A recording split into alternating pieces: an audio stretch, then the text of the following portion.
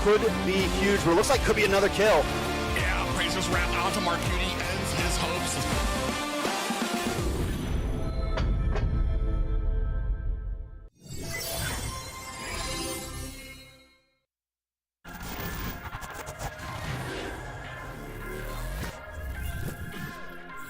Killing spree for Fall, and they're going to keep this up. I'm in trouble as well. Basic, not unable to get the final hit, but he moves on to Black instead. Able to take him down 3 for 0, and Fall continues the fight, moves on to final, gets the triple kill. Triple on to Khan, the decimation, the Maniac, is it the Savage? Yes, easy peasy with the first one in NACT. Best player on a killing spree now. Mark Judy plays led in the backside. Jules Judy there as well with that Shadow Stampede, but the hook comes in. A double kill for best player. Can we make it a triple? Yes. Turtle Pip, wait a second, a lot of damage. Comes in onto Kai, takes him out. Next is going to be powerless. The hook just falls away from Pow, and luckily Zero is able to find Joybog there. And now Zero in trouble, taken out from Mobile Zane.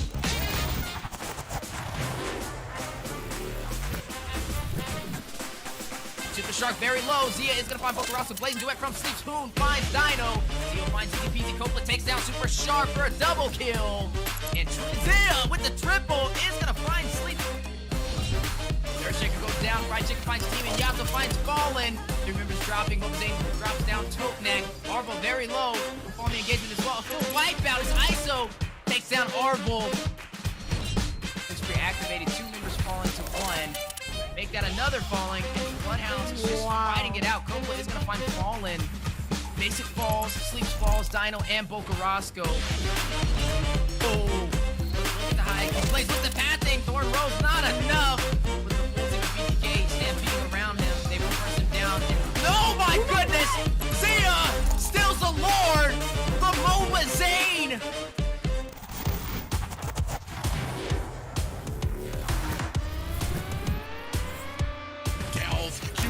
Is down, traded for Coppola, and down goes CPR. They are trading kills. I don't even know what is going on anymore.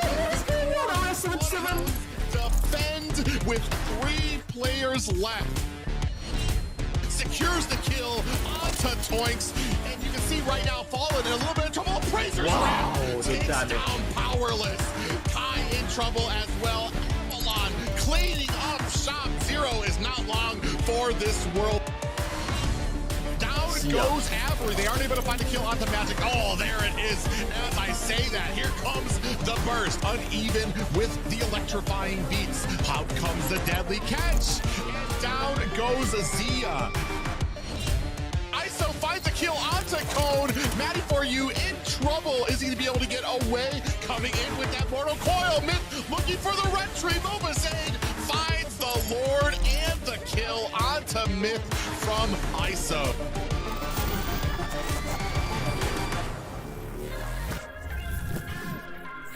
Once again, moving on to Coppola here, looking for the finish. Gets the final shot. That's a godlike kill over the side of best player. Zia's gonna flicker in, double kill. Dino goes down, and best player continues the torment. Make it a triple, looking for the Maniac. Can he walk on? He's under the tower. He doesn't care. Bokarasco trying to get the outplay, but Zia takes the kill from his hand. How is Novaria getting caught so close to Naruto? Oh, wait a second, but they do get the catch. ISO able to take the tower. Fly Chicken a little bit of trouble. Possible Black Dragon, but wait, everyone's getting melted down. Yato picking up a kill. It's 4 taken away from Avalon, all for the price of none. Zia into the backside with the Blazing Duet, able to find Mobazane. ISO getting brought low as well. Fly Chicken trying to get out of here. Can he do it once again? Dodges the water pump. Neil flickers in and gets him. It's a trade. ISO picking up another kill though. Shark getting low as well. Yato flickers in and finds Shark, but taken out from Zia.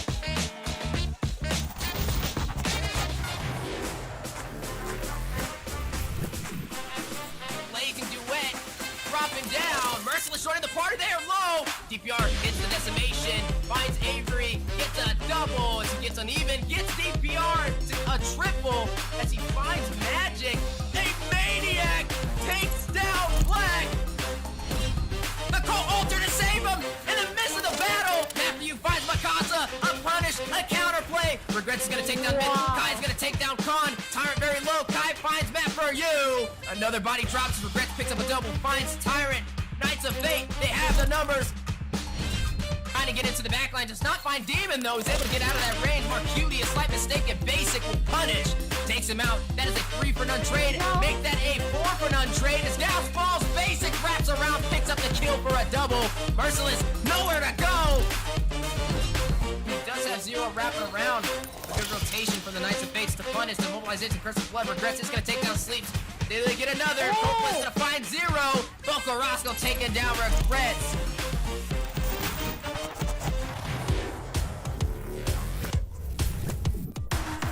Meanwhile, in the back, trying to go ahead and hold him off. Kai, big penalty zone with the flicker there, activates the Cold Altar. Is that going to be enough? Down goes Zero. And you can see Basic putting out the damage there.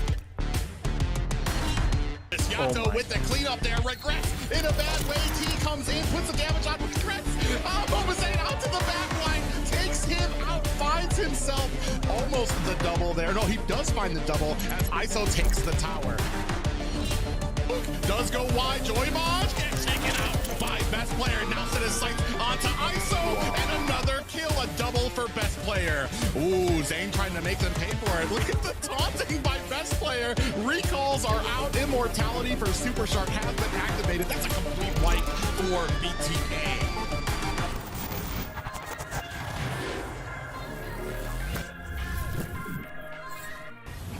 Cutie trying to find Basic. They take out Basic. That is huge. Basic flickers through. They're not able to finish. None's Fury knocks him up. Mark Cutie finds Basic into the backside though. Demon able to find Mark Cutie. It's 1-for-1. Make it 3-for-1. Area 77. Finding the moment of strike. Franco, he's already taken a death. Bloodhounds looking for control over the pit as Kai and Zero waited out. The wall comes out. Mikasa dives in with the bravest fighter. Looking to target onto Boca Roscoe there. Out comes the falling star moon, but Easy Peasy still takes Turtle. And Dino is cleaning up. Oh, this is what I'm talking about. He flickers in, gets the knock up. ISO picks up Black. Mobazane shredding through under the tower. Able to find two before he falls down. Magic gets the shutdown though. A 2-man flicker set coming out from Chicken.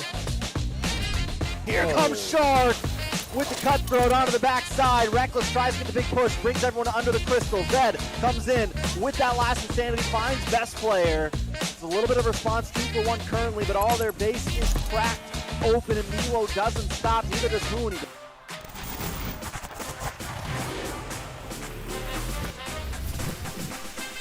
Zia is gonna take down Sarbazi and are gonna claim the turn in the mid lane. Picks up a double, finds Powerless a triple. If Mikasa's not careful, he's going in for the dive. Gets the triple. Mikasa responds from taking him down. Decimation from Kai is gonna find who last sanity from Milo. You are gonna see the hard guard on the Tarzan, but Ice with torn apart memories for the denial will shut him down. Can't outhell this damage. T is gonna claim a turret. Mobazane is gonna find Basic. ISO takes down Demon. That is gonna be a 3-for-none trade in favor for BTK. The huge save to keep their marksman alive. Zia picks up a kill off the assist, takes out T. Milo finds Chicken. Best player finds ISO. 4 members falling for BTK. Mobazane trying to fight out against the full team of TOB, but Zia, yet again, trumples over, takes the kill. A full wipeout as TOB now will push up the map.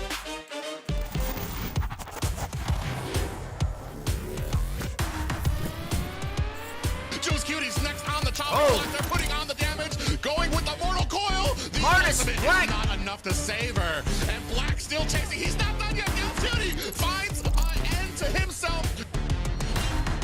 Now we're seeing the damage from that Melissa. Sleep's doing a great job. Boca Roscoe finds a kill onto Myth. Real world manipulation from Boca Roscoe is set down to off the escape of the Night Horde. And we're trading some kills there, but Easy Peasy finds, is that a triple kill for him?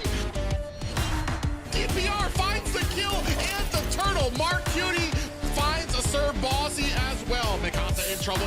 Is going to use that penalty zone to get away.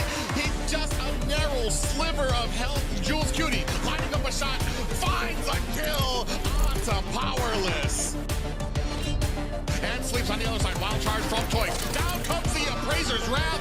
Puts Sleeps to sleep. And on the other side, Tarzan trying to chase down Boca Roscoe. Toinks on the other side trying to put some damage. Basic with an ultimate from the front. And that's going to clean the clock for Boca Roscoe and Copla.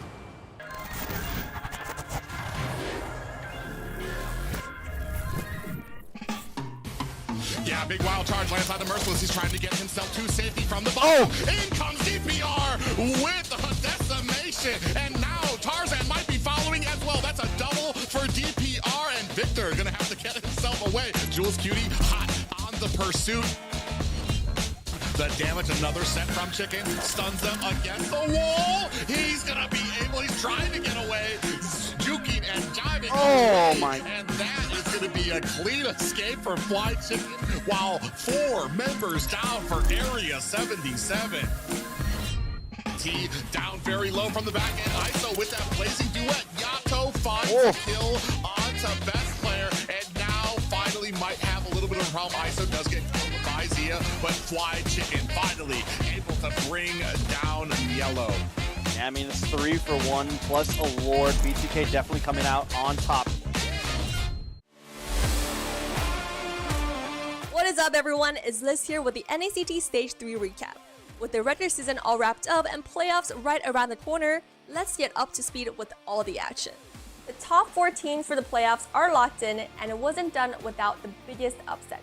Just when you thought Night of Fate or Bloodhound had it in their pocket for the last coveted spot, Area 77, the Sleeping Lions, roared back in just one epic weekend. And like Night of Fate in Stage 2, Area 77 landed that top 3 finish playing like real champs. And because knocking out Night of Fate on day 1 for the lower bracket is how they got to face off and destroy Avalon for day 2, their win-loss record against Night of Fate pushed them one step further, taking that victory home. But the story doesn't end yet for Night of Fate fans out there, as the latest roster adjustment just revealed Zero will be joining Area 77, playing at the Grand Finals live, proving the saying, it can't beat them, join them. As for Avalon, Hardy took that loss a little personal, where despite his team still making it to LA, he returns home to BTK playing as a sub. Now with Hardy back in the picture, is BTK one step closer to remaking history like M3? I guess we'll only know in the future. As of now, BTK finally pulled off a comeback against the undefeated OhioBrothers, reminiscent of last NACT. Mobazane, who faced relentless roast all season, finally had his redemption moment against the OhioBrothers with a dominating series win. To be fair, standings were pretty sealed for the two teams, and the OhioBrothers played at a man disadvantage where manager Rat had to sub in for Shark due to his Ohio connection. Still, the series left a stain onto the OhioBrothers, where I got Hoon himself to take us on an inside scoop. I heard you had a little nightmare where Chicken lived rent-free in your head. Tell us about it. Oh my god! Bro, I woke up, I had a nightmare. About what? Getting hooked by Chicken? I saw Franco with Chicken's face on it. Yeah. Flicker hooked me in my dream. You know, I told you that, right? In game, I don't even know where he came from. I know he flickered. I'm pretty sure I didn't see Franco in the map, and then suddenly I got hooked. I was like, oh, my bad, I guess. Because, I mean, the gourd game, when he was on Franco, that game I thought we won, but Franco came out of nowhere and they hooked me. I mean, even the last NACT matches, the second phase, we knew his Franco was pretty good, but didn't come as much of a threat because we had a lead the whole game, I feel like. But yeah, considering that we only played support heroes in the tank section, last NACT just gave more room for him to hook a lot. So I think that was the difference. Now, looks like Hoon got a little PTSD from Chicken's hooks, but who can blame him? Fried Chicken proves himself a legend this season, getting BC on that roam in just 2 weeks, definitely earning Employee of the Month. Now, being the jack of all trades, if BTK do end up going to M5, Rome will be the 3rd position Chicken conquered on the world stage. And that concludes our Stage 3 recap. As a reminder, Grand Finals is happening in less than a week, so book your tickets now if you haven't done so already. And if you don't know yet, Ghostu General, the OG of NA, will be your special guest joining us at the offline event, so it's going to be a show you do not want to miss. My fight. My moment. The battle for the trophy continues.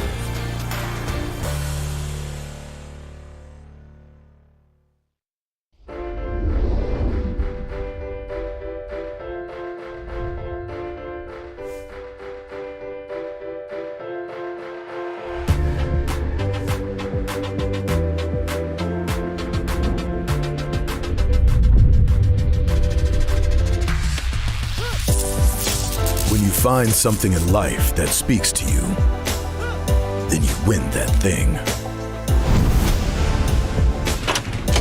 8 teams, the dream for each team, take their place on this trophy.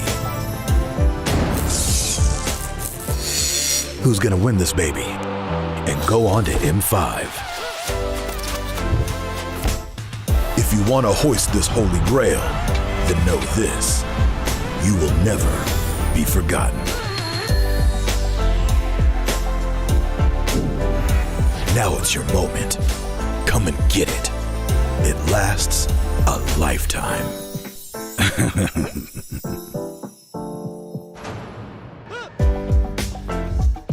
Welcome to Long Beach, California for the North America Challenger Tournament 2023 Fall Season Finals.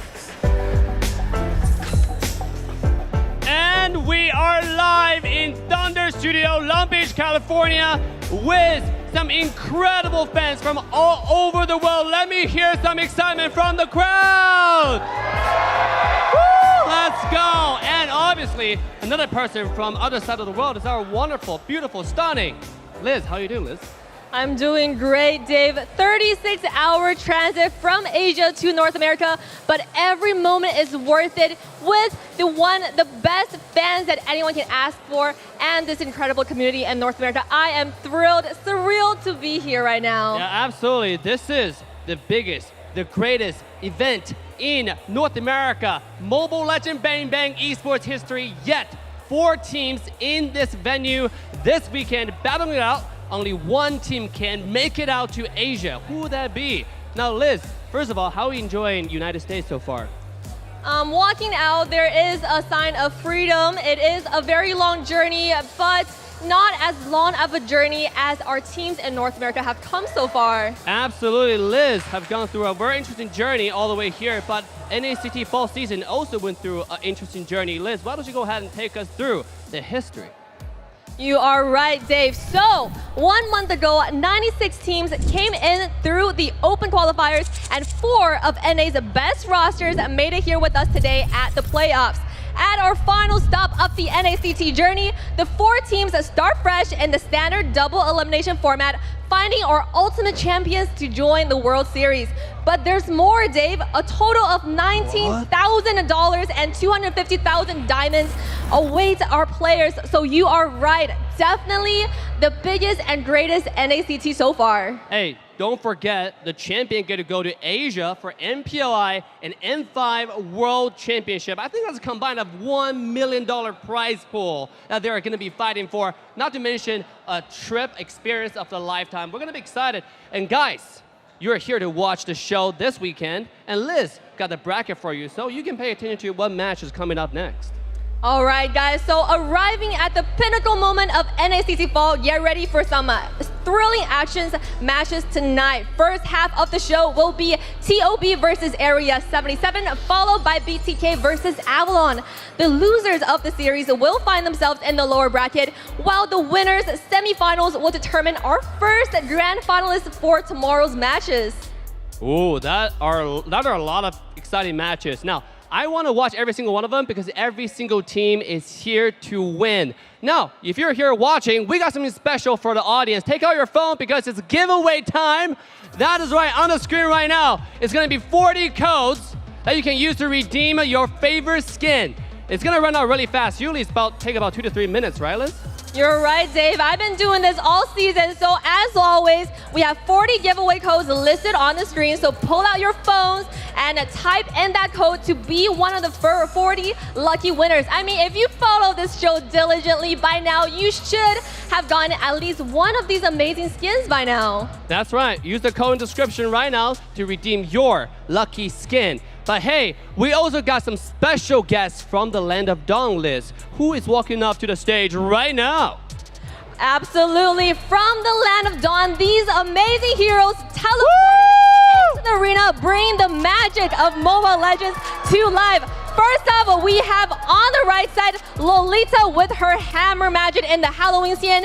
Then, guess which hero this is? It's Daroth's KOF skin, that's right. Oh, the KOF skin walking into the arena. He got the fire. Then we have Ling's favorite therapist, Angela joining us with her amazing costume. Oh, look at the dolls in her hand. Oh my goodness. Wow. How many hours did it take to make that costume, Liz? I think it was like 4 months. I believe it took her 48 hours to make that costume. So definitely our NA community are one of some talented bunch who mastered their craft. Last but not least, we have Matilda in that amazing skin. Her wand even glows. That's right. There is glowing on her wand, guys. You know, I don't know how that works, but it looks cool. I want to hold that one after this. Yeah, with that being said, ladies and gentlemen, you now see, we're going to welcome our cosplayers off the stage. You guys are awesome. Let's give them a round of applause. Woo! Now, with that being said, you've seen the community. How about let's hear a word from our players because they're going to bring you some exciting matches today.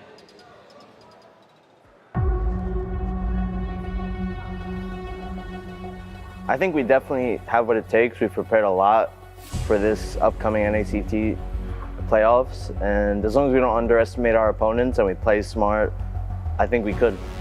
The regular season was pretty great, but yeah, we don't really like get ahead of ourselves because what happened last time. We try our best and then never underestimate anyone. I'm pretty confident. I know it. Even though we kind of had to like switch out people with Mar, me, Jules, Mercy, and all them, I want to win it. Want to go to Worlds. Want to go to MPL. All that type of stuff. To win NACT this season, I believe we just gotta play our game, communicate better, be confident, and just have fun. Ta-da! It's a magic trick. It's Dave Copperfield. That's right, in LA. And I'm all of a sudden on the caster's desk with two of the favorites, community favorites, Trex and Private. How you guys doing today, gentlemen? I'm super hyped. You know, last couple NACTs, it was 2 teams, 1 day. Now we got 4 teams, 2 days from LA to Long Beach. I mean, what more can we ask for right now? Yeah, that's right. The triple threat at it again here tonight. 4 teams, 2 days, $22,000 on the line, and a spot for MPLI, a spot for M5. Buckle up, ladies and gentlemen, because this ride is about to begin. That is right. Now, you got a sneak peek from the team captains, right? The players from each team. But how about the entire roster coming at you hot from the elevator, from the spaceship, because they're ready for NACT. Oh, yeah. I'm ready. And up front, we have the undefeated 2-time champions right here, BTK, and they're looking ready. They always have this look of seriousness on them. They're not scared to look you dead in the eye when they're facing you, and I'm hype about them. Right now, they are the defending champions of NACT Spring Finals, and this is their 3rd time qualifying for NACT playoffs. Yeah, regardless of how the season goes, when it comes to the live stage, it is the house that BTK built, and they are basically the defending champions. Now, when you look at a defending champion, they have the face of intensity, right? But what about their challengers, the Ohio Brothers, right? The team that didn't lose a single game in the regular season. Oh, they had lost a small match. They lost their last game. They lost their last game. But this is TOB, and as always, smiles, love. They just seem like a couple fun guys. Milo, the newest addition to this team. A lot of us have our eyes on them, and they are the 2nd time qualifying for NACT playoffs, previously known as Outplay. And right now, they have the fastest average match finish for NACT fall season in under 10 minutes, 9 minutes and 53 seconds against none other than BTK. Yeah, not just with the addition of Mielo and Azia, but a completely different mindset for this team. Talking with them in the back, these guys are ready and focused. They know what it's like to come all the way to the top and just narrowly find a finish short. Yeah, TOB is ready. I think BTK is ready, but what about the challengers, huh? What about the teams that you came here that's gonna bring us a show? Avalon is about to show you what it takes to take on the intensity as well as some clean games. All right, now it looks like we're going to be taking a look at the one, the only, the 3rd place finishers for regular season. This is Avalon. Basic smiling, not something you see every day, but they also, you know, we've been seeing them. They look ready, they look hungry, and a couple of these players do have some stage experience. Right now, they have the fastest match win in fall season phase 1 with a 9 minute and 59 finish. Their team start basic got the only Savage during current NACT season. Not only that, but using Leslie? Yeah, I mean, Basics has great reason to smile because while this is a brand new team here up into the top 4, these are not brand new faces. Many of them already have that live stage experience, have that confidence that you're going to need to compete here at the top. Yeah, absolutely. Now, you've seen them in the previous NACTs, but what about the last challenger of the night, the Aliens, Area 77? All right, beam me up, Dave, because the Aliens are definitely here. Area 77, some new faces, had one of the craziest lower bracket runs we have seen in NACT in a very, very long time. They beat the odds and secured the top 4, eliminating Knights of Fate. It was a sad day for a lot of us, but I am now a fan again, and this is their first time appearance in NACT playoffs. Yeah, beat and then maybe kind of absorbed a little bit because Zero's going to be on their team as well. It's hard not to be a fan of the extraterrestrials after that last the online matchup they went against. Knights of Fate down, Avalon down, even taking a win over BTK, and hopefully trying to mimic that here tonight. Definitely, Area 77 has brought us some exciting, exhilarating matches, but hey, we actually snatched our caster to ask about their predictions for this entire weekend. Not just match 1, but the entire weekend. Who's going to take it home all the way to Asia? Let's take a look. All right, there it is. There it is. The world now knows. They've been asking all of us what it's going to be, and the predictions are out. These are what the 5 of us think we got. Private, give me some intel. Well, I mean, I know last season I went with BTK, and this is still the house that BTK made, but it's going to be hard to make the same mistake again for the Ohio Brothers, so I have to narrowly give it to them. I mean, it's definitely 50-50 in my eyes, but in my standing point, it's BTK just hasn't lost the Grand Finals in NA yet, and until someone dethrones them, they will continue to have my vote. As a lot of people like to say, Zane's just got that dog in him. Yeah, you know what? I was looking at all the players. BTK still got the intensity, right? They got the focus. But at the same time, when I look at TOB, they're calm, they're collected. You see how they play in the last stages of the season. Really, really clean, fast games. But ladies and gentlemen, the first match of the day, TOB versus Area 77. Let's take a look at those stats. Yeah, we're going to be taking a look at the stats. TOB versus Area 77. I think this is going to be an interesting game overall. And taking a look at it, there's a few things to point out. Yes, it does look like Area 77 stats are a little bit higher here. But the reality is they have a lot more longer games. TOB being very efficient, being very quick, whereas Area 77 had to fight for what they got here at playoffs. And you can definitely see that in their damage and gold. Yeah, and when it comes to the rating, sometimes that can kind of fluctuate when you get into those longer games. And something to note there is that the rating still able to hang on to it is Area 77 to kind of get a little over on the Ohio Brothers. But, I mean, there's a big and vast difference between the play styles here. Now, I just want to say, if you didn't notice the gold, Area 77 has about 20,000 extra gold. That just means they play longer games, right? We talk about TOB like to play clean games, short, fast, efficient, get it over with. They have the fastest game time, right, in the entire series so far. And Area 77, can their long, dragged-out late game strategy beat TOB? Let's find out. So it's efficiency versus stamina right here. You know, who can last it out? Who can try to finish fast? TOB, the quick finishers. I like it. They're going to be able to pull this one off. And I mean, they do. They get it done, man. They do the job and they do it well. But Area 77 knows how to take it to the late game, like you said. And we've seen them do it. And we've seen them in those clutch situations, you know, as I like to say, put their big boy pants on. And they've showed up. They're here. So if they can, I'm definitely hyped to see how it's going to go.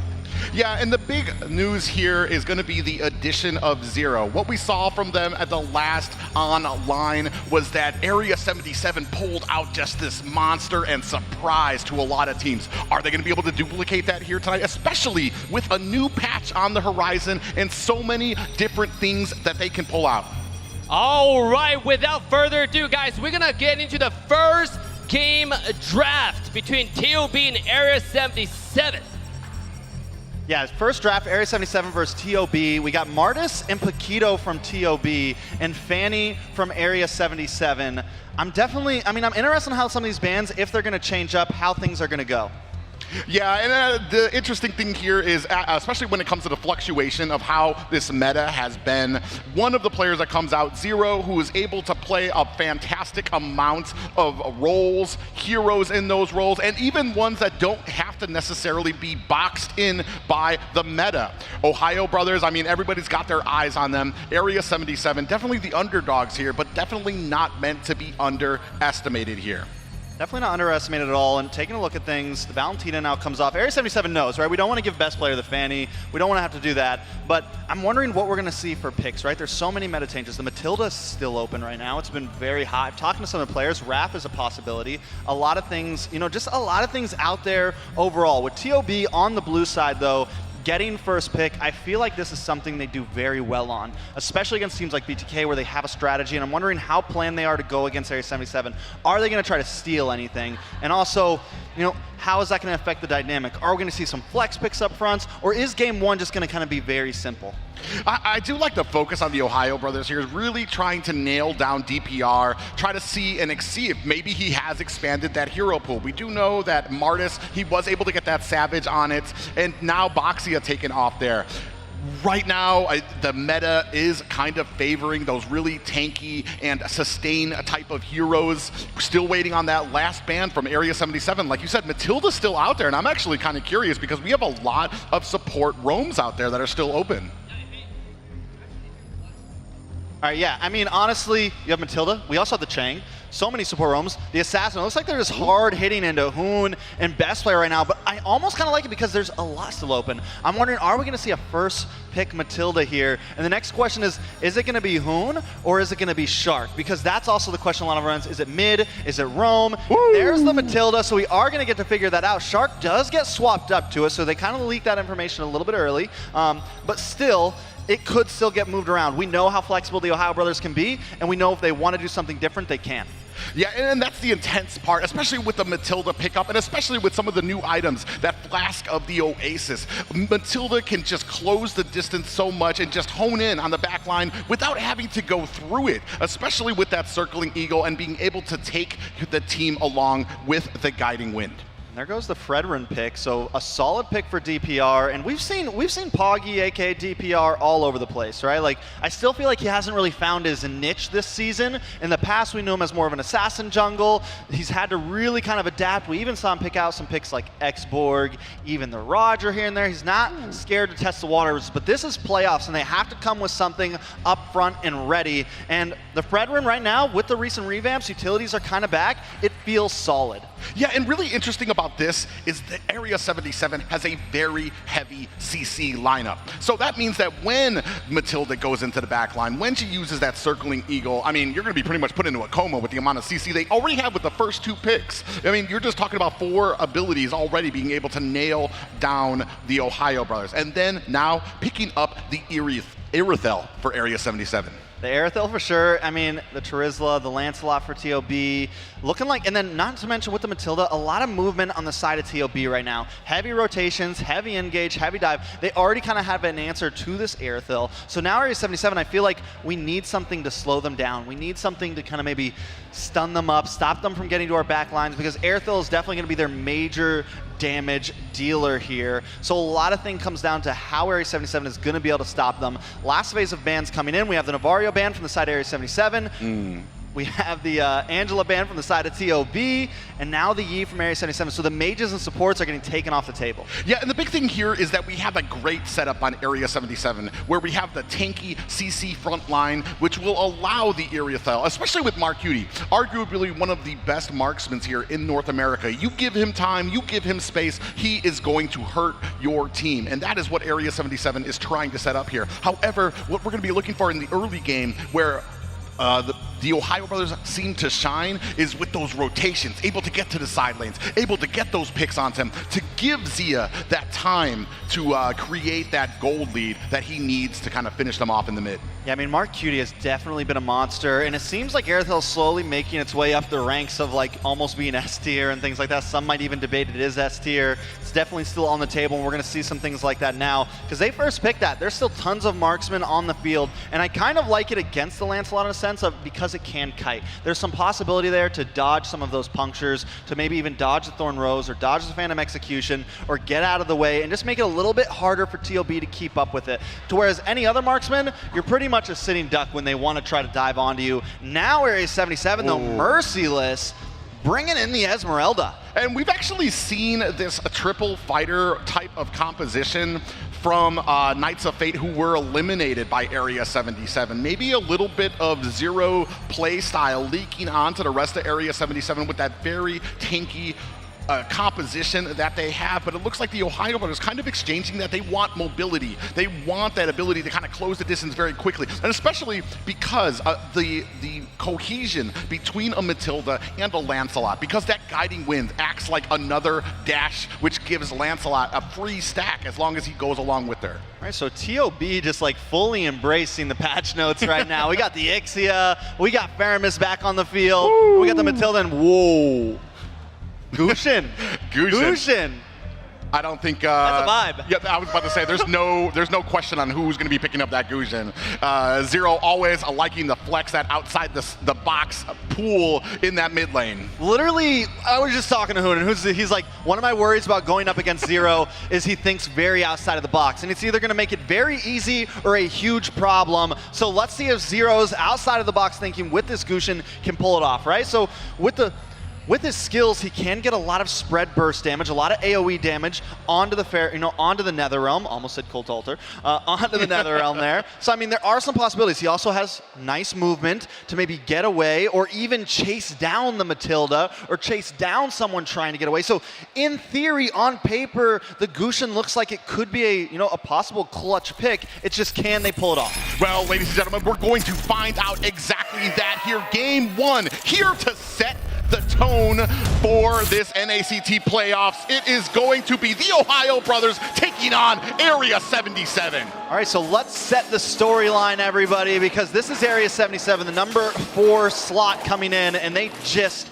got it, going up against the number 1 slot here. It's definitely a mountain to climb, but Area 77 does seem prepared. Let's take a look at some of these emblems. A whole lot of tenacity on the side of Area 77, from the Airthil, the Esmeralda, and the Edith, right? On the side of the TheOhioBrothers, a little bit of speed, a lot of quantum charges, plus the movement speed, and Zero already taking some damage. Yeah, they are ready for those early rotations from Zero. They saw that pick, and they know exactly what he wants to execute in this early game, and they are trying to punish him for it.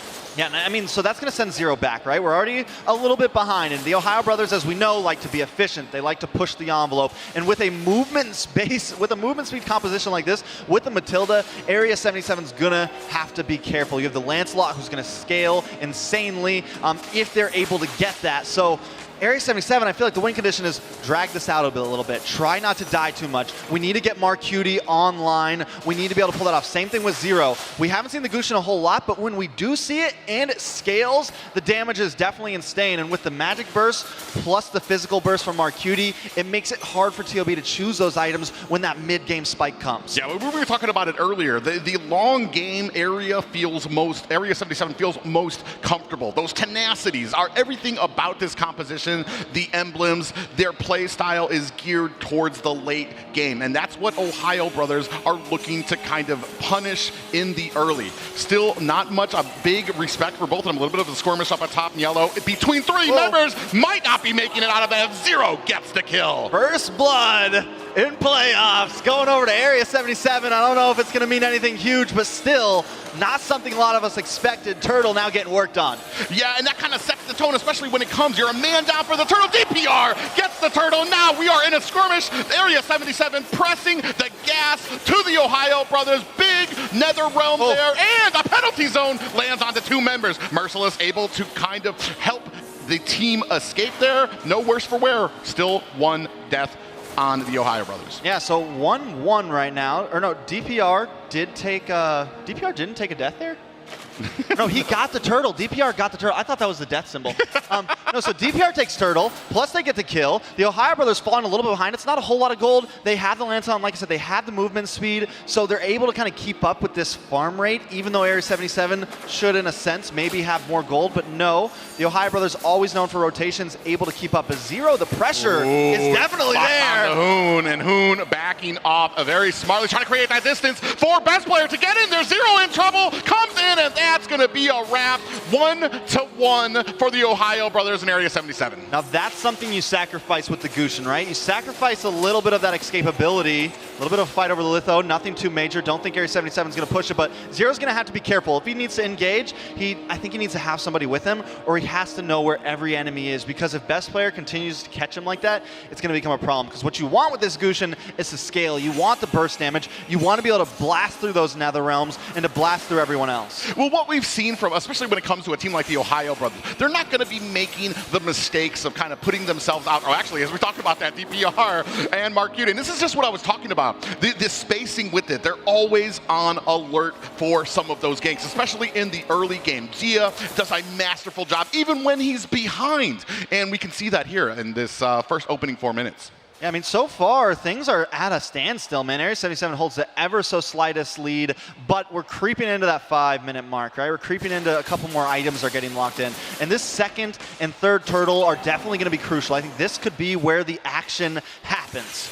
Yeah, we're going to go ahead and start good positioning for Area 77. DPR lonely working on it. They don't have vision on this mid bush. Jules Cootie coming in, Zero. They do have a lock in. A big stun onto Hoon. Is there going to be a DPR? Gets a turtle. Hoon is down as well. That's one down for the Ohio Brothers and a turtle for Area 77. They're continuing on. Yellow gets to the safety of his tower. Listen, I thought Area 77 was a little worried about how DPR was going to perform with those red trees, but right now he's on point. I know it's only the first two turtles, but still, Mark Uden trouble. Yeah, that's two members there doing a great job of jumping.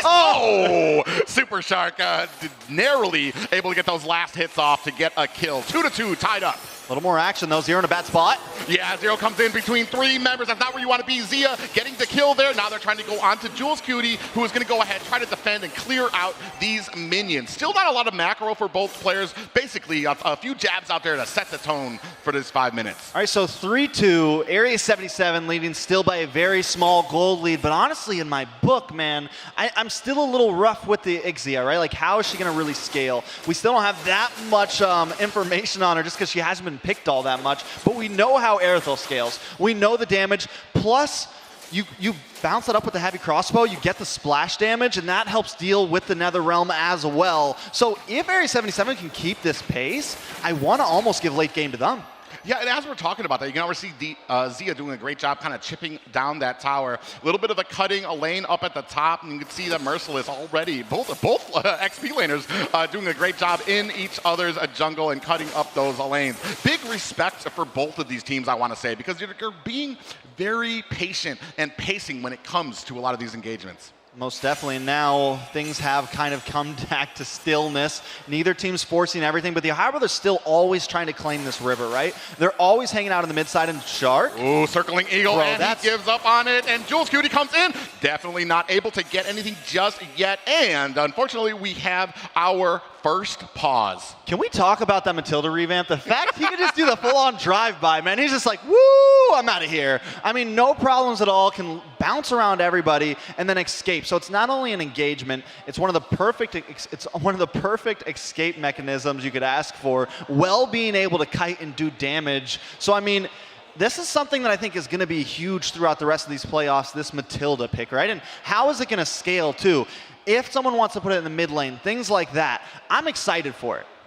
Yeah, and not just that, but like we have some item revamps as well, and then the addition of the new item, the Flask of the Oasis, which just gives her way more, I was going to say lethality, but defense for her team. She's just so much that she can do, especially with those guiding winds, to get her team out of harm's way or put them into it with a very fast engagement. Yeah, I mean, it's definitely going to be interesting, right? I think right now, though, taking a look, as I said, Area 77, the only problem is Zero.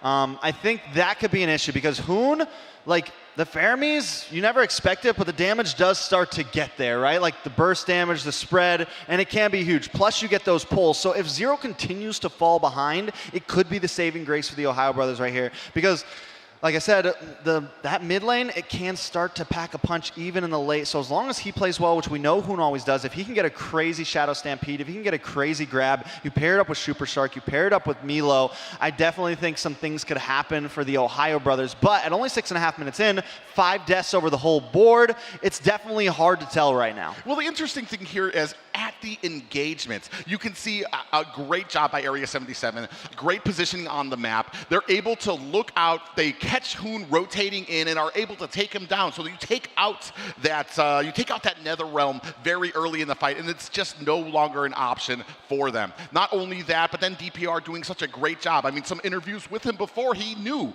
that he had to diff best player if he wanted to succeed in this NACT. Not only that, I mean, so we have that comment. He's got a diff best player. That's his only option, right? And he knew the games today. So he's like, listen, like he knows best player is going to be one of his hardest challengers, but it's like, that means I got to beat him, right? That means I got to do it. And then Hoon, on the other hand, thinks that Zero is going to be his biggest challenge, but also it could be his easiest. So right now, those both, I mean, just two major storylines going through both of these teams, and just, I feel like a lot of line, even though it's only game one, like TOB, if they lose this, it's huge. Area 77, if they win this, it is huge, right? But either way, for a game one, there's definitely a lot on the line. Ooh, narrowly getting out of harm's way there as we are jumping back into the action here, ladies and gentlemen.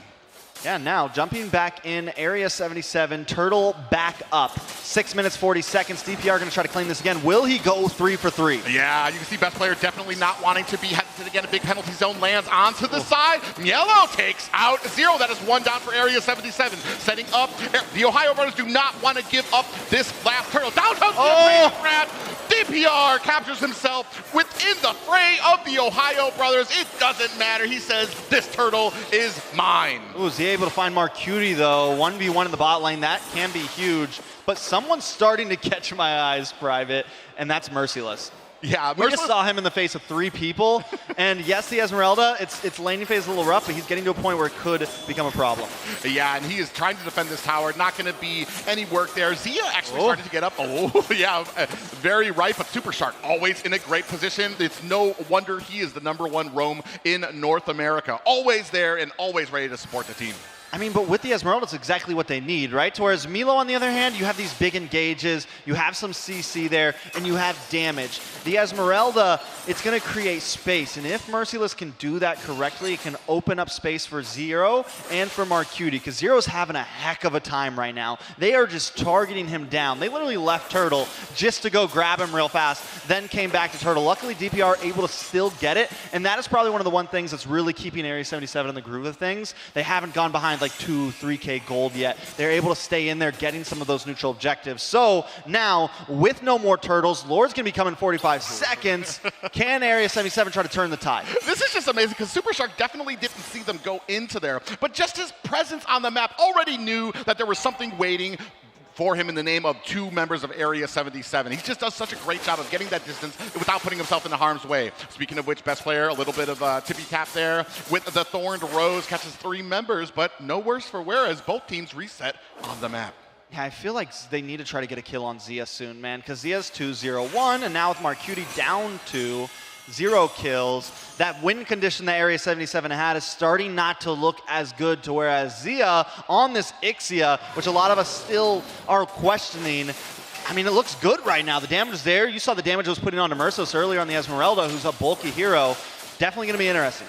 Ooh, we do have a little bit of engagement. Out comes the guiding win, but it doesn't look like the rest of the team are ready just yet. Good positioning by Area 77. As soon as they saw it, they didn't take the bait. They backed up into their tower and got to a safe position.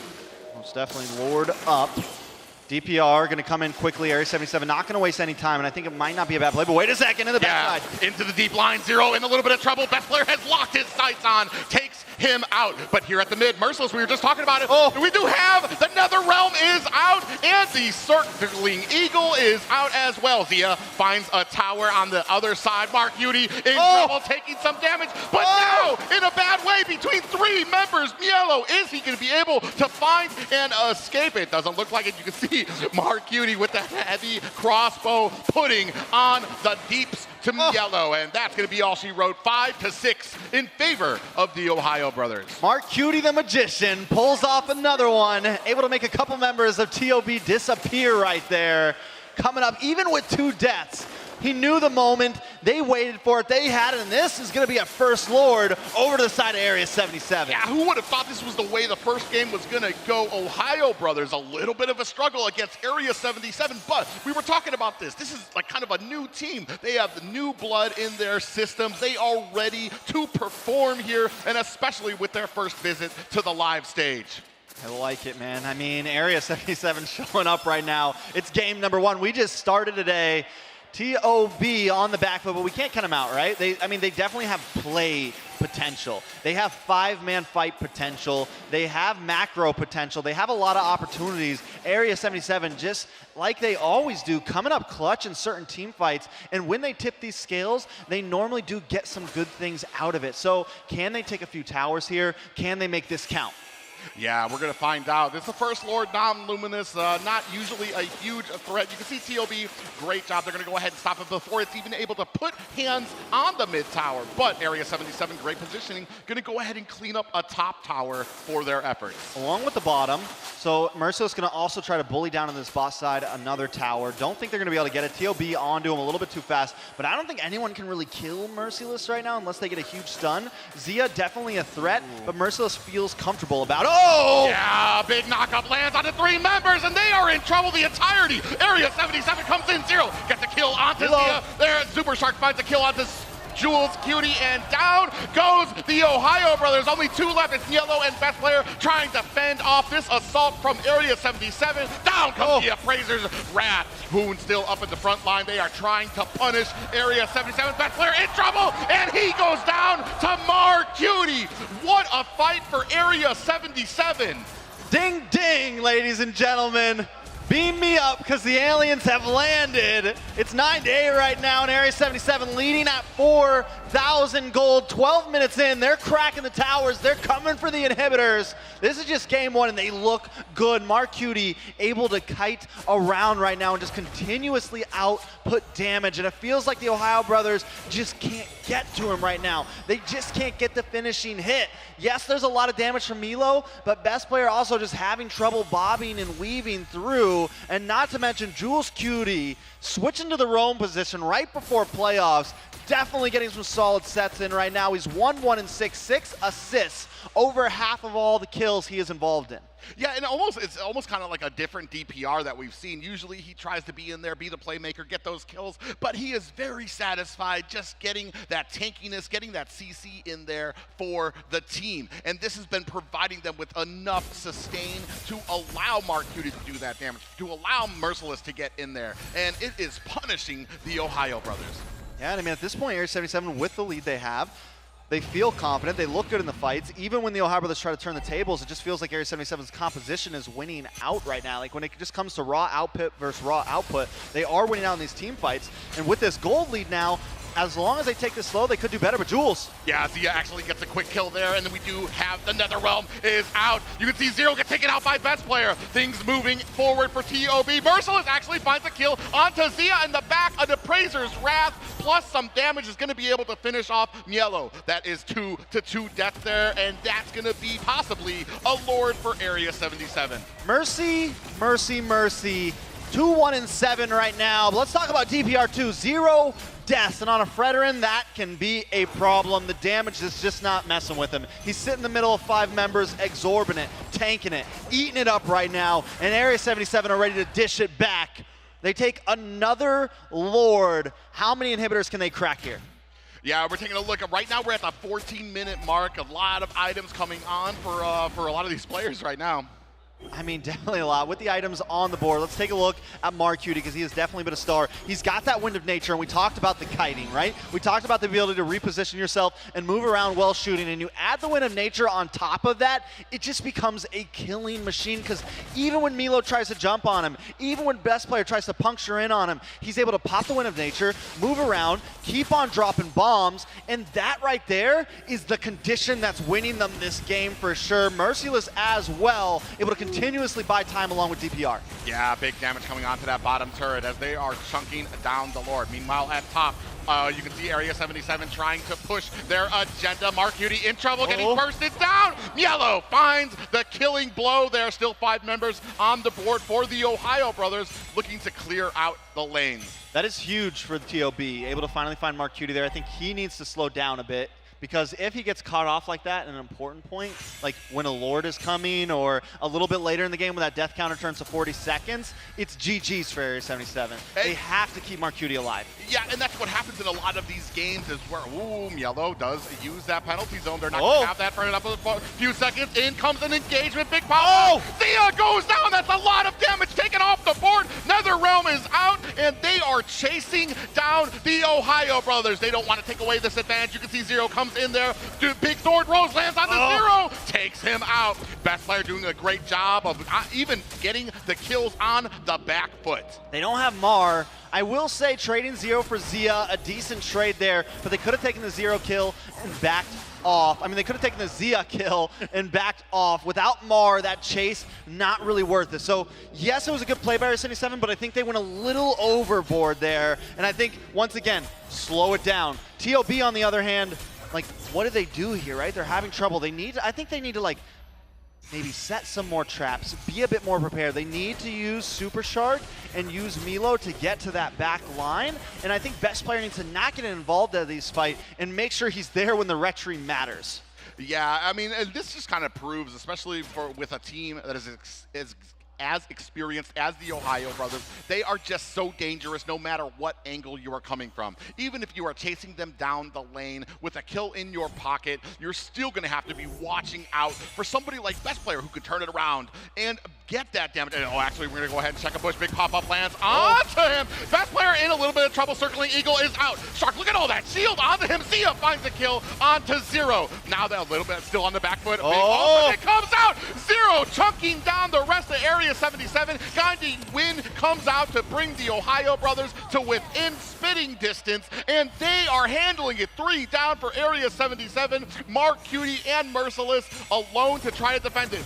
Big, a falling Star Moon comes in for Merciless. Doesn't do a lot of damage there, but look at this 5-man monster of the Ohio Brothers waiting here. Circling Eagle comes onto Merciless, and Shark gives up on it. Mark Cutie, they're going to go ahead and try to put some damage on into this mid tower. Look at them chunking it down. This might be it. Death timers are a little low, though, so they're going to go ahead and reset.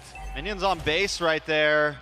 TLB has to reset, right? But Area 77 just take a huge loss, and I know what Zero was trying to do, right? We're trying to pop that Cult Altar a little bit earlier, but in the end, it bites them in the butt, and they might just lose. They're definitely going to lose this Lord here. DPR not even in there.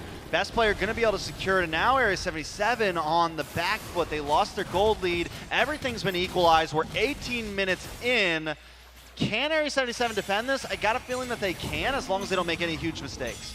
Yeah, and that is kind of the question here when it starts coming as when all the pressure that we've seen the Ohio Brothers under, all they need is a mistake. Area 77, you said it. They need to slow down. They need to get their wits about them. Oh, Mielo coming in here to a rapid push between 3 members of Area 77. Hoon on the outside. A big flicker play comes in, pops up DPR. You can see him taking a lot of damage there. On the side there, Super Shark comes in with that guiding win.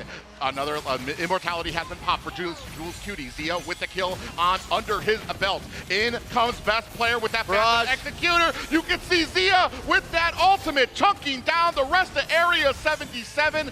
Lord has been taken down, but there is only 2 members left for Area 77. Big penalty zone lands on the Mark Cutie, and that's going to be a wrap. Game 1 goes to the Ohio Brothers. So it looks like the efficiency and the stamina goes to the side of TOB in game number 1. Just able to really hold that out. Even at a 3-4K deficit, they keep their cool, they keep their calm, they wait for the moment to strike, and they take it.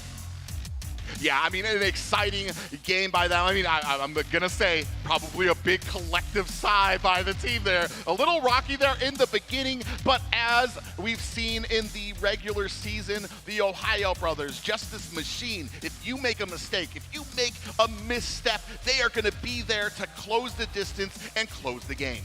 Yeah, I mean, Area 77, though, there's still a spark of hope there. I think there was just some mistakes in the end game. They had a huge lead. They had 3-4K gold lead. They needed to take it slow, but they continued to try to push those fights. Zero continued to try to take something. I want more. I want more. I want more. And in the end, that's what kind of caused them the loss there. Dave, what do you think? Dude, I was watching the game from the backstage. Dude, the combo of Mathilda and Exia, you know, atop of the Faramis. I think it was a triple pull on the bottom side when it saved Azia. That entire game, it just shows the craftsmanship, the details TLB brings to the table. But here, we got some stats. Yeah, taking a look at the stats, the Ohio Brothers win out 18 to 12 kills, 18 minutes and 59 seconds. Let's take a look at Shark here. 3, 2, and 12. Only took 2 deaths, tied up with Hoon, both of them the dynamic duo in the mid lane, right? I mean, they've been a monster. They work together, but Super Shark, you mentioned it, Dave, the mechanics behind Matilda right now, and the way that TLB were using it so well. And Area 77 tried to clear out that Lord kind of earlier in the mid lane, and I think that was a bad mistake because as we mentioned from the very beginning, the speed and the mobility of TLB, there's no kiting, like there's no getting away. You either need to have the Wind of Nature, you need to have a way to go through the fight, or they're gonna dog you down.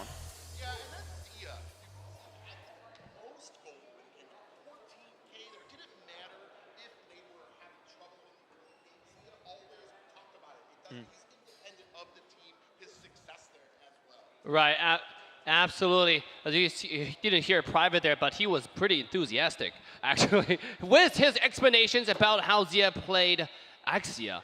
Again, I think that's a highlight of the match. Initially, it seemed like they were struggling because Esmeralda was giving a lot of trouble. You guys mentioned Merciless was definitely a force to be reckoned with. But ladies and gentlemen, I think the second game draft is about to start.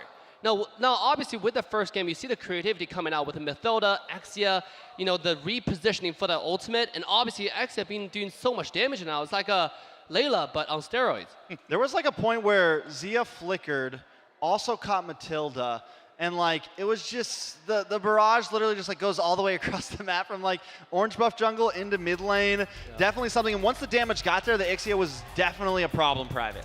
Yeah, and just the mobility of it. I do want to say it does seem like it kind of got caught. I mean, we had the great support games when it comes to Hoon on the Faramis, what he was doing there, Matilda, Super Shark, well, how he played there. But ultimately, I feel like it was just that pressure. And when it came to that late game, I feel like Area 77, a few missteps that really kind of cost them. But are they going to go ahead and be able to kind of make up for that here in the second game? Yeah, right off the bat, you can see Marta's being banned out once again. Are we going to see the Boxia ban, right? Obviously, the Marta's ban is respect ban. We all know what DPR can do with that character in this specific match. Even the last game with the Fredrin, I think he really upped the Fredrin game with the retries. Bro, his Fredrin was on point, and I think it's if Area 77 wants to pick that again, I think it's very solid up front. I think they need to get rid of that Matilda. Or they need to take it for themselves, but then does best player take Fredrin? Because honestly, the Lance on best player didn't feel too crazy. There was some pressure in the early game, but still it wasn't like the deciding factor of the game in my book. Honestly, the one who turned that game around for me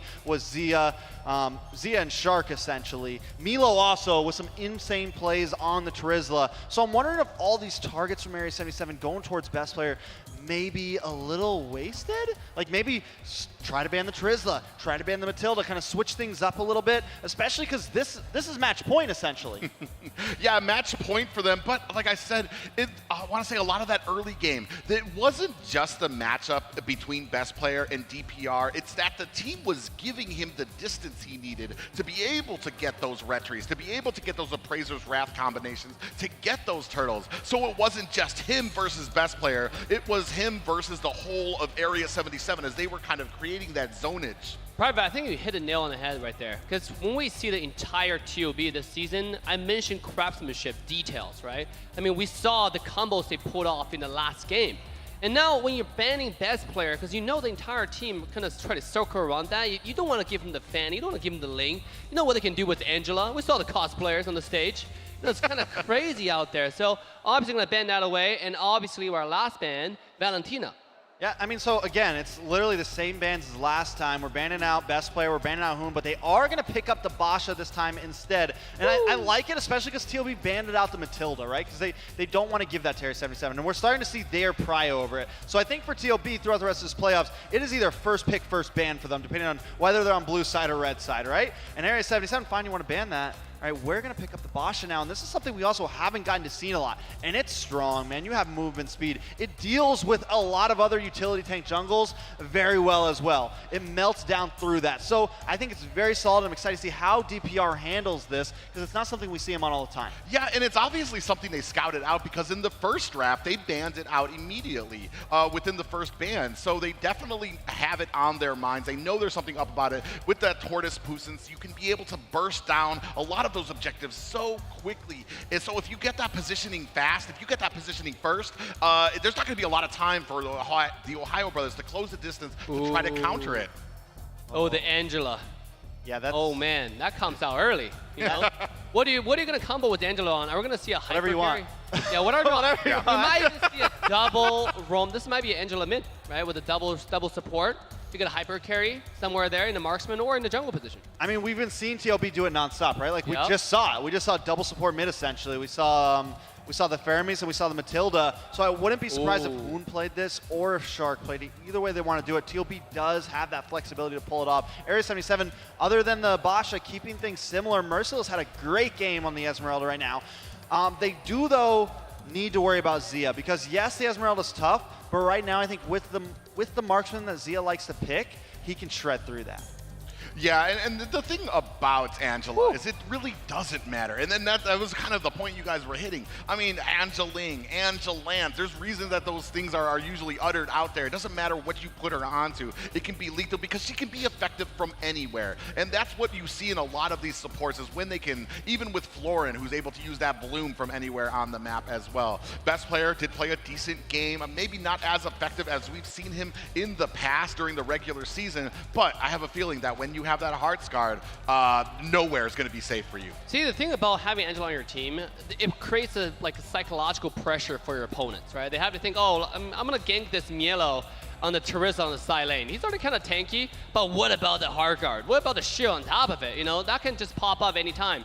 Now, we also interviewed the team for Team TOB. They were talking about how they use the Heart Guard. They're pretty methodical on, oh, we want to get the best out of this ultimate. We don't want to ult random people.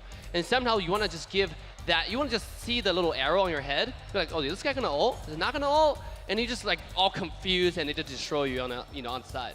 Most definitely, and I mean I feel like they could give it to just about anybody. Especially knowing Hoon, knowing Shark, they're gonna know who to give it to at the right time. And Milo could use it, especially on a Charizla. Best player can use it on the Lance, and whatever Zia ends up picking, it's also viable there. So it's definitely just a solid pick for the team, especially because of how cohesive TOB is as a whole unit, and any single one of them could make the play at any time. So it just feels like a hero that works with TOB so well. But Area 77 with the Tortoise, right? With the Aerithal, they do have the burst damage, they do have the chip damage, they do have some answers to possibly get through that. So excited to see what they pick next. The Ohio Brothers banding out more supports with the Kaja and the Raph. Area 77 this time, we're going to lock in on Zia. Yeah, very interesting. Just a very support-centric round of bans from the Ohio Brothers. Definitely not looking to add any more sustain to Area 77's repertoire of big, tanky, sustainy fighters. And especially with how it was working so well for them last game, in the early game. I love that Mark Cutie is confident. He didn't see anything wrong with his pick. A few missteps cost them that game, but he's still confident in his pick, and he's going to go ahead with it in the second round. I like the draft coming out from TOB right now. Yes, you got an Irothel, but look how tanky TOB is. Now, finishing up to polish the entire draft, they got carry.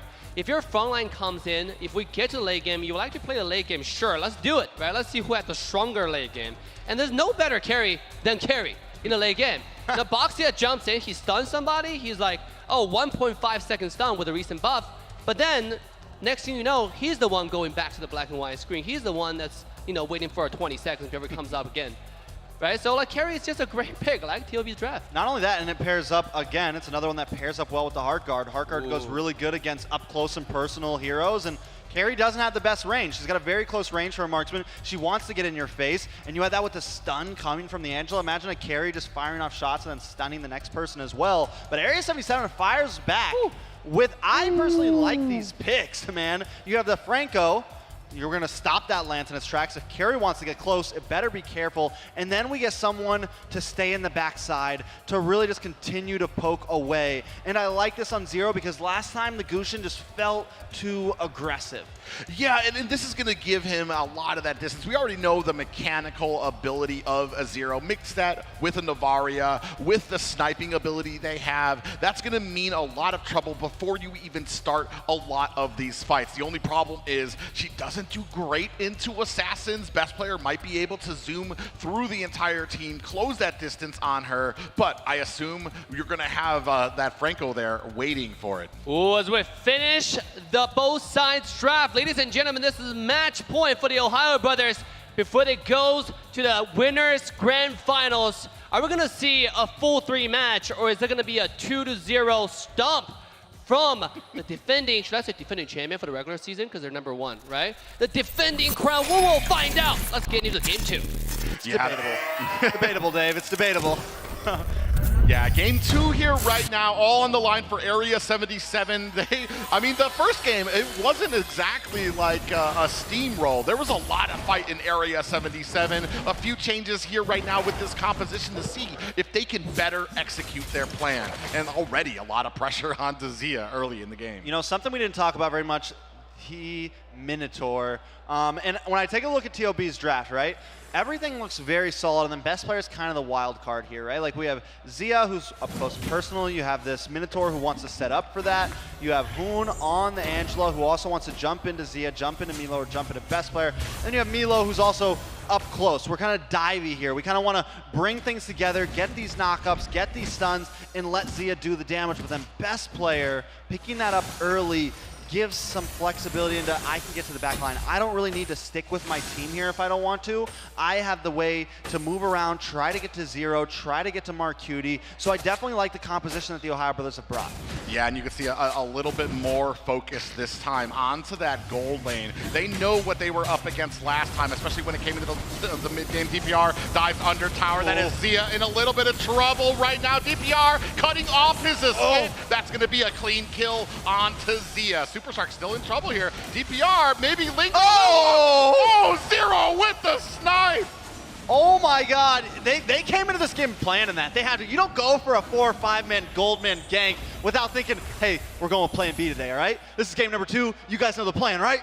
Everyone goes down, gets the kill on a Zia, and then Zero. This is what I want to see. Yes, I love the Gushin, it's spicy, but you got aim, and he just took him out. Yeah, just when he thought it was safe. I was talking about, you know, perhaps Lance, best player with that Angela combination, with them not being safe under the tower. But Area 77, right from the get-go, already proving they have a plan of attack under towers as well. DPR starting off on this turtle. It's just Supershark giving them a vision. Great positioning by Merciless in the back. Comes in, doesn't land with that falling Star Moon. And a flicker by Jules Cutie is going to get him out of there, but more than enough time for DPR to claim that turtle. Yeah, I mean, it works so well, right? You get the hook, you stall them, you make everyone go for Jules Cutie, but while this is happening, DPR's doing his job. He's getting the turtle. They've already got 2 kills, and this time we're 2.5 minutes in, and it's a 1,000 gold lead for Area 77. This is insane. The Ohio Brothers normally have one of the best laning phases than any other team. Oh, yeah, as we're talking about that, Mark Cutie in a little bit of trouble. In comes a beautiful suppress, and that is going to be able to secure an escape for Area 77. That was clutch. That was so much more clutch than anyone can really think of. Like, because if Mark Cutie went down there, it starts to even out the pace. TOB starts to get a little bit of a comeback for Zia, but now he just has to go back to base. He doesn't take a death. Let's take a look at some of the items. On the side of Zia, he does pick up boots. Mark Cutie only picks up the first pair, picks up the leg plates to get a little bit of defense, and it looks like we're going straight into... I forget. Yeah, I mean, I want to say a little bit of a lead right now. DPR definitely having a better time when it comes to kind of chunking down that to get that farming done right. A little bit of a struggle for the Ohio Brothers right now. Big hook lance for Jules Cutie. In comes DPR from the flank. Not too much caught there. Ooh, nice little vision. Shark in a great position to protect Zia. You know, I didn't even think about this. With the lineup that Area 77 has, that Astral Echo, that vision that they're going to get every so often is going to be so crucial because you have Jules on this Franco who's going to get the hooks. You have Zero as these long hits. You have Merciless who wants to get flanks. And you have Marcuti who just wants to stay safe, right? So having that vision on a team that's like TOB, that likes to move, that likes to try to throw out baits, that likes to try to flank, it is going to be so huge for Area 77 in these upcoming fights as we creep into the mid, as we creep into the late. Area 77 still leading about 800 gold right now. We're 4 minutes in. It's 2-0, and it's a match point for TOB. Can Area 77 even the playing field? I mean, when it comes to this early game, actually great positioning by Niello here. DPR doesn't realize it. In comes best player. A few dashes in. Down comes the penalty zone. Best player captures the turtle. A little bit of a skirmish here right now. Best player finds the kill onto DPR. A big pop-up lands onto Niello. Down goes Merciless. That is 2 down for Area 77. Heartsguard is out, and the TheOhioBrothers getting away like thieves in the night. They reverse the tide. Flip the table. The TheOhioBrothers take the gold lead now, 800 to their side. Second turtle goes to them, and now feels like they've gotten their groove. They had a little trouble with that early game gold lane gank, but now it's like, okay, yeah, you got over on us. You pulled a fast one, but we're still here to play, and as you know from last game, we know how to come up even at a gold deficit. Yeah, and a lot of pressure now right now. TOB starting to lay claim. Some flags planted in enemy jungle. DPR chunked very low, 10%. Best player has him on the sights. Oh, Thorn Rose misses. DPR's gonna be able to get Tortoise Boosters activated. But on the back, Zero finds a kill onto best player. That sniping of fingers are not done yet. Marcuti finds a kill onto Super Shark, and just like that, Area 77 turns the tables. Zero's coming in clutch, man. Zero is coming in clutch. The snipe shots are on point, and DPR, he almost got taken out there, was able to jump over, get past best player. Hoon tries to get the final shot on him, even flickers in, but by then it's too late. Best player's in too deep of territory because he doesn't get DPR. He has to stay too long, and the snipe shot finds him. Let's take a look at some of this gold. Oh, I missed it. Missed the opportunity, but I mean, both teams, being very patient here. A little bit of a lead right now. Oh, we have a second chance. Thank you so much. Now, taking a look at Zia, taking a look at Marcuti. Zia does have a slight lead here, right? And those are the heroes we really want to keep an eye on. As we know, Zia and Marcuti, they both can be the game changers for their team, so those are the people we want to watch. It does look like Marcuti went into the Haas Claws, going to have a little bit more sustainability. That means going to have some crit damage, going to have a bit more speed. So that's why I didn't recognize that, because the build changed when they revamped the Haas Claws. So I was like, wait, what are they going into? Is that Scarlet Phantom? The Scarlet Phantom's not a thing anymore. Yeah, and right now, best player captures another turtle. Now DPR in a little bit of trouble. In a bad way between 3 members. Heartsguard is out onto best player. Down goes a DPR. Yellow finding the last hit there. But you can see on the other side, Marcuti not trying to waste time, still able to find a tower for Area 77. Yeah, but it looks like Zia might be able to respond and take one themselves. Not only that, the TheOhioBrothers closing in onto the mid side. Merciless being as nuisance as always, has only taken 1 death, but the damage from Zero is getting out of control. DPR's been having a lot of trouble though, Private. Like, it feels like for as tanky as Basha should be, he's getting chipped down kind of quickly. He's getting burst down. I don't know if it's because his team's just not there and he keeps getting caught off alone, or what the deal is. Well, Boxia does have a lot of tankiness. When it comes to the early game, a lot of the tankiness is geared.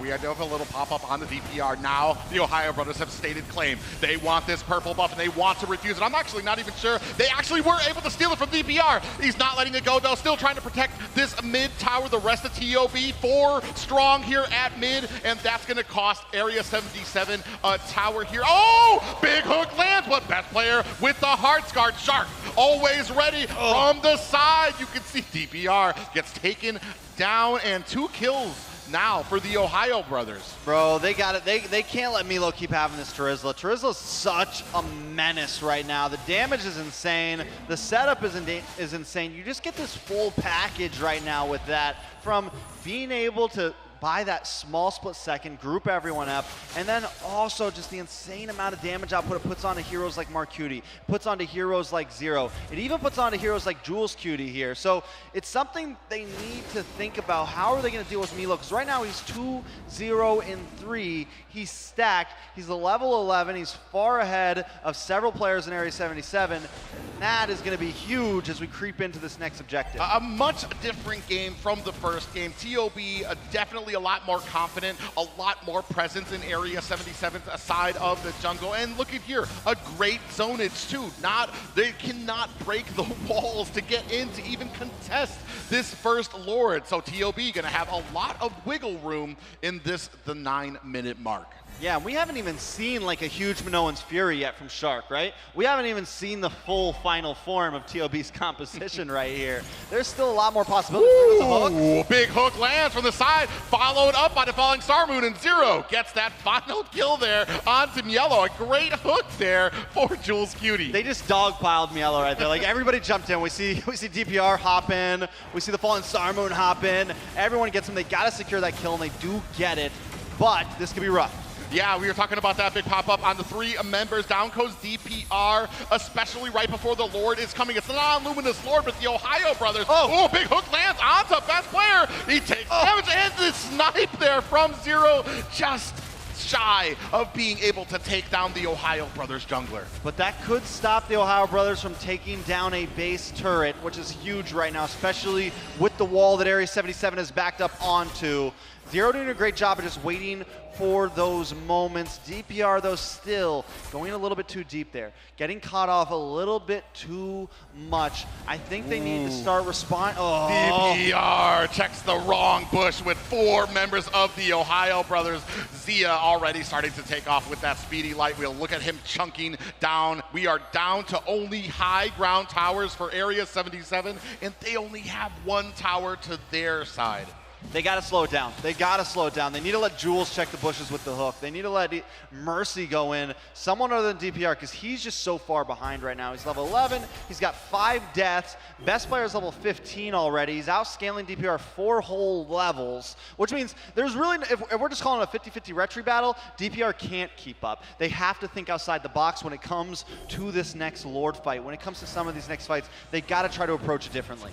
Yeah, we already see that Goldie. Look at Zia, 14K right now. 4K over the highest member in Area 77 right now. We were talking about that focus on the gold lane, how well he does from behind. They're not even behind right now, so it's just a matter of time. As I say that, big penalty zone lands onto Area 77, followed by a pop-up from Shark. Zia finds the kill onto DPR, and still more damage on the Merciless as he runs for the hills. Heartsguard there to support Zia. Heartguard Zia is a big problem. Heartguard Zia, I mean, it just feels like there's nothing they can do about it. And then you top that off with Shark, who can get them Minoan's Fury when he needs to, like, who can just stop their engage dead on. When Area 77 tries to push in, Shark is there to be like, nope. So, I mean, Hoon's there to be like, nope. Milo's there to be like, nope. And there's just no way in, really, unless they can find a good angle. And normally the person to get that good angle would be DPR, using the wheel, right? Being able to get around, hop over walls. But he's just too far behind. So now it comes down to, like, Merciless, really, or Zero getting a crazy snipe shot, or Jules Cutie getting the hook of his lifetime. But other than that, it doesn't, I mean, that's 3 answers, and that's about it. Yeah, just a lot of boxes that need to be checked for Area 77 before they can be successful. And one of those boxes being that Ohio Brothers need to make a pretty big mistake for them to actually be able to capitalize on it. I mean, you do have some of those lucky hooks, but I mean, we've seen how the Ohio Brothers rotate. You're not going to have somebody outside of Mielo or Super Shark checking bushes or being in front. They're going to make sure that if a hook lands, it's going to be something that's going to be detrimental to Area 77. We've slowed down a little bit right now. Unfortunately, Area 77 forced to turtle into base right now. Yeah, I mean that's all you can do, right? And as you mentioned, pray for a hook, right? I mean, if they get something big here, maybe they don't lose here, but it's a 10,000 gold lead for TOB, and at that point, you know, maybe a game wouldn't get finished with this second Lord, but when a lead is like that, the possibilities are definitely high, maybe even above 50% right now. Mark Cutie and Zero got to show up. Someone's got to get taken out quick. Yeah, big charge on to the high ground tower. Minions crashing up at top too. Out comes the Astral Echo to widen those little hit boxes for them as well. From the side, a lot of damage comes in. Penalty zone, pops them up. Hoon finds a kill. That's 3 down for Area, 4 down. It's just 0 left. That's gonna be game 2, a full sweep for the Ohio Brothers. TOB shows them who's boss. shows them why they're slotted #1 in the seed and why they're coming to take the throne. Area 77 thrown down to the lower bracket, and TOB will move forward. Yeah, and you can see the collective responses. No huge celebrations for TOB. They are here for the long haul. They want them. They got the win, but they know this is not the only fight of the night. They kept it chill, and I respect that. It's like, all right, yeah, we got another one coming later tonight. We can't expect too much energy. Area 77, a good show, man. Game 1, it was close. Game 2, they caught us all off guard with that early gold lane gank. I think a lot of people felt like it could have gone worse, and I'm excited to see how they do in the lower bracket. You know what? I'm excited to see what TOB is going to do in the winner bracket, right? You saw what they did with the efficient one-punch playstyle in the second game, right? They just showed up. You saw the engage with the Minotaur, the hard guard with the Angela. It was all on point. Let's take a look at the stats, Private. Yeah, you can see here, I mean, you were talking about it a lot, Trex. DPR just never able to take off. They allowed that boxing up picks. Even though when they banned it in the first round, they allowed it this time, but then honed in on him, making sure that he was never able to fulfill his role, which is to be that tanky front line, which is to get a lot of that sustain, and they were just able to shut him down with efficiency. And Jules Cutie also having a little bit of trouble getting some of those hooks in, even in that last fight. I don't know how it happened, but his hook literally went between like 5 people. They were all in the bottleneck there. So, I mean, having a little bit of difficulties there, and that might just be the overall adjustment of having to fit into this roam spot. Zero did a great job, but still, one player doing the best isn't enough. Let's take a look at this replay from game #1, and this is when we kind of had some hopes, right? But Area 77 starts to win out. They get some nice hooks. Ooh. They get some nice plays. Coming into game #2, though, Jules on this Franco having trouble, and by that point, it just closes in. I know, I think it's the draft. But if you really look at it, TOB just won from beginning since the draft started, right? We talk about how they have a balanced draft with the carries in the late game, but this guy was 5-1. He was popping off since the beginning. You don't even know how that happened, but it really is thanks to the double support, the Minotaur, plus the Angela, plus the Lancelot giving so much space for Carry to do that damage. You saw the replay. It's done. The knockup after knockup after another knockup plus Mielo, right? It was just non-stop qual control for the entire side of Area 77. They couldn't handle it. Yeah, and I just want to say that it's kind of like the game that Area 77 played in the first game. A lot of CC, Fredrin and Edith, able to kind of shut down a lot of those engages. And then in the second game, it was just a lot coming on to the Ohio brothers. Yeah, now taking a look at some of these stats, the carry will be best player. Zia as the rich guy. Sandbag going to be DPR. He definitely took a lot of damage, but Hoon coming in with a total assist of 10. Let's take a look at some of the damage. Best player actually surprisingly, and I don't know if I just didn't notice it, but game 2, he definitely was online. 38%. I don't know if the build was different. I don't know what exactly happened there, but I mean, even when he was going up against DPR, he was doing so much more damage than what he was doing against the Fredrin previously in game 1. Right, now we're talking about Zia. Guys, we have some special guests on stage with our wonderful host to talk about the last game. Let's quickly send it over to the stage. All right, thank you, Dave. Congratulations, first of all, to TOB for taking that series. And we have Zia as the MVP of the first series. So, Zia, how are you feeling after that game? I still feel nervous because I haven't been playing on the stage for a while. And the first game it's not that bad, but the nerves kind of got to us. So, yeah. Oh, yeah, because second game, you guys obviously got the momentum back. It was quite a definitive win. But the first game, I was that close to feeling like Area 77 might have got that for their favor. But you guys turned the tides in 10 seconds. What happened there? I think maybe we got the Lord, then we just do everything, objectives, then, yeah. That's about it.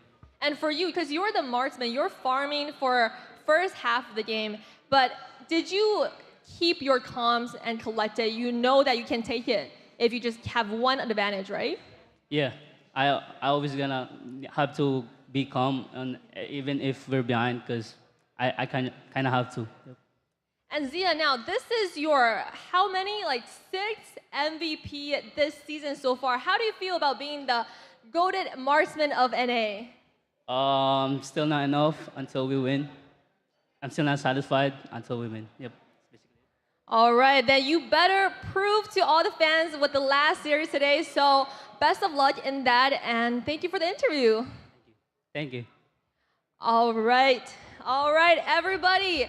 With the first series taken away, we now have a special interview, and I'm going to invite my friends Angela and Matilda on the stage to do the first in-house giveaway to all our lovely fans in the stadium today. Now, Matilda and Angela. So how this is going to work is that Angela or Matilda is going to pick a number between 1 to 58, her favorite number, and whoever's number gets called will come on stage and take away this amazing mystery box with all the lovely merch that the MLBB community has presented us. So, Matilda, how are you feeling? What's your favorite number out of 1 to 58? Ooh, I think I'm feeling 23.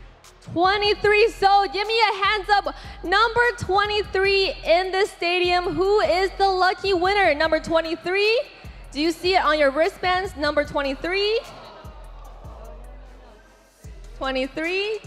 Oh, we have the names on this card here. George D. George D. Do we have a George D in the house? A George D. Ooh, it looks like this big guy in the front row. Georgie, how you feeling? I'm doing good. Are you excited? Are you excited for what's coming at you in this box? I mean, if it's something good, yeah. Well, it's going to be all the best merch for this NACT, so thank you. Congratulations for your win. And now, to thank all our lovely fans, take a short break as the next series will be on your way. BTK versus Avalon, everybody. We're gonna take 5.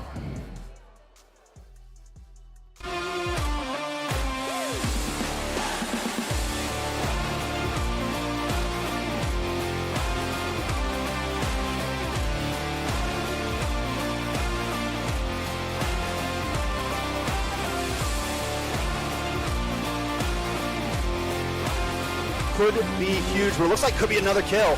Yeah, Praiser's wrapped onto Marcuti, ends his hopes.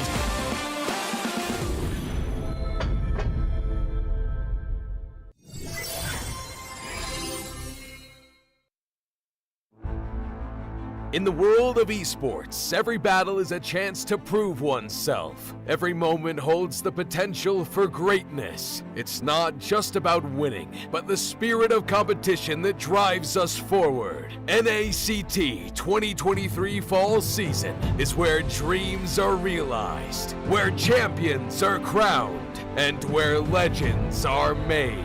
In the arena, we face our rivals head-on with unwavering focus and unwavering resolve. We leave no stone unturned, no opportunity wasted. BTK doesn't want to go out to... Together, we create moments that will be etched in history. We inspire, we innovate, and we forge new paths towards glory. NACT 2023 Fall Season. My fight, my moment.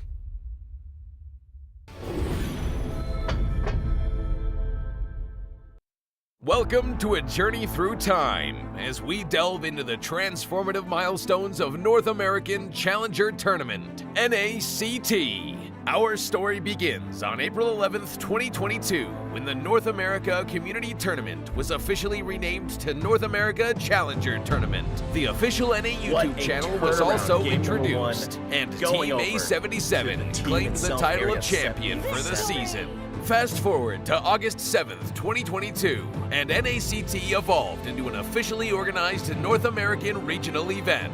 The tournament spanned 13 days of thrilling online broadcasts, with Team First Blood triumphantly seizing the championship. As we moved into the fall of 2022, the first ever offline grand final was held, taking the tournament to a whole new level. This landmark event took place in Las Vegas, USA, creating an unforgettable live experience for all the fans and competitors. The NACT trophy was unveiled, and the championship title went to the Valley. They also represented North America in the M4, finishing in an impressive 6th place. It was a remarkable moment, as it marked the start of a new era for NACT. By February 2023, the NACT spring season was underway. The offline finals took place on May 14th at the HyperX Arena in Las Vegas. Our livestream page was a sensation, reaching number 36 on YouTube's trending list. Gerald Solomon, the head of the North American Esports Association, was in attendance. BloodThirstyKings, who will represent the United States in the IESF. This has been a brief look at the significant milestones of NACT, charting its growth, evolution, and the challenges conquered along the way. Stay tuned as we continue to make esports history.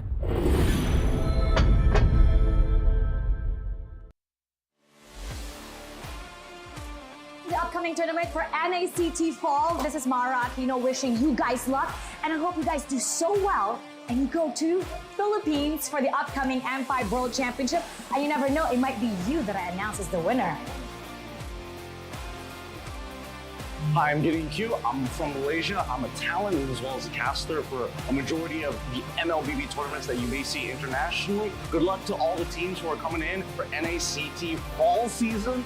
I can't wait to see potentially new talents coming out from North America. Obviously, we love the old, but some new ones would be great to see how the community is going to continue to grow, and especially when we're looking at the top 1%, good luck to all of you guys, and especially those who are prepared to deal with a giant crowd when you start flying over for the international. Good luck, everybody. Wait. Hi everyone, I'm Eterna. How are you guys doing? I just want to say a few good words here. I've been very excited to see you guys grow. It's so great to see how things have developed over the seasons, over the years. I hope it gets bigger. I hope you guys have more to say on the international scene, and I heard you guys are coming to ISF, so that's super great. Can't wait to see you guys there. Can't wait to see you guys rock the, LOBB scene. Hey guys, my name's Tefel, and here's the thing, we watch NACT Grand Finals, and if that shows anything about how NACT is as a region, you know what? I can't wait for it. I hope NACT Falls, all of you guys will do good, because at M5, we gotta see a surprise, man. I can't wait to see NAs in M5. What's up, guys? I'm Mirko, Indonesian caster. Right now, casting for MSC. I'm eating. They told me to do this. It's all good. NACT is gonna be insane, all right? You know who I'm rooting for. I'm wearing their colors. BTK all the way, all right? So yeah, BTK. Support M5 BTK.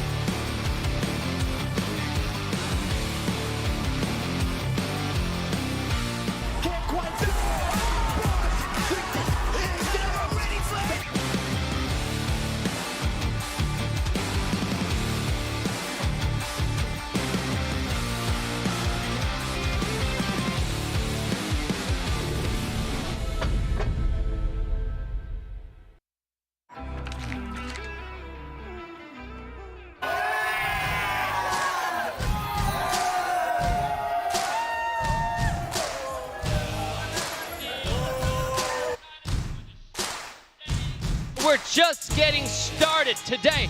Hey guys, we have some new talents on the desk, so let's take a look at the bracket before I introduce you to the beautiful, handsome faces. The next match coming up is BDK taking on Avalon.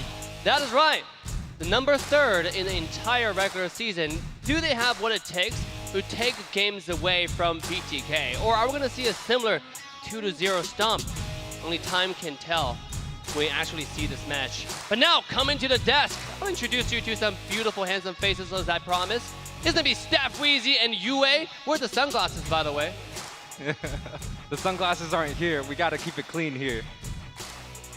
That's right, gotta keep it clean, gotta keep it fresh, and what better to do it with the best? Hey, that's a bar. But we are here, NACT Fall season day 1, and already some explosiveness on the beginning, right? You got to see Area 77 fight it out, but not able to push through, and TOB pushing forward. And now, you know, we get the pleasure of casting another game together, fresh on the desk with UA. This is the first time in the entire NACT Fall season that we get to cast together. UA, how are you feeling on the desk right now? I'm super excited. You know, this is my first time here. I get to see all these lovely faces, but before that, we have an exciting match coming out. It's the Wolves versus the King, Dave, and honestly, this is going to be a very, very big match. That's right, BTK versus Avalon. Now, before we jump to the game, we're going to take a look at the stats to compare the teams. Steph Weezy, what's going on? That's right. Looking at the KDA, Avalon just sitting a little bit higher over kills, deaths, and also the assists. But BTK, we know they're a team that closes things out nice and early, so that may be why they are a little short on that. Just a little bit faster games is what I'm anticipating.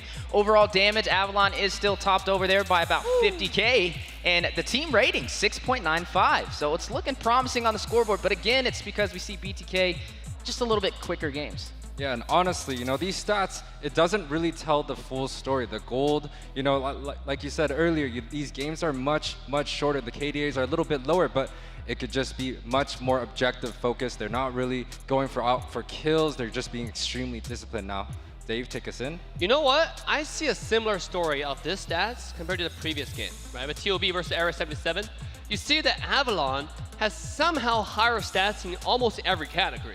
I think the reason for that is when you look at the challengers, they usually turn to take the game a little bit longer, right? They try to get some comebacks, and that's what we see from Avalon Area 77. Now, obviously, Avalon has a roster change coming into the playoff. What do you think about their current team roster with Cold World? I think the X-Simpsons pro player, right, in the NACT Fall 2022, on their team as a tank right now. Well, you know, Cold World definitely has the experience, not his first event offline. We got to see him in the first NACT that, you know, we had the pleasure of seeing you guys cast, and he did okay, right? It was back in the day against the Valley. So this time around, it is a little bit of a different type of scenario, but it's against BTK. So actually some similar players that they're going against, and it will be a challenge, right? BTK, they're sitting at that number 2 position. Avalon right behind them at the number 3. This may be one of their biggest challenges yet. And honestly, with roster changes that come through, it adds the element of like the wild surprise. And we don't really know how Cold World plays because this is his first time on the room. He's been playing marksman, assassins. Yeah. So we really, really don't know, Dave. Yeah, and by the way, they're going against BTK, like you said, Steph Weezy. And who represents BTK? It's going to be the MOBA Zane, right? The Jungle King of North America. And we got some stats for you for this very player. That's right. Looking at the King of the Jungle in North America, MOBA Zane. Hometown New York, favorite character, Yi Sun Shin. His favorite skin, the Collector, as well. And his hobby, outside of gaming, chess. And chess, honestly, is a very good thing, you know? Mobile Legends is all about chess, but Magic chess at the same time. That's a different sport, but... That's right. I think maybe we need to get a chess game and a Magic chess game between UA and Zane, just to see who actually wins. Because you actually has been spamming those Magic chess games, right? Of course. And like, what level are you now? Are you like Mythical Glory? I'm 1500 2 weeks in. Okay, I don't know what that means. But, Weezy. Yeah, I'm right there with you. I'm not a Magic chess player myself, but it seems intense. Maybe one day we'll sit on the desk together and cast it out. But talking about BTK, talking about Avalon, if we do a little bit of a trip down memory lane, right? Avalon hasn't had the easiest road. It's been nothing but sweeps, 2-0 up against BTK. So this is their 3rd time fighting so far in the NACT Fall season. Is the 3rd time the charm. But hey, I got some inside information, right? Before we get on stage, I'll talk to some of the players about their scrims. You know, they wouldn't talk to me, but I'm just like sitting there pretending I didn't hear anything. I actually heard they're talking about their scrims. Avalon being pretty confident about their scrim results. And to be honest, we see the players in Long Beach, and they're having a lot of fun. You know, they're in the zone, not only playing, but also the camaraderie, right? The team's ready to take on a big challenge, the big fish to Friday night, and the big fish is BTK. Yeah, BTK, they're the reigning champs, right? I mean, everybody's looking to knock them down. They took the world by surprise in that last grand finals that we had in Vegas in that best-of-7, all the way to a Game 7, mind you, and we're able to close it out. So if anything's possible with any team, we know it's them. Avalon, though, you know, they have some interesting players on their roster who can definitely go that extra mile, such as Basic being over there, can definitely give them a challenge. We know he has international experience and a high IQ. Yeah, UA, talk to us about Basic. I think you're pretty close with him. Yeah, honestly, you know, I've seen Basic grow throughout the years, and honestly, all of the players from Avalon come from my server, from the west side. So I've seen these players throughout, you know, the Simpsons, you know, the Cole world, but ooh, Demon right here. This is a different player, man. I actually got to play with him on one of the professional teams before. He is a multi-role player from Assassin going into the mage position, and his favorite hero is Valentina. So, you know, that's definitely taking care of just all the ultimates, learning every single way of attacking players. You could take like the Lapu Lapu ults, you could take the Eve ultimate, like, you know, this Demon guy, he is going to be a menace. Absolutely, and when you see Demon in real life, this player is actually really quiet. He's always thinking, right? He doesn't really talk to you. But then somehow on the bio, his hobby is hanging out with friends. Now, run me through that. Like, how does that work psychologically? I think it's just being cool, calm, and collective, right? Those are the ones you got to watch out for. Right, you know, true. Speaking of Demon, he's just been such an impactful force in the mid lane, right? He's one of the few mages that I feel like stands out with his play style. You always know he's there. He knows when to punish and capitalize on the objectives, and he has such a deep hero pool. And also silent and deadly. This man, you know, a man with not too many words, but again, one of those things, you have to be careful of Demon. His hero pool is big. He could pull out the Gord, he could pull out the Farsa, but the Valentina, I feel like, is definitely going to be a priority target because we saw it getting banned out the first game already, Dave. All right, ladies and gentlemen, without further ado, we're already starting the first game draft between BTK and Avalon. Let's take a look. Rafaela being the first ban. I think Rafaela being banned away is mostly the combo with Boxia, right? A lot of roaming characters, even Akai, which some OG combos coming back, which is really, really fun to watch. Rafaela speeding up the ball, right? Heavy spin, speeding up Boxia's charging. I don't know what even that is, but it's a speedy vehicle. Might be a 60 mile per hour turning to 120, which is illegal actually in the States. But then it's still pretty cool to watch. Yeah, it's definitely hard to stop that ball once it starts rolling, right? And we're talking about Rafaela. We're in a new meta. It's the time of the support heroes again. I know new patch just came out, and Rafaela got a little bit of a buff. She definitely got a little bit of a buff. She had that 1.5 second added, the CC immune, the slow immune. But here's the thing. We saw the Matilda getting picked up first, and Raph is actually a traditional counter to that support versus support matchup. So I think BTK, they might be looking to add a little bit of protection once they try and get that Matilda first pick. Right, absolutely. They have the first pick, and a lot of teams want the first pick right now when they have the upper seed. You know, you see TOB doing it, you see BTK doing it, because you can pick those crucial combo characters, right? Because right now we're talking about the meta, it's all about synergy. What do you have that can combo really well? And then we just mentioned Rafaela as one of those key pieces that make the entire draft flow. And the second one is Angela, the support bans tonight. Yeah, the battle of the supports, just taking them off the table nice and early. A little bit different than the first series we've seen today. We saw Matilda walk through, we saw Angela, but we don't have an Angela this time around, and I'm expecting maybe a Matilda to be the third ban, or maybe BTK is looking to pick it up, right? Speaking of BTK, you've got Chicken now in the roam position, a recent roster adjustment, and he did phenomenal in the end of Phase 3. Yue, you are a roam player. Let Yes. us talk to us about Chicken this roam. What do you think that he's doing right? What do you think he need to improve on? Well, here's the thing about Chicken, right? We all know he's a very good EXP laner.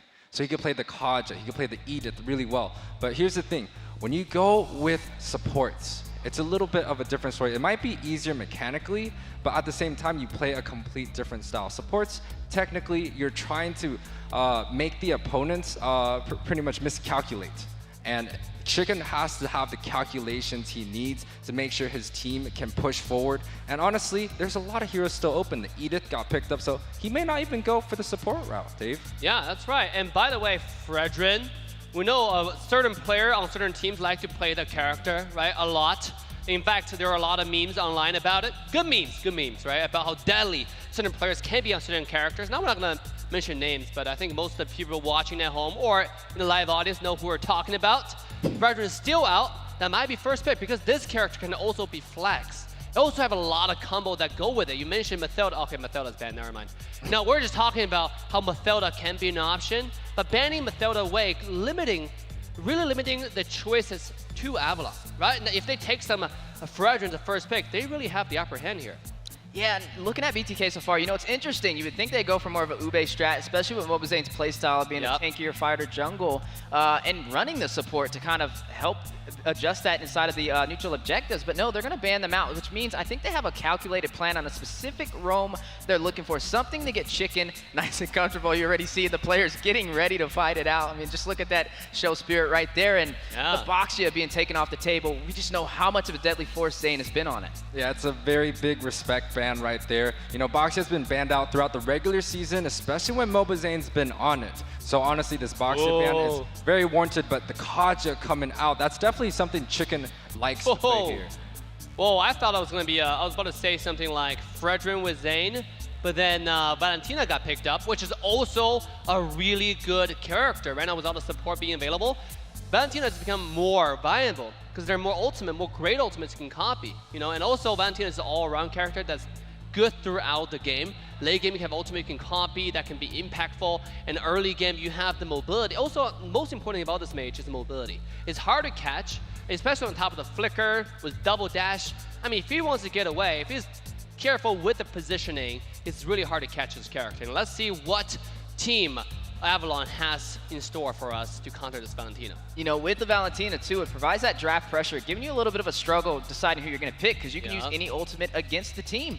Speaking of picks, 2 fighters front line for Avalon, fresh off the board. The Fredrin that we just spoke about, and also the Paquito. No, I like those 2 picks coming out from Avalon. It doesn't really give Valentina the good ultimates, the IMU that comes out. The pack got the knockout strike. It doesn't really do too much. And the Fredrin, you know, you get that little walking petrify, but it doesn't ring too much. Now, BTK now comes through with the Terizla and the Akai. That's a lot of CC and frontline, Dave. I like the Terizla pick. We've seen how deadly this character is in the previous game, played by Mielo, right? But obviously T is a monster on this character as well. Both of the players are really, really good with some tanky frontline characters on the side lane. Now, the thing about Avalon's draft so far that I like, both characters are flex. Fredrin, Paquito, I mean, who's going to jungle? Who knows, right? It all depends on what they want to do. They have a lot of options right now. Keep your enemies on your toes. Keep them guessing. And that's our strategy. I like the Akai coming out though. We don't see Akai that much. Recently with the changes, Akai being slowly surfacing again, especially with Mathilda. We know the combo, heavy spin into Mathilda's Dancing Ego. Yeah, it could definitely be a problem and some great synergy. Now, I will say something interesting here is I like the Akai put against the Fredrin, right? The Fredrin tries to go in. He's usually a bully, very sustainable to be able to take those neutral objectives, but the Akai provides that heavy spin to pretty much push him out, and if it's ran in the jungle, it's an easy retribution. Maybe that's the game plan for Zane, but you spoke about flexibility, and I think the Akai's flexibility as well. It could still be slotted in the roam position if needed, and they could run another jungler. I think Akai, honestly, is a very objective, focused type of jungler. And like I said, I like the matchup between the Akai and the Fredrin. The Akai can use that heavy spin to push him out. But here's the thing, the Avalon's response coming out with the carry. The carry shreds all the frontliners, and it's going to completely disorientate BloodThirstyKings frontline. The Akai, the Terizla, now they're going to be a little bit much more scared. Second phase bans? Oh, I like the Brody ban, right? They were trying to ban away some of the early game bullies away from Carry. Carry is a late game character that doesn't really do much at all in the early game, right? You can try to auto attack once or twice, but try to trade those 1 or 2 auto attacks against someone like Brody. You're looking at probably shred 1/10 of Brody's health, and while you're losing 50, you know? So obviously a really good ban, and taking away Bruno, the deadliest character, should I say, in the marksman lane, in the gold lane right now. So taking that away, really smart bans coming out from Avalon. And Team BTK is going to take away Franco as well as Valir. What do y'all think about those bans? Yeah, the Valir's interesting, right? Taking that off the board, we'll be able to, looks like they're a little bit worried about the CC. You know, they would still need to figure out who the roam is for Avalon, but I will say the carry is good, right? It can soak in to the Akai, it can soak into Terizla, and then speaking of picks, there goes the Minotaur to be able to go in there and get those sets as well. But I'm wondering how this is going to go for BTK. I'm willing to bet they wait until the end to pick their roam, and they could pull out something like a Lolita. You know, it will work against the carry. It just got a massive buff. That could be a possible game plan. Well, BTK is definitely going to be picking up the roam in this phase right here, but I want to talk about the Minotaur. Minotaur has been kind of changed and reworked recently, but with the Flask of Oasis, it's going to give his whole entire team that shield when they're underneath 35% health. So Minotaur has been a great pick, especially with the healing meta. It brings a lot of element, but BTK, Chicken, you know that Edith I talked about earlier, it's coming through. Yep, Chicken has been very deadly its entire season, or in late stage of the season with the Flicker knockup. But I gotta say, BTK seems like they're missing some damage in the early game. Look at Avalon, you got Gord, you got Paquito, right? You got a Wombo combo with the Minotaur, with the Fredrin to help with the late game carry. Oh man, I gotta say Avalon's draft seems a little bit more balanced in this specific game. Yeah, but we gotta keep in mind, this is BTK, right? The reigning champs in North America, and they didn't have the hardest run in the NACT regular season, so if anybody can pull it off, it's definitely them. Chicken getting a little bit more comfortable, running on that Edith again, stepping into that roam position. We gotta see how this goes. Yeah, and honestly, with the Edith going in, I feel like BTK actually has a very good draft right here. They have 3 of the biggest CCs in the game, and the back line, they have the Beatrix and the Valentina to add in that extra magic and physical damage. I feel like the front to back for BTK is just a little bit too much to handle. And that's right, guys. The only way to find out is getting you the game. And this is the first match between BTK and Avalon. Casters, take it away. That's right, as we are embarking in the land of Dawn, BTK and Avalon, third time facing each other in the NACT fall season.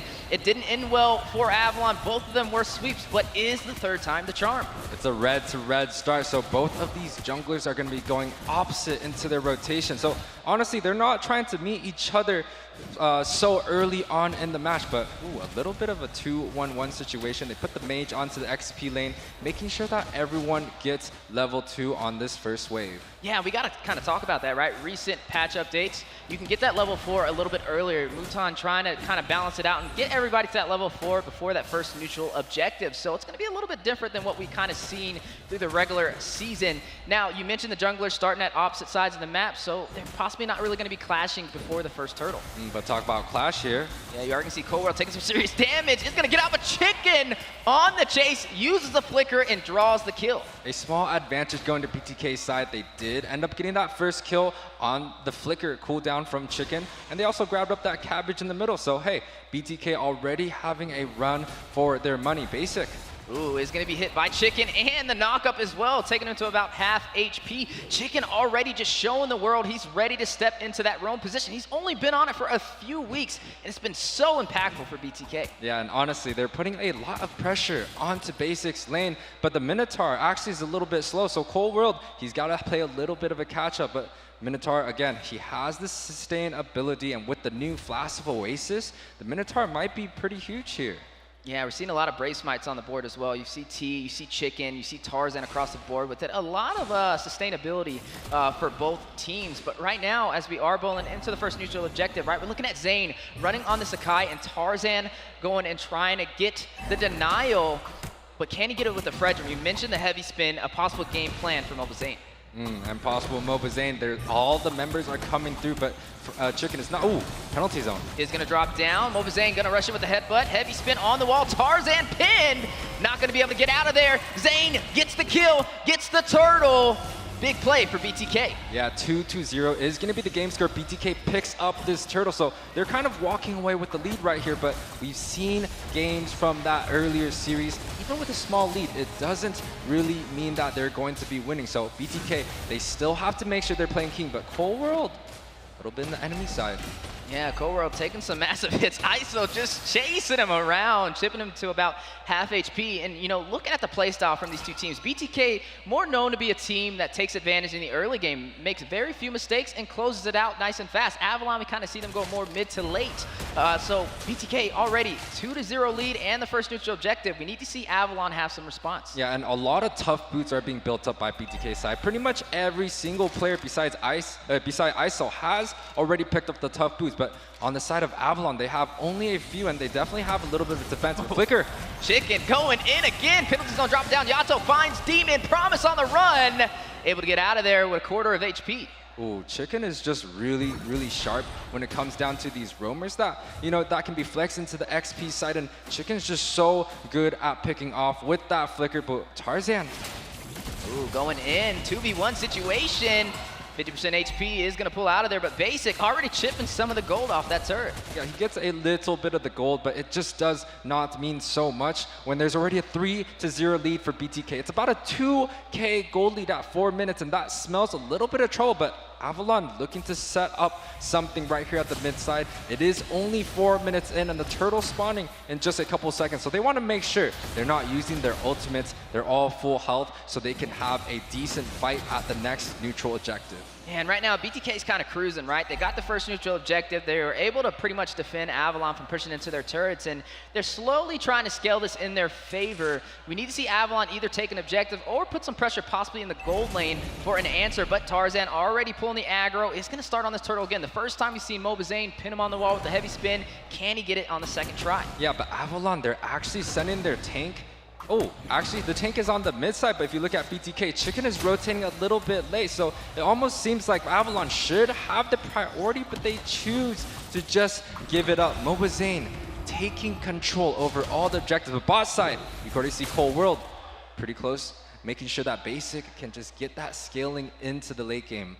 Yeah, 3 kills so far and 2 turtles for the BloodThirstyKings. Mobazane now at level 8. Tarzan falling a little bit behind, just hit level 7. Basic taking some damage on the bottom side.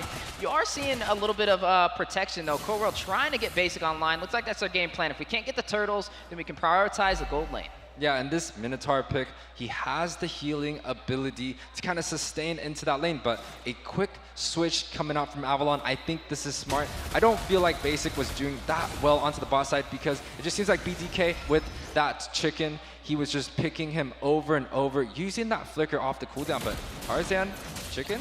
A little bit of a skirmish over there. Chicken showcasing his skills. The knock-up on the Tarzan. Assist maybe on the way. 50% HP Promise joining the battle as well, but BTK standing strong behind Chicken. Now the siege for the turret on the bottom side. Promise very low. 50% HP. Heavy spin from Zane. Pinning him on the wall. Mystic Gush going out from Demon. Tarzan wrapping around. Hitting Zane. They need to get out of there. Do they pull their punches or do they continue to take this fight? Tarzan gets knocked up to Terrify from the Valentina.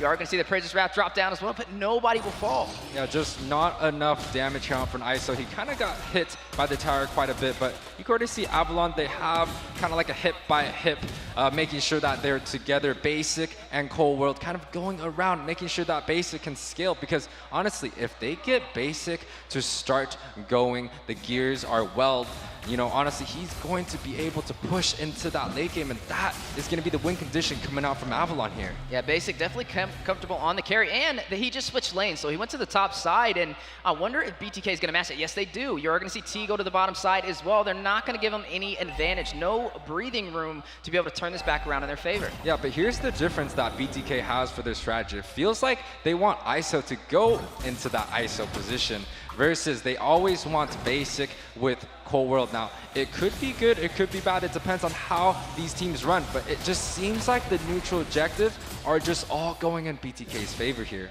Yeah, and Zane already on the turtle. Yet again, third one in his hand so far. Avalon having a little bit of trouble getting to these neutral objectives. Still hasn't found a turret as well. The later this goes, BTK will scale in the mid game, right? They have more farms, so they are going to have additional XP. Yeah, but we did see the game before from A77, even with the advantage on the neutral objective. Didn't mean too much, but Promise? Yeah, 2v1 situation, penalty zone dropping down. Here comes Mobazane, headbutt onto Tarzan. He is taken down by a quarter of HP. Promise rushing in is going to do some damage on a T. Not going to really take him down. You're looking at both sides. It's not a high kill game. It's definitely objective focus. But speaking of objectives, battle on the way in the jungle. Basic very low. Big Minoan Fury for the knockup on a Cold World on the Basic. Both of them needing to get out of there. They do use their purifiers and they do escape. But you are going to still see Tarzan rushing in. Does see ISO low, unable to get to the back line. Mobazane blocking them from taking down his teammates with the heavy spin. Yeah, but a lot of the spells have been popped. Basic popped that Purify, Cold World popped the Flicker, and honestly, that could be an advantage that BTK can take advantage, right? You see T, he still has the Flicker. Chicken can also set onto the back line, and Carry is one of those immobile marksmen. She doesn't have a long-range dash, just kind of like a tumble, so it's going to be a little bit hard for Avalon to even try and contest this next objective here. Yeah, and you know what's interesting? We're almost 9 minutes in, and not a single turret has fallen. We're just looking at turtle engagements pretty much so far, but it's looking like BTK is now possibly going to find an answer on the top side, as that turret up there is hanging on by a hair. Yeah, top side, but Basic can definitely clear the waves. They have the Minotaur up there, so even if BTK chooses to siege that tower, they're going to be faced into a wall. And right here, BTK, Chicken stealing a little bit of food right there, making sure that Avalon is sitting low here. You can definitely tell Chicken is very comfortable in the roam position, especially on this Edith. Just opened up the game so well for his team, but now Basic, Coworld on the top side, putting some pressure on the T. You know, the carry was picked for a reason to kind of soak into the tankier compositions, and that may be a way for them to turn this in their favor. And honestly, a 0-0-0 on carry, it speaks good news because it means that Avalon's looking to push onto that late game. They're even confident enough to not put too much resources onto this neutral objective, getting that top push, but ISO, they're able to grab a 3-man mid side. Oh yeah, that mid lane is gonna hurt them the later this game goes, but a big Minoan Fury for the knock-up T, hit with some chain CC. We'll be able to get out of there. Chicken, Zane, ISO, and Yato, full pressure on that top side as the Lord spawns in. ISO very low, Promise on the chase, trying to take him down. He is gonna go ahead and drop that Bennett's Rage. He's gonna try and go with the Nibiru's Bastion, but Promise takes him down. Chicken finds Promise, avenging his teammate. His marksman has fallen though, all while the Lord is spawned in. It is a 1-for-1 trade, marksman for XP. So this is advantage towards Avalon in the late game, but it doesn't mean that any of these teams are able to get any of the neutrals objectives. You see right here, Mobazane, he's trying to get a little bit of vision, grabs up that cabbage, and he's starting on this Lord, but 10 minutes in and only a 2.5k difference, that's not going to be enough for BTK to get this uncontested like the previous couple. Yeah, but they're definitely leading in terms of levels, but Avalon trying to get their Demon Hunter Sword was just picked up from Basic to be able to soak into the beefier composition. Mobazane, T, Yato pulling the aggro of this Lord. Looks like they're trying to force Avalon to engage. Yeah, typically we kind of have a little bit of a Lord dance coming out, and BTK definitely doing the little tango here. Oh, there goes the tango. Both teams trying to fight it out. Basic takes down T. Mystic goes from Demon from afar. Fried Chicken is going to find the backline, takes down the marksman. Basic has fallen for Avalon. You're looking at Tarzan take some serious damage. He needs to stay in there. He's the one with the retribution, but Lord is still fully intact with full HP. They are going to go in for the jungler, though. Chicken rushing in, trying to get the knock-up, but Tarzan able to skate out of there. Hey, Weezy, I got to give props to Chicken. 3, 0, and 2, 5 out of 5 kill participation. This man's doing all the work here. He's about to get another assist. The knock-up on the Promise, and Yato doing some chip damage. Looking at the Lord, about 50% HP. And Avalon, they want this objective. They're still fighting it out, but it's slowly going into BTK's favor. Yeah, honestly, the members are piling back, and this might be a 50-50, and this is not something BTK wants. Whoa, Chicken does fall. You're going to see that Mystic Ghost from Demon take him down. Mobazane at about 50% HP, trying to hug the wall. Heavy spins out. Yato takes the Lord. BTK taking the objective. Tarzan finds Yato to respond. ISO takes down Promise. Huge battle in the jungle. That's still a little bit of a trade. The gold is coming back into both sides' favor, although BTK was able to pick up that Lord. It looks like mid is going to get pushed here. Yeah, Bennett's Rage as well. ISO is going to take down Coworld. They were trying to open up the map, right? BTK, not only did they get the Lord, but they were able to take that mid lane turret, which means not only do they have map advantage, but they also have the advantage with the objectives. Yeah, but here's the thing though. We talked about Chicken. Chicken got his shutdown. He got killed off in that fight, so that's a lot of gold going into the side of Avalon. And with this Lord marching down, if the members of BTK are not ready with the Gord at mid side, he does percentage of HP damage. That Lord is gonna be gone. Yeah, and speaking of things, when we looked at the items, looking at the gold, ISO is scaling a lot better than Basic. He's already up by 1,000 gold. He has the Wind of Nature as well to negate the physical damage. ISO able to take that mid lane turret. Lord still intact, pushing through to the inhibitor at the 13-minute mark. Yeah, negating some of the damage is good, but you have to think about carry, but Mystic Gush is going to go out. Heavy spin from Mobazane, pushes him out of that Bennett's Rage. ISO takes down Tarzan. Minoan Fury does drop down. You are looking at a huge play from BTK, trying to seize the opportunity. Yato finds Promise, forcing Avalon back into the base, and down goes the tier 2 turret for the top side. The death ball strategy coming out from BTK, just kind of making sure the front's back. Whoa, front to back indeed with that Minoan Fury knockup. Demon and Coworld trying to hold off the top side, but BTK applying that pressure now has total map control. Their group pressure coming out from the Kings, you know, are just a little bit unmatched right now. You see a 4 to 5K gold lead 13 minutes in. It's honestly, you know, it's a negatable gold lead, but the longer the game goes, BTK is going to suffer a little bit. But at the same time, BTK took all the outer turrets, including that very bottom inner turret. So BTK is looking quite well in this position, but Avalon, they need to make sure they can get the team fight that they're looking for. Try to get onto that backside, get onto ISO, get onto Yato, make sure that they cannot be free hitting, and let Basic completely destroy all the front lines, because Avalon, they still have the carry. It's a late game hero. They should have the works to be able to win this game, but right now, BTK, they're just looking too good. Yeah, and Basic, he didn't go for the Wind of Nature, but he went in for those core items, right? The Corrosion Sight, the Golden Staff, the Demon Hunter Sword, all built up so far. So he will start having a little bit of an easier time in these engagements. The problem is they have to keep him alive. He has to be able to fight it out. So I'm expecting him to kind of stay far in the back line. You're looking at Chicken, heavy focus on him, tries to rush in with the flicker, get the knockup. If he can stay alive, the later this game goes, it will be a possible problem for BTK. Well, the flicker knockup is quite great, but Mobazane is going to get some damage taken. Manoa Fury not going to hit anybody on BTK. Heavy spin, though, from BTK was baited out, which means that is a couple of utility not available for this Lord play. They are going to go in for the engagement, though. You are looking at Avalon having more of the numbers for this fight. Apprentice Wrap dropping down. Yato does get hit by it very low. Mystic Gush trying to seal the final hits. Demon almost able to do it. Yato will have to recall back to the base. Yato has to go back. Mobazane does not have the heavy spin, so Avalon kind of has a clear avenue to make sure they get this turtle here, or to get this Lord here. But T getting knocked up a little bit, soaking up some of the damage, but I don't think Avalon has what it takes. They're not really trying to focus on the Lord. They're doing that little Lord dance, and they're making sure they could get a pick before the 50-50 comes, because heavy spin is just way too hard to deal with. We've seen all the neutral objectives so far go to BTK, but this may be the first one Avalon can take, but Zane is still in position. He used that heavy spin, but he's not even worried about it. Just using that sustainability that Akai provides, right? The frontline composition. Look at ISO from afar, trying to hit a snipe. Lord at about 25% HP. Will Mobazane or will Tarzan be able to get it? You are going to see the finish rates drop down. Amir's Passion from ISO, the flicker back. Manoa and Fury dropping down for the set. Cold World trying to provide that frontline presence. Knock up triple on Avalon. Airborne. Yato takes down Promise. Chicken takes down Basic. Avalon now retreating out of the Lord pit, and Mobazane secures the Lord for BTK. But Tarzan, left alone with the full team, will be taking down a double kill for Fried Chicken. Yeah, Chicken had that 3-man knockup to go into, and along with the Minoan Fury from Yato, they're able to kind of clean out the backline here, and Demon already chunked really low with 2 of these members. I'm not sure if they're going to be able to defend here. That's right, you're not seeing anybody spawn in for at least the next 14 seconds, and that's going to be another member down. Immortality popped on Cold World. ISO drawing the kill. They need the minions, though, to be able to close this out. Demon needs to hold it off 6 seconds until Basic gets in there. Does BTK close this out? Here they go. Look at the damage, 25%. That is all she wrote. BTK takes game 1 against Avalon.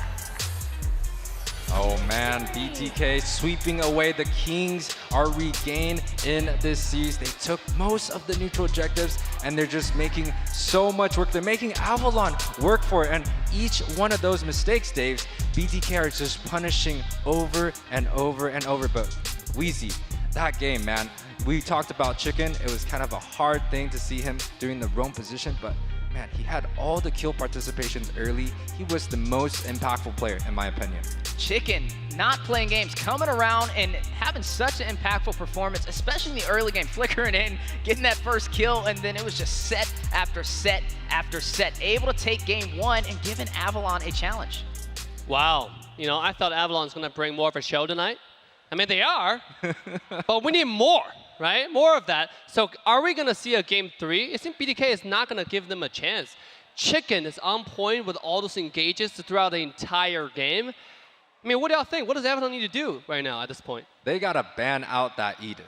We talked about Chicken being good on the Kaja and the Edith, and I think that's a very, very hard-fought strategy. The post-game stats coming up, 13-5 is the overall score. 16 minutes in, BTK was able to take this victory, and take a look at the KDAs. Mobazane, 107, playing such a crispy game, Wheezy. Yeah, and it's funny that you said ban the Edith. We're talking about Chicken. I mean, he's an XP main in the roam position. You got to ban his roams now. That just shows you how much of a flex player he is, and a problem so far for Avalon.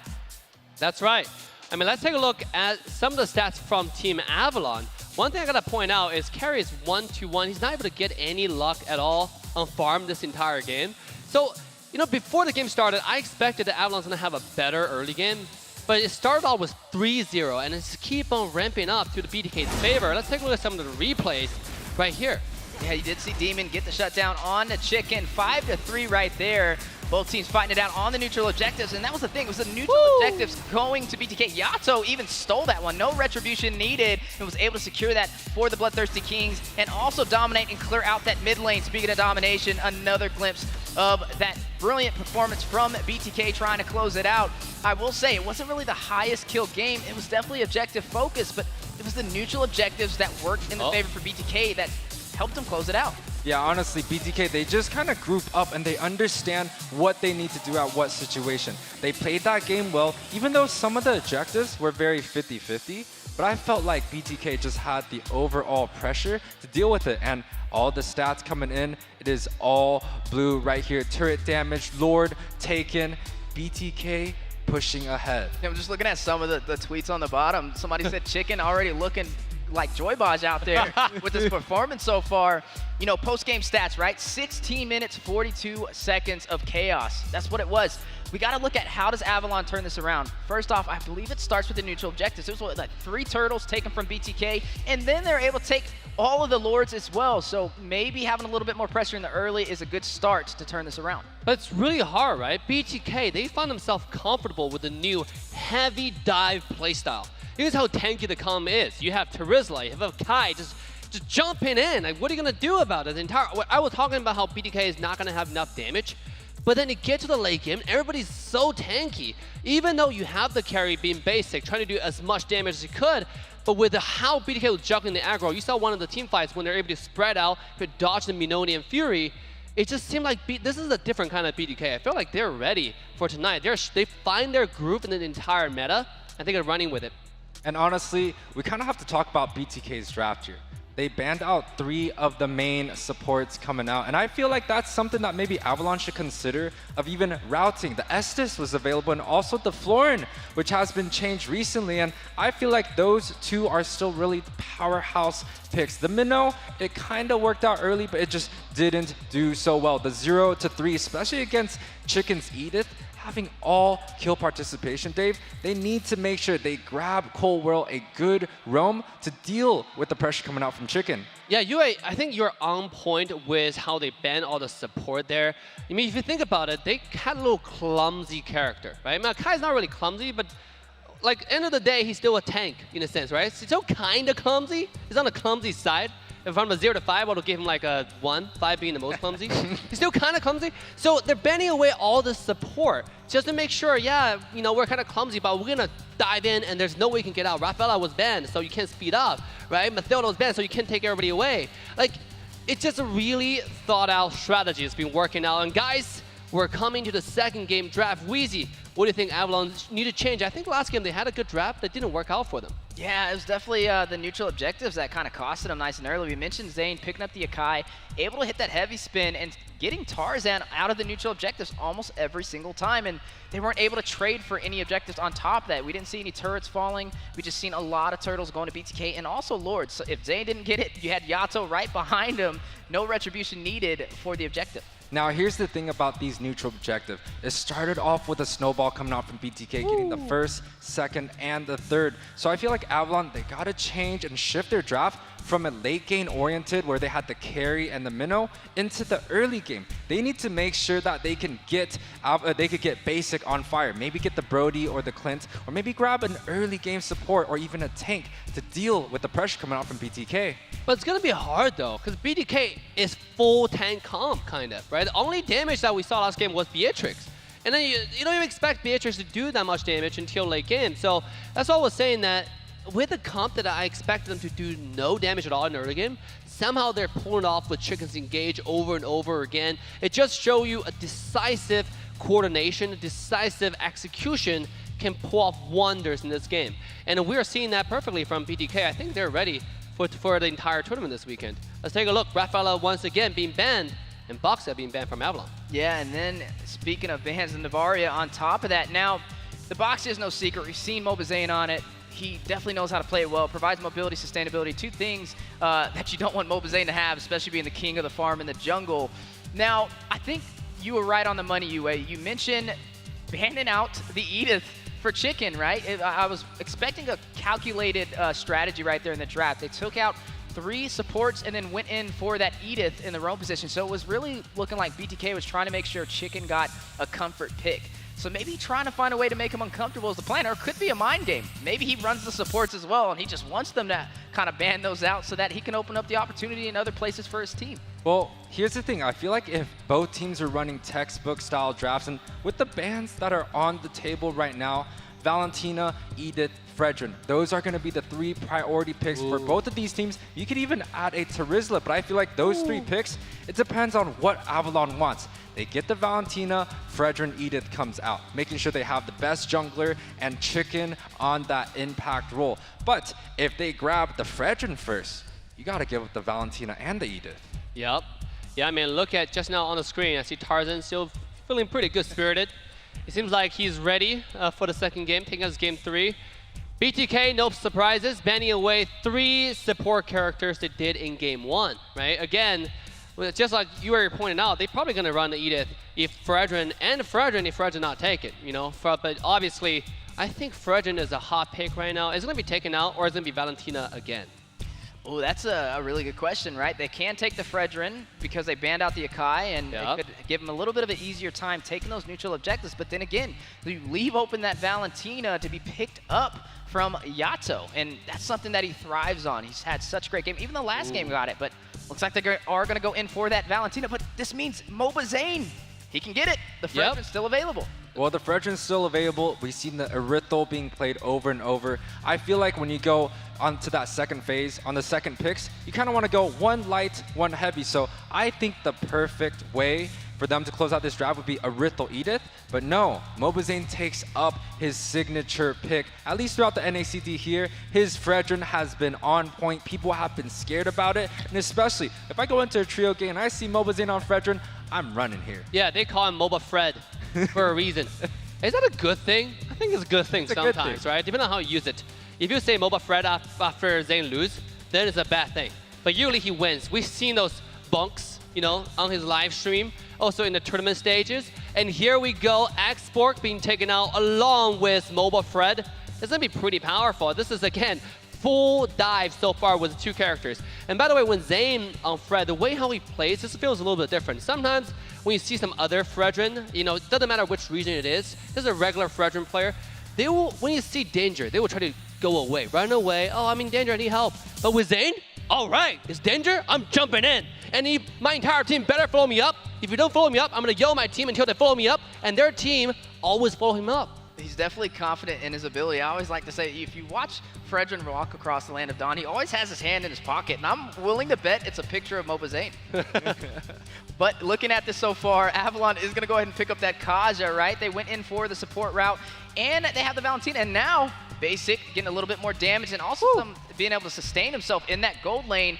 The Brody has been slotted in. The early game comes out for Avalon. I like this strategy. I like this adjustment. Kaja, one of the best roams even till nowadays, has that divine judgment, can just single out a target and make sure they have the pick. And Brody, we kind of talked about the early game on the carry. It didn't do so well on these neutral objectives. So I think Avalon has a much better strategy coming in. But is that Yato or Chicken on the Kadita? I don't know, but that scares me quite a bit.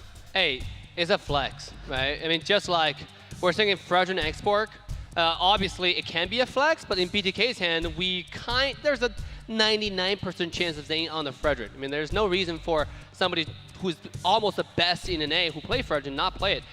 Kadita, I suspect is going to be played by Chicken though. This guy has been a menace, right? You saw how he roams around to cut the back line. He was an EXP laner, remember that. He's really, really good at flanking your backline when you least expect it, especially this is a roam character, you know, as a roam player. You're like, oh, you know, it's a roam Kadita, nobody cares. But then Chicken will always find the angle, find the right bush, and to cut your backline in one shot when you least expect it. And we actually seen the Kadita be picked up from Chicken in phase 3 in the battle up against TOB. and he was able to have a great performance. He led the way in the kills for the team. He plays very aggressive on it. He's not afraid to take that fight, and his positioning is what's really inspiring on it, right? He's able to get into that bush, get that knock up, and sometimes lead toward the kill with the damage build that he kind of goes for. So it is going to have to be something that Avalon is going to need to watch out for. Now, I will say, though, Basic has the Brody. Brody does have a little bit of survivability, right? He has that corrosive strike to be able to get that stun and maybe a flicker on top of that to be able to get out of those trickier situations. So it's not going to be the easiest time for BTK to put some pressure in the gold lane, but I'm really keeping my eyes on the Kaja. Now, I really have to talk about the bans. Right, the first phase from Avalon, they banned out 2 of the tanky junglers that even Tarzan plays himself. And BTK, they pick up the Fredrin and chooses to ban out the Martis, which does so well against all the CC coming out from BTK. So with all 3 of these picks being banned out, I feel like Tarzan doesn't really have too many good options. Maybe the Lancelot to deal with some of the retribution. Whoa!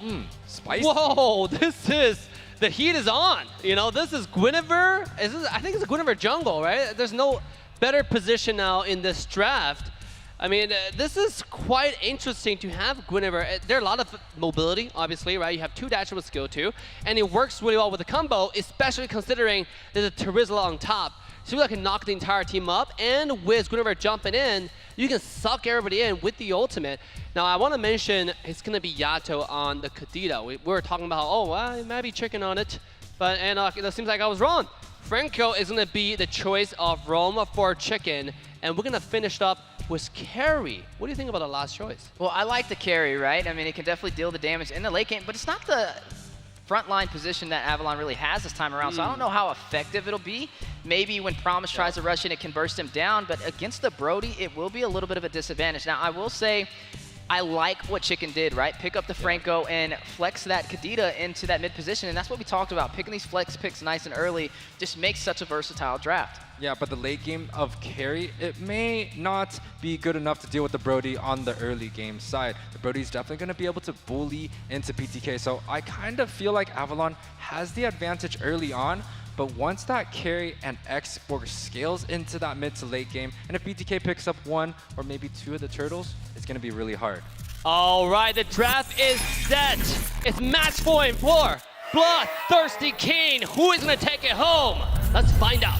That's right, Avalon revving up. They need to claim this game. BTK 1 win away from pushing forward and knocking down Avalon into the loser's bracket. Can they do it, or will we see Avalon turn this around? Now, a little bit of the special picks. The Guinevere coming out. He has the Impure Rage, so he's going to be doing a little bit of damage early on. It gets a little bit of life steal back off of every spell. T also has that Impure Rage. You see Chicken using the focusing mark, making sure that when he does land a skill, Carry is going to be able to shred them down. Lots of defense coming through. You see 3 tenacities and 3 armors actually on both the Brody, the Kaja, the Guinevere, and also the Carry. So very, very defensive starts coming out from both teams. I feel like it's going to be one of those games again where small kills and just high and neutral objectives. Speaking of objectives, early pressure onto Zane, the Terrify, the CC too much to handle. First blood in 1 minute in. Avalon takes down the jungler for BTK. Yeah, very aggressive start coming on from Avalon. You have Tarzan here going from the red to blue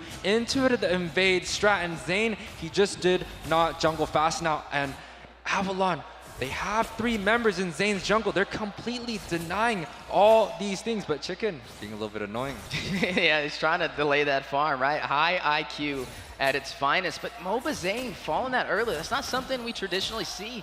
Is that going to affect his early game farm rotation? Most likely. You can see the level difference coming out. And look at the camps. Tarzan has 2 more extra green camps to farm on the bot side, but Zane, he is not even level 4. The turtle's coming up in 8 seconds. They have to give it up, and I'm going to say Avalon has a much better opening in this game right here. Yeah, it looks like they may go in for that. We're looking at the Guinevere being in the jungle. Not something that I believe we've seen this entire NACT Fall season. I wonder how it'll play out. But speaking of things playing out, 2v1 on the top side. Yeah, I feel like they're going to get this objective free, so BTK, they kind of have to try to find a way to get an advantage onto that gold lane side. But Avalon is still a team with some international experience, especially on that gold lane. Basic, he's going to be able to take this 2v1, no problem. You see Chicken kind of peeks down there, but chooses to give it up. And Zane in trouble in his jungle already. Again, another invasion from Avalon, denying Mobazane his farm.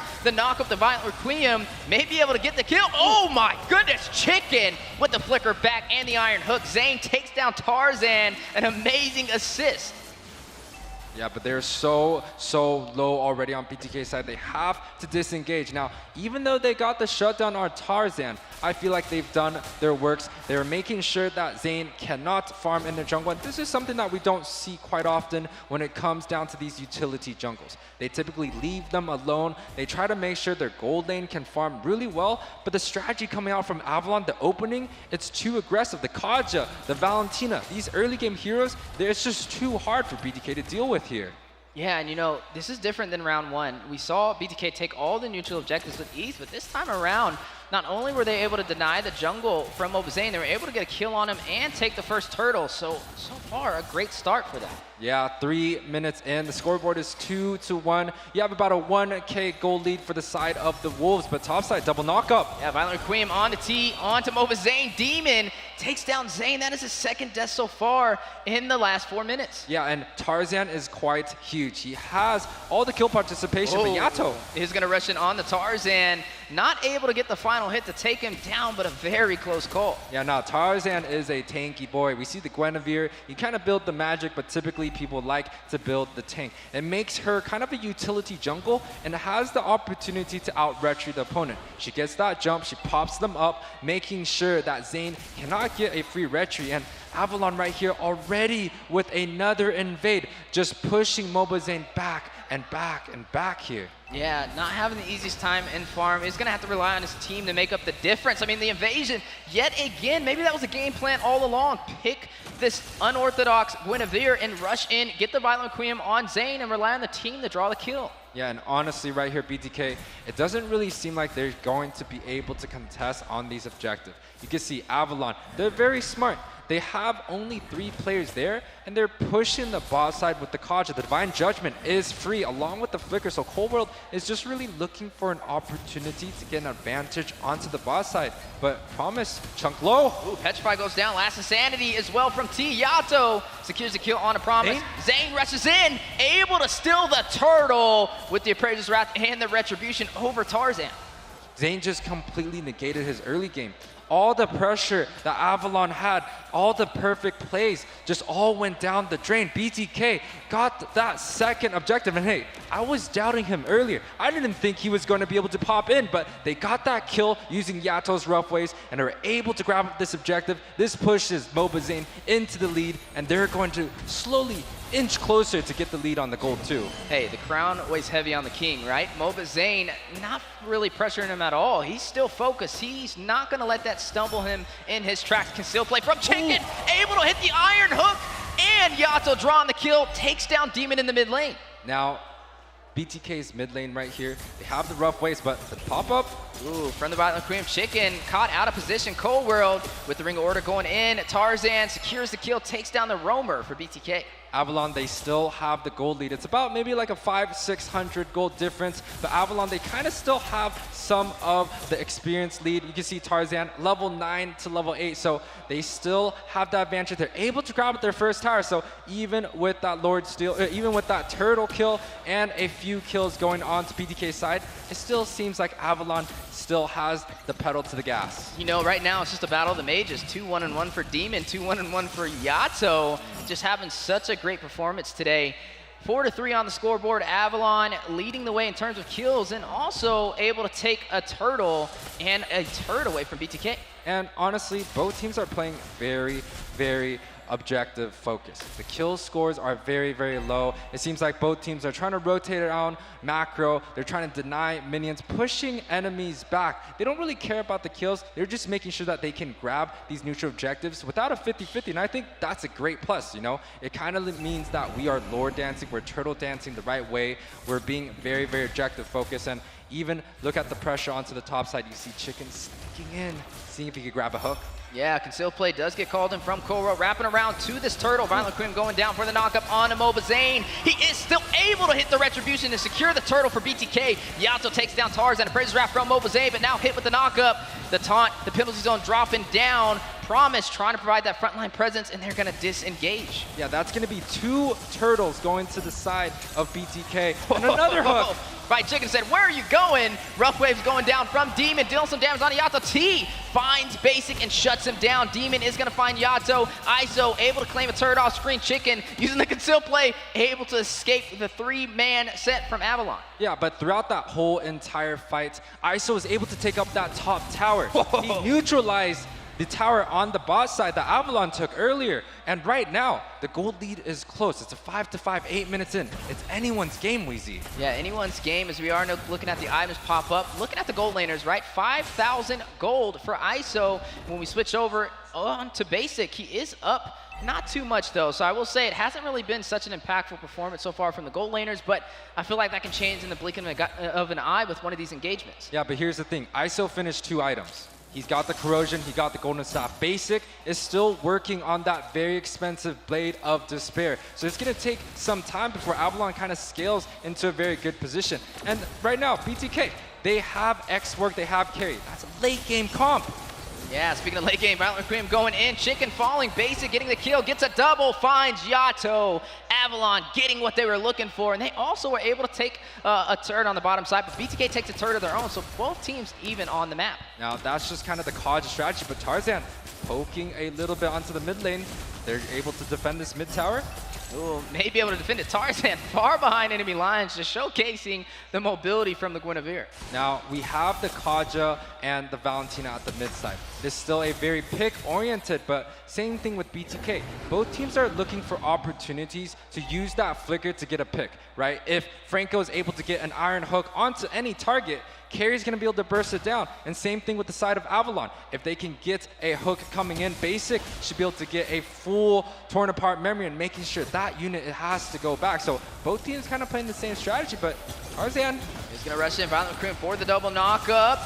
Are still fighting it out. Who will be able to draw the kill and take this objective? Praise's Wrath goes down from Zane, connecting, hits Tarzan, and takes him out of there. You are looking at Promise trying to get away, but the Fire Stake missiles will catch him in his tracks. ISO get the kill. Yato finds Promise to respawn. Rough Waves on the way out. Demon able to sustain himself. 3 members fallen for Avalon. BTK able to take control of the Lord Pit. Man, Chicken on the sniper. He gets another hook coming in. That's the caster's curse right there. He said chicken, and there goes the iron hook for the connection. Mobazane able to claim the Lord for BTK. Cold World Immortality has been procced from T. I mean, it might be a soft spot for me. I'm a roamer, so I can appreciate good roams. And when I see Chicken right here, he's an impactful player. He got the hook on Basic, on the marksman, and able to get that shutdown right then and there. They got the Lord, and now he's just hooking over and over. BTK, they look good. 3K gold lead 10 minutes in. The kill score doesn't really show the full story. And Mobazane on that bot side, even getting another objective for the Kings. Yeah, it looked like they are going to try and sink these lanes and open up the map even more in their favor. But Avalon's still hanging in there, right? They had a good start in the beginning, but BTK was able to turn that back around as we are now embarking into the mid-game. It's still anybody's story. My fight, my moment, right? And honestly, right here, Avalon, they have to get the hook. Whoa, but the flicker in Divine Judgment connects. You are going to see the Lord burst down the inhibitor, and the base has been open for Avalon. The possible siege for the base. Crystal on the way. Penalty zone dropping down from Promise, but knocked airborne himself. T getting the airborne knockup as well. Immortality has been procced. Praise's Wrath from Zane. Frontlining. ISO able to draw the kill. Takes down Tarzan. Demon, Cold World, Promise left to defend against the full team of BTK as they pull their punches and move out of their base. Yeah, BTK is going very aggressive. Yato has been hitting his rough ways. He's been making sure he gets onto the priority targets. If not killing them, making sure that they have to back, or the teammates of BTK can actually follow up. Now, ISO. Ooh, serious damage over there with the Speedy Light Wheels. Able to take the mid lane inhibitor as well, leaving only the bottom side. Avalon now put on full defense mode. Yeah, and honestly, BTK, we talked about earlier how their draft was very early game. They made sure they got all the early game objectives, but now they have the carry and the export. Chicken not missing these iron hooks. Bloody hunt for the suppression. You are going to see the Petrify go down. Mobazane able to take down Cold World. 1 member down for Avalon. Avalon got to try and find a way to use the Divine Judgment. He has the Divine Judgment available, no flicker, but he should be able to grab up whoever the front line is and try to burst it out. Now, here's the thing. Avalon, they chose to go for the early game draft. The Brody pick came out. The Valentina also is not extremely burst heavy. So Avalon, even though they have the Divine Judgment, it's going to be kind of hard to get the pick. Oh, there goes the CC though. Penalty zone on to Mobazane. Not going to phase him. Now rushing in for the counterplay. You are going to look at the Rough Waves Chicken, finding Promise. Maybe able to get another Tarzan hit with the Energy Eruption. Appraiser's Wrath from Mobazane going down. Speedy Light Wheels connecting on a Demon, but he does use his last Insanity back to the base. Yeah, the Lord is coming up in 18 seconds. It should be uncontested from the side of BTK. So let's talk about some of the strategies coming out for the side of Avalon. They have to get onto this carry. The carry has been shredding so hard, 2, 0, and 1. He's going to be doing such high damage, and he's just unable to be shut down. You have the Fredrin in the front. You also have the X-Borg, so it's quite hard. Maybe Avalon got to do a Hail Mary play just like that. Yeah, there goes the Divine Judgment connecting. Chain CCT is not going to be. Wait a minute, does he get out of there? He baited all of that utility, but gets bursted down from Tarzan. Big play, 5-man knockup. Mobazane able to claim the objective. Yato is going to go ahead and take down Basic in the mid lane. ISO finding Promise. Fight may not be over. The Terrify on ISO. The chase is still there. The Speed Light Wheel's connecting. One more hit, and they can take him down. Demon making his way back to the base. Cold World rushing in with the Ring of Order, trying to clear out BTK from closing this game out. They don't have the minions for the close. Well, here's the thing. The death timer is only 16 seconds. I feel like by the Lord marching down, Basic should be up. So Avalon, they kind of have to try and defend right now. They have about 10 more seconds before that Charisma comes out. Yato needs to get another knockup like he did before, but the Bloody Hunt going down. Cold World with the Immortality being procced. Serious damage. Praise Wrath from Mobazane. ISO getting the kill, finds Cold World. Lord still intact, dealing damage onto the base. 25% HP. The Iron Hook connecting. Basic finding Yato. The base very low. Promise getting a kill, and down it goes. A clean sweep. BTK moving forward, shutting down Avalon and sending them to the loser's bracket. Losers bracket indeed. They're going to be playing for that following match today. Now, BTK was able to get the win, 2-0 clean. The support bands, Dave, honestly, it's quite well. They got a certain specific strategy on this new patch, and I definitely think they are very, very strong contenders. You know what? A lot of people were making fun of Zane at the beginning of the season. This guy only played tank. Why is he only playing tank? Where's the Granger? Where's the YSS? Now, see, this guy, this is why I respect Zane, because he has his own strategy, and he's doubling down. Not only is he not listening to the naysayers, he's really doubling down the strategy, right? Okay, not only am I going tank, my entire team is going tank. That's right. No, doesn't matter who you get, who you hook, or who you try to like engage on. It does not matter. You cannot kill them, or it's gonna take you a long time to kill them. And guess what's happening while you're doing all that? We're gonna turn around, find a good angle, just like what Chicken did in the last engage. She got 4 people knocked up, right? With a Petrified combo. That was insane, Wheezy. Yeah, I definitely have to kind of harp in on the synergy between the mid lane and the roamer. Chicken and Yato, the Kadita, the Franco. It was unstoppable. Chicken opened up the match, and Yato closed it out. Yeah, post-game stats coming up, 17-10 for the Kings, 14-minute match, so it's actually quite quick, right? We take a look at some of the stats coming out. ISO 5-1 and 2, Yato 5-4 and 11, doing work, and we also have Zane and T, which is picked up in the very first phase of drafts, 4-2 and 8 and 2-1 and 6. So honestly, BTK with this draft right here, they're able to get a lot of kills, not dying too much, and just making sure they take care of business here. Yeah, look at that hook. I mean, that's pro diction, right? That's not prediction, that's pro level diction there. That's OP. I mean, look at this. Just with 2 tanks in the front, you have an X-Borg, you have a Fredrin. There's not going to be enough damage to kill them fast enough to make a significant difference in the landscape of the match. Here, they finally got an X-Borg, but at what cost, right? But at what cost? Everything's diving. Look at Chicken. Jeez. Yeah, Yato rushing in, able to get that Rough Waves as well for the 4-man knockup, and then Chicken with the Bloody Hunt. We talked about the Mage tank synergy, and there it is. Mobazane not able to take advantage of the early game, but no worries. He has his team to follow him. Once again, BTK They're taking all the objectives in. They have higher turret damage, and honestly, they are just doing so much work. 31% from Yato. That is a very high kill to participation. The Rich Riot goes to ISO. Yato on that highest damage dealing. And honestly, BTK showing all signs of life right here. Zane, Sandbag, Forgotten One, Yato. They're taking away all the awards here. Yeah, you know, one other thing I have to mention.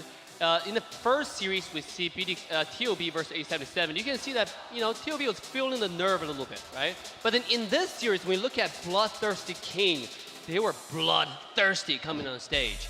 They were not feeling nervous at all. Right? Since the beginning of the match, it's a clean game, really, really short, and second game, clean game, domination style. So BTK, I mean, they look pretty ready. Our casters, I think this time we have like, what, 3 people voting for BTK?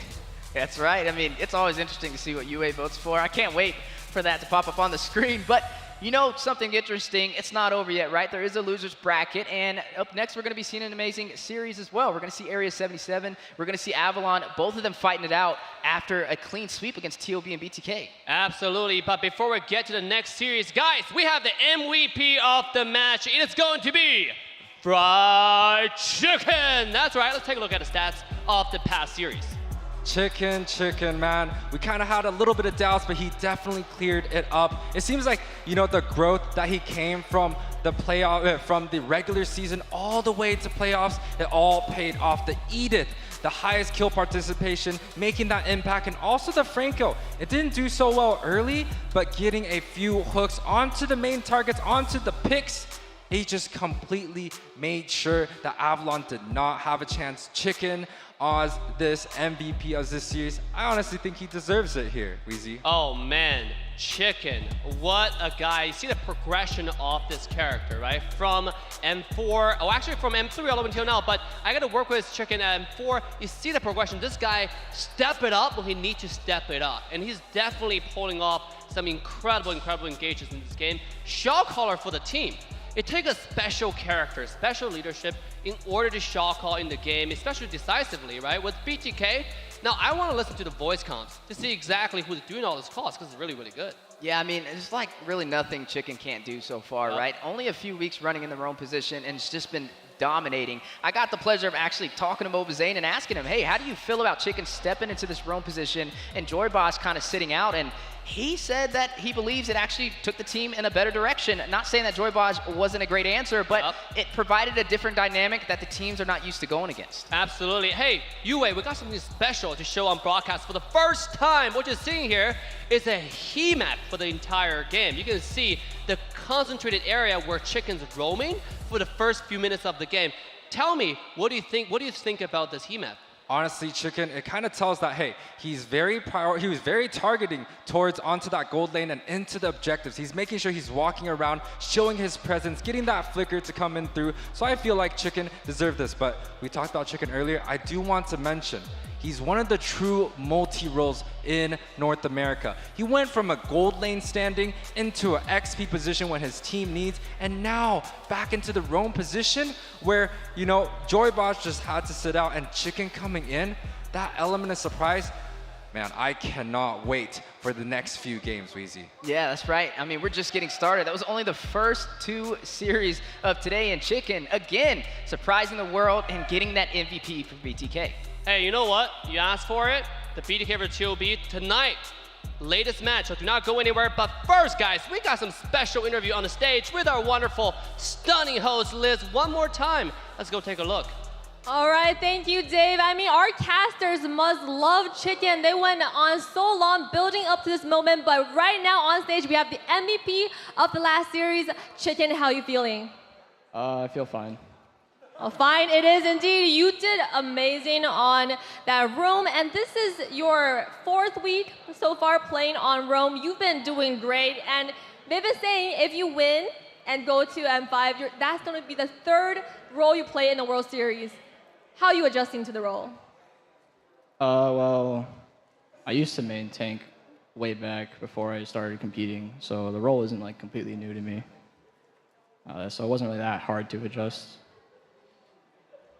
And you're doing great. I mean, next NACT, maybe we'll see Chicken on the jungle. Who knows? This guy is a true legend. Now, the last series, obviously, it was a sweep, it was a domination, but the second game, you guys had a little problem with the Guinevere there that was causing a little trouble in the early game. How do you feel about their draft? They had a good invade, didn't really expect it.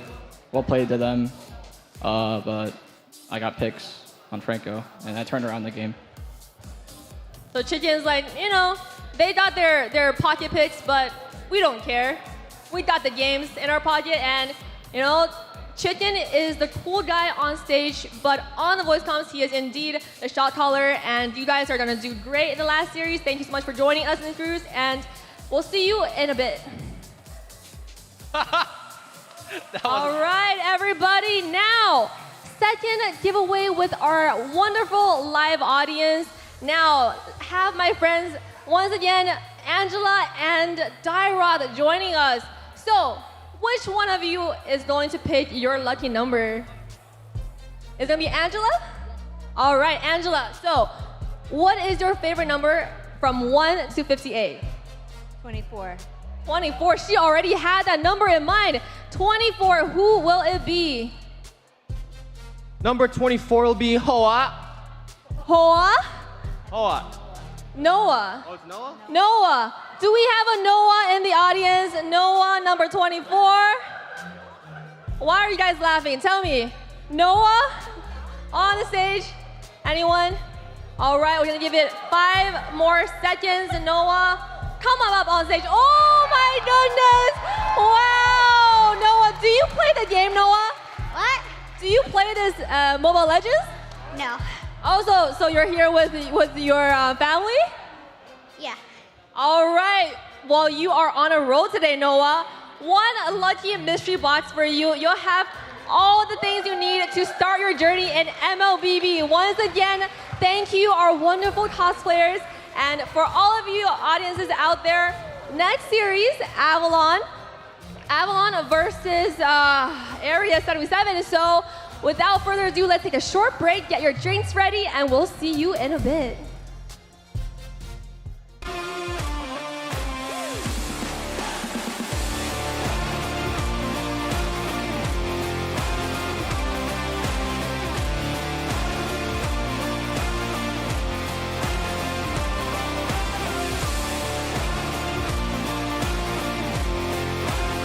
Could be huge, but it looks like could be another kill. Yeah, Razor's wrap onto Marcuti ends his hopes.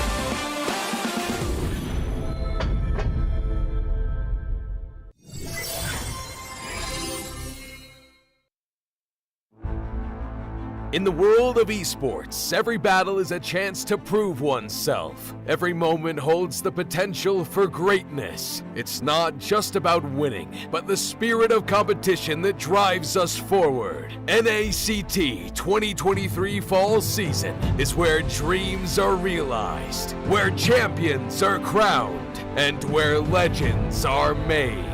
In the arena, we face our rivals head-on with unwavering focus and unwavering resolve. We leave no stone unturned, no opportunity wasted.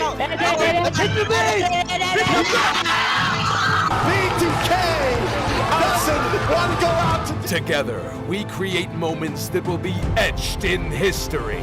We inspire, we innovate, and we forge new paths towards glory. NACT 2023 Fall Season. My fight, my moment.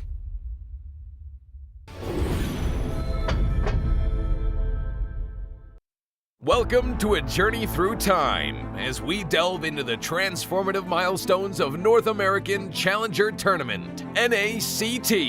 Our story begins on April 11th, 2022, when the North America Community Tournament was officially renamed to North America Challenger Tournament. The official NA YouTube channel was also introduced, and Team A77 claimed the title of champion for the season. Fast forward to August 7th, 2022, and NACT evolved into an officially organized North American regional event.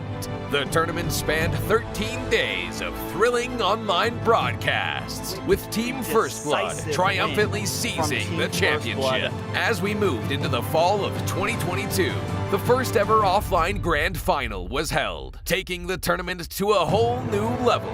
This landmark event took place in Las Vegas, USA, creating an unforgettable live experience for all the fans and competitors. The NACT trophy was unveiled, and the championship title went to the Valley. They also represented North America in the M4, finishing in an impressive 6th place. It was a remarkable moment, as it marked the start of a new era for NACT. By February 2023, the NACT spring season was underway. The offline finals took place on May 14th at the HyperX Arena in Las Vegas. Our livestream page was a sensation, reaching number 36 on YouTube's trending list. Gerald Solomon, the head of the North American Esports Association, was in attendance. BloodThirstyKings, who will represent the United States in the IESF. This has been a brief look at the significant milestones of NACT, charting its growth, evolution, and the challenges conquered along the way. Stay tuned as we continue to make esports history.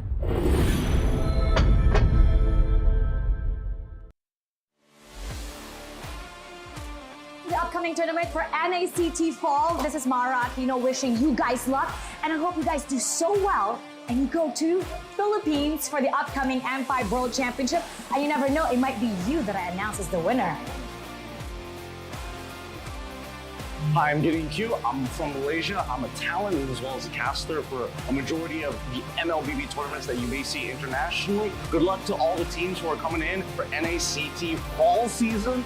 I can't wait to see potentially new talents coming out from North America. Obviously, we love the old, but some new ones would be great to see how the community is going to continue to grow, and especially when we're looking at the top 1%, good luck to all of you guys, especially those who are prepared to deal with a giant crowd when you start flying over for the international. Good luck, everybody. Wait. Hi, everyone. I'm Aturna. How are you guys doing? I just want to say a few good words here. I've been very excited to see you guys grow. It's so great to see how things have developed over the seasons, over the years. I hope it gets bigger. I hope you guys have more to say on the international scene. And I heard you guys are coming to ISF, so that's super great. Can't wait to see you guys there. Can't wait to see you guys rock the, LLBB scene. Hey guys, my name's TheOhioBrothers, and here's the thing, we watch NACT Grand Finals, and if that shows anything about how NACT is as a region, you know what? I can't wait for it. I hope NACT Falls, all of you guys will do good, because at M5, we gotta see a surprise, man. I can't wait to see NAs in M5. What's up, guys? I'm Mirko, Indonesian caster. Right now, casting for MSC. I'm eating. They told me to do this. It's all good. NACT is gonna be insane, all right? You know who I'm rooting for. I'm wearing their colors. BTK all the way, all right? So yeah, BTK. Support M5 BTK.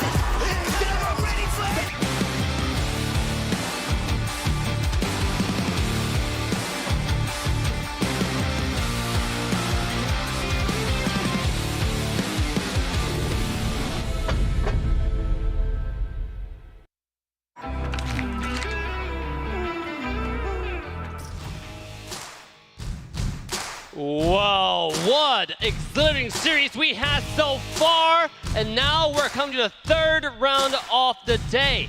AVL taking on A77. One team will have to wipe their tears, and sorry tears, actually, and just go home. They're still free to, they're welcome to come tomorrow. But let's take a look at of the bracket so far. You can see now the next game is going to be the loser round 1, best out of 3. Area77 taking on Avalon, and the winner will proceed to tomorrow. But don't go anywhere, because hold on tight. We have one great match tonight. TOB versus the BTK. Now this game, I wouldn't say it determines a lot of stuff, but it really is a testing ground for those teams, right? Because you can try out some new metas. We mentioned in the last game, if you watch carefully, BTK has some dive compositions that are running really smoothly. TOB, they like to play the supports. We've seen the Minnesota with Axia, right? We've seen different support Rome coming out. Guys, what do y'all think about the upcoming series? Who's packing?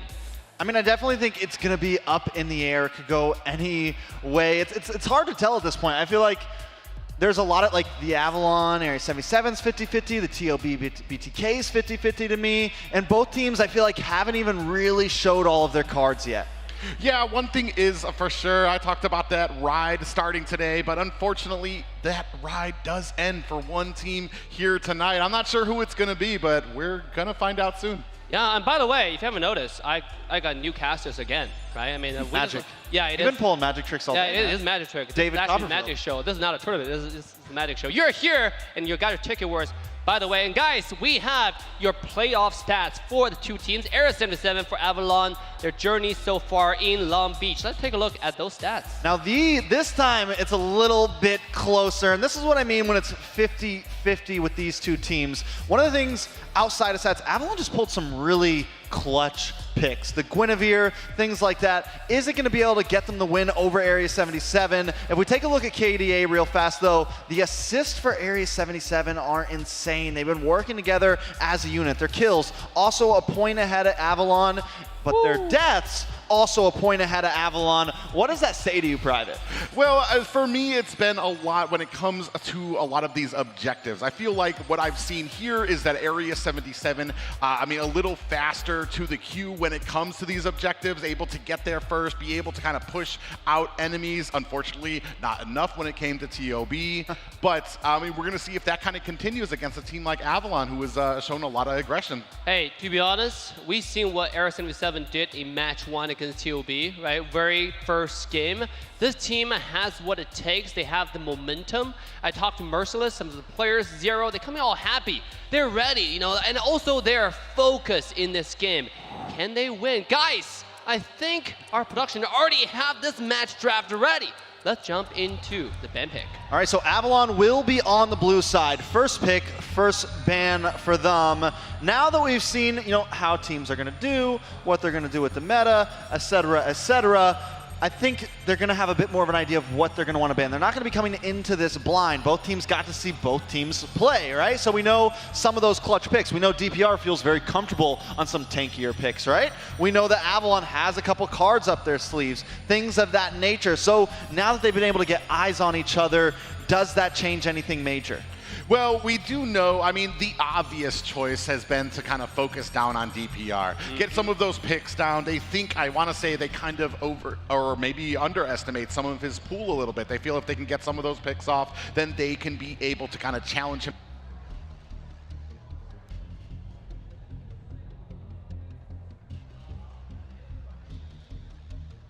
It is quite interesting. Let's take a look.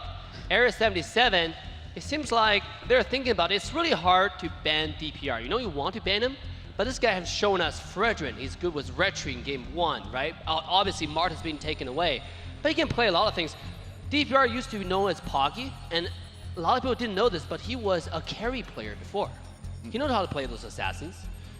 Yeah, definitely a lot of possibilities. It does look like we're going to be having a few tech issues, comms, having a little trouble on the side of Area 77. Possibly may end up being a redraft, so we're not seeing any picks come through immediately. We're going to figure out exactly soon. But this gives us time to kind of break this down a little bit more. And after watching the past game Private, after watching Area 77 face, we didn't really get to we haven't been doing predictions game by game. Any calls, any hot takes? Give me something. I was almost glad we didn't mention predictions because there's no escape. Yeah, as we come to the playoffs, like our predictions just go out the window, especially with the last one when it came to how Area 77 was able to show us off. Nothing is turning out as a lot of our predictions went. But here right now, I mean, this is where it all happens, where it has meaning. Area 77 has shown, and even like we said, I want to say, I mean, I dare say they had a little bit more impressive of a turnout against the Ohio Brothers than I saw with Avalon against BTK. Does that mean BTK was a little stronger in how they pounded down on Avalon? And then that you have kind of a wounded animal in Avalon as well, too. They're not looking for the other loss that just happened fresh, so you know they're looking to turn things around. Absolutely. Guys, before we get into the talk about more about the draft and the meta, we got news that, we actually solved our tech problems. We are going to restart the draft for the previous match, though. Thank you for your patience at home. Make sure to reward yourself, get yourself a little bit of water, a little bit of drink, a little bit of popcorn, stuff to eat. For live audience here, there are a lot of great food actually around this menu. Dave, you don't get to dodge the question. Prediction. Oh, yeah. Avalon or Area 77? We haven't really predict that much. But hey, I got something incredible for you. We got bio for Mark QT. Interesting news, Trex. What's going on? All right, hometown Illinois' Mark QT, a.k.a. The Magician. Favorite character, Lancelot. Okay. Favorite skin, E-Girls. Me too, Mark QT, me too. Hobby outside of gaming, gym, and basketball. I like to see it. And Mark QT, man, has just showed up this season private. Yeah, ultimately, I feel like Mark QT was that driving force that first spun that upset against the Knights of Fate. He was that strong-powered hammer that really nailed in the victory against Ooga Booga, against Powerless when it came to Knights of Fate, and really kind of swung things around in their favor. He's definitely somebody you want to watch out for. We saw in those games a lot of focus goes into these gold lanes to make sure that they can kind of at least upset them, at least hold them down a bit, because if you let them go on their own mid-game, you're going to have a problem regardless of how that early game started. And hey, we're looking at Mark QT on camera. It seems like this guy is, pretty calm, pretty collected. Most importantly, he's really handsome. That is right. I asked all the audience, not all the audience, a lot of the talents, the casters, just the community overall, who do you think is the best looking players in an NACT playoff? You always have the best questions, Dave. Yeah, I know. Mark is definitely one of them, on the top of the list.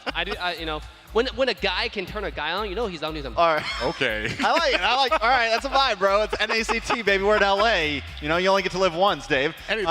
But I think other than his amazing looks, he also has some amazing talent.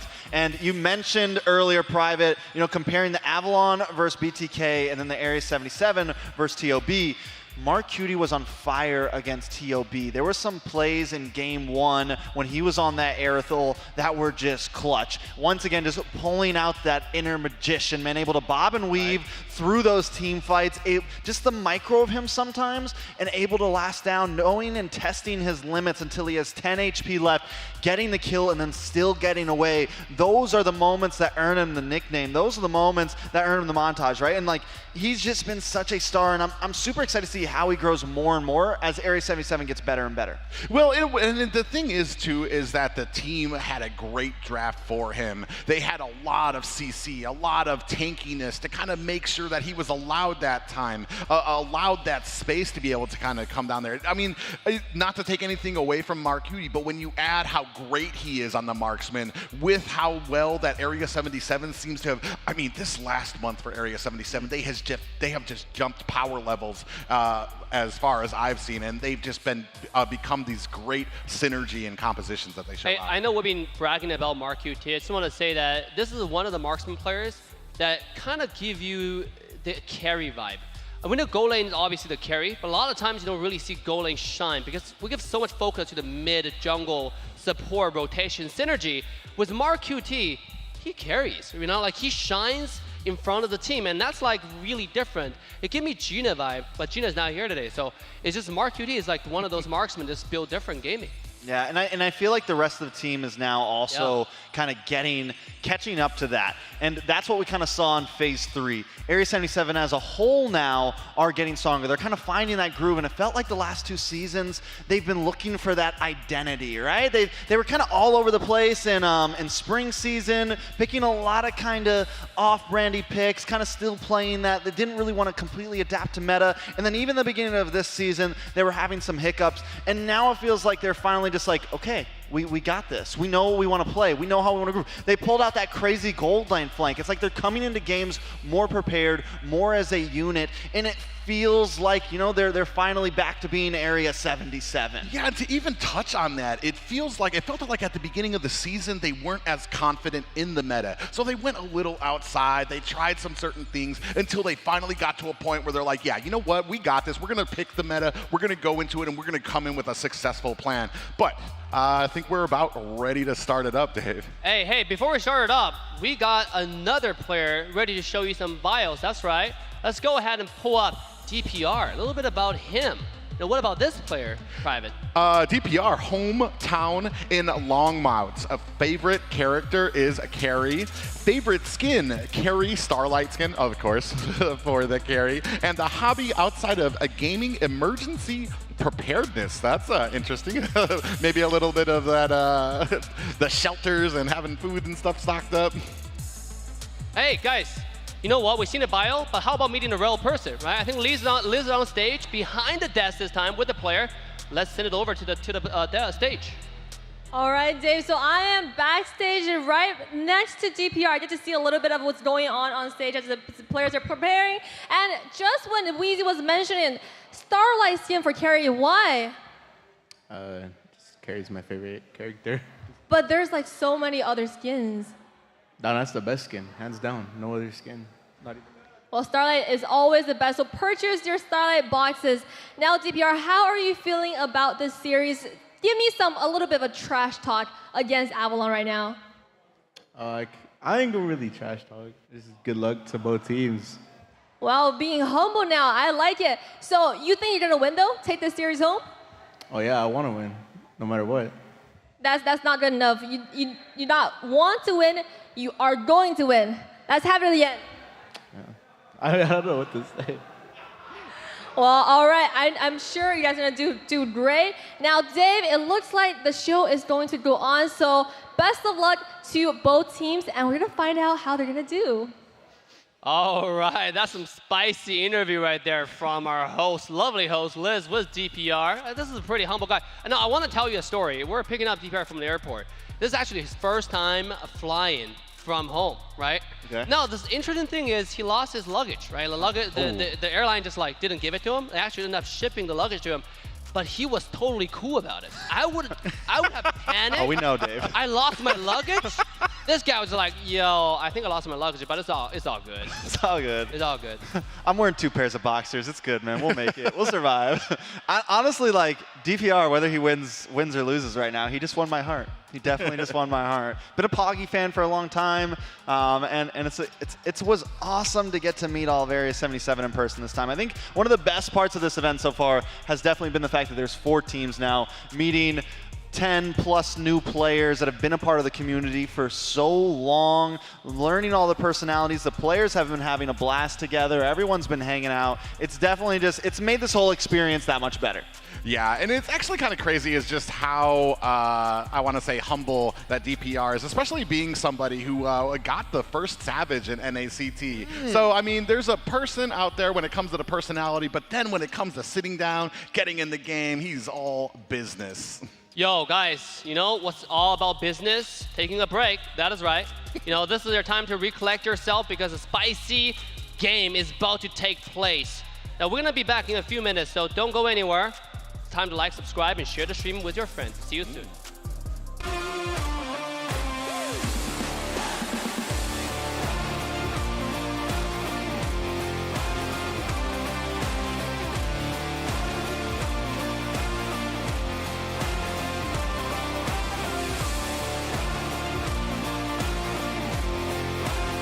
Could be huge, but it looks like could be another kill.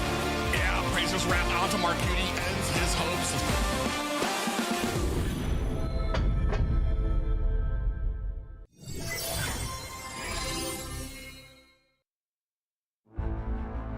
In the world of esports, every battle is a chance to prove oneself. Every moment holds the potential for greatness. It's not just about winning, but the spirit of competition that drives us forward. NACT 2023 Fall Season is where dreams are realized, where champions are crowned, and where legends are made. In the arena, we face our rivals head-on with unwavering focus and unwavering resolve. We leave no stone unturned, no opportunity wasted.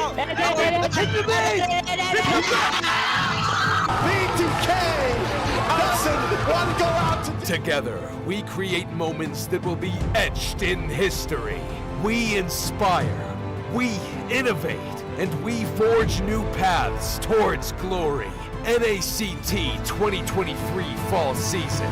My fight, my moment.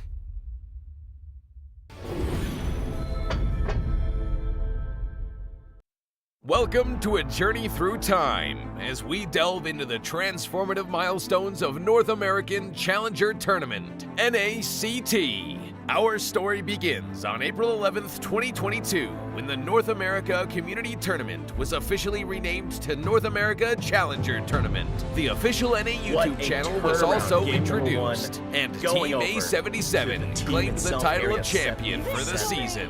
Fast forward to August 7th, 2022, and NACT evolved into an officially organized North American regional event.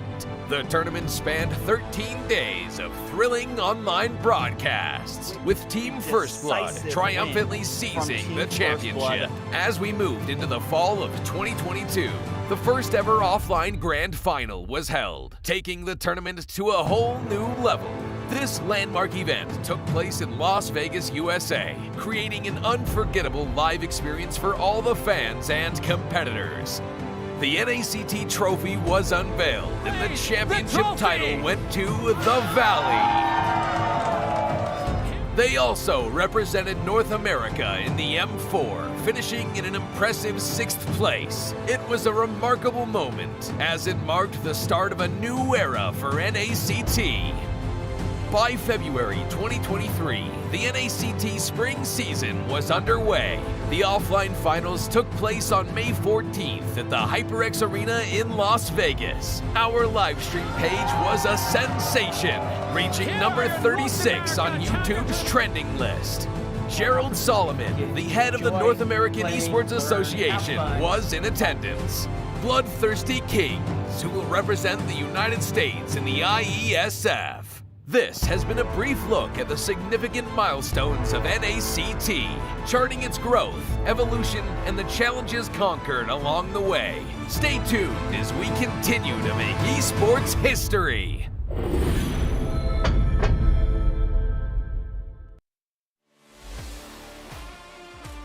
The upcoming tournament for NACT Fall. This is Mara Aquino wishing you guys luck, and I hope you guys do so well and you go to Philippines for the upcoming M5 World Championship. And you never know, it might be you that I announce as the winner.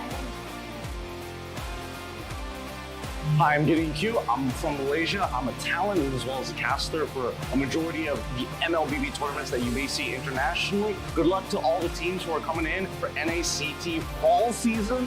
I can't wait to see potentially new talents coming out from North America. Obviously, we love the old, but some new ones would be great to see how the community is going to continue to grow, and especially when we're looking at the top 1%, good luck to all of you guys, and especially those who are prepared to deal with a giant crowd when you start flying over for the international. Good luck, everybody. Wait. Right. Hi everyone, I'm Eterna. How are you guys doing? I just want to say a few good words here.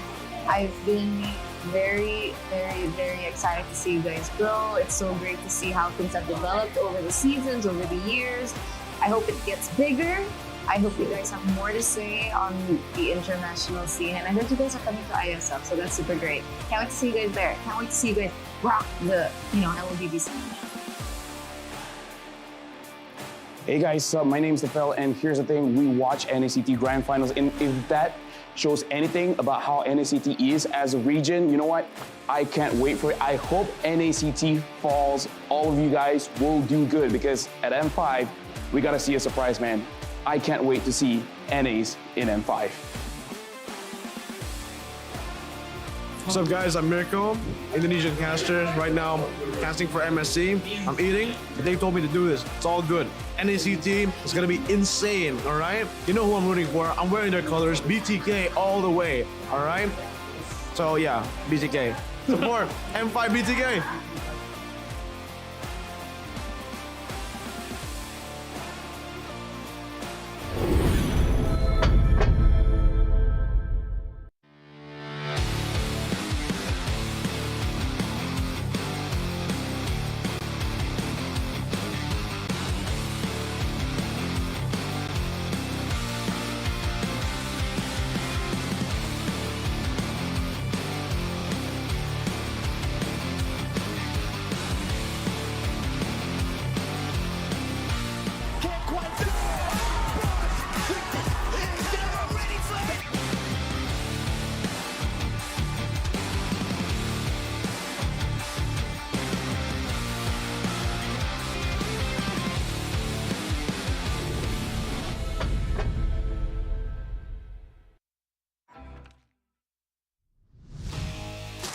All right, welcome back to 2023 NACT Fall Season Playoff. You can see on the stage right now, big shout out to the production crew, our incredible team, are helping our players solving the problems, getting it solved as quickly as possible as we're jumping to the next game. We cannot wait.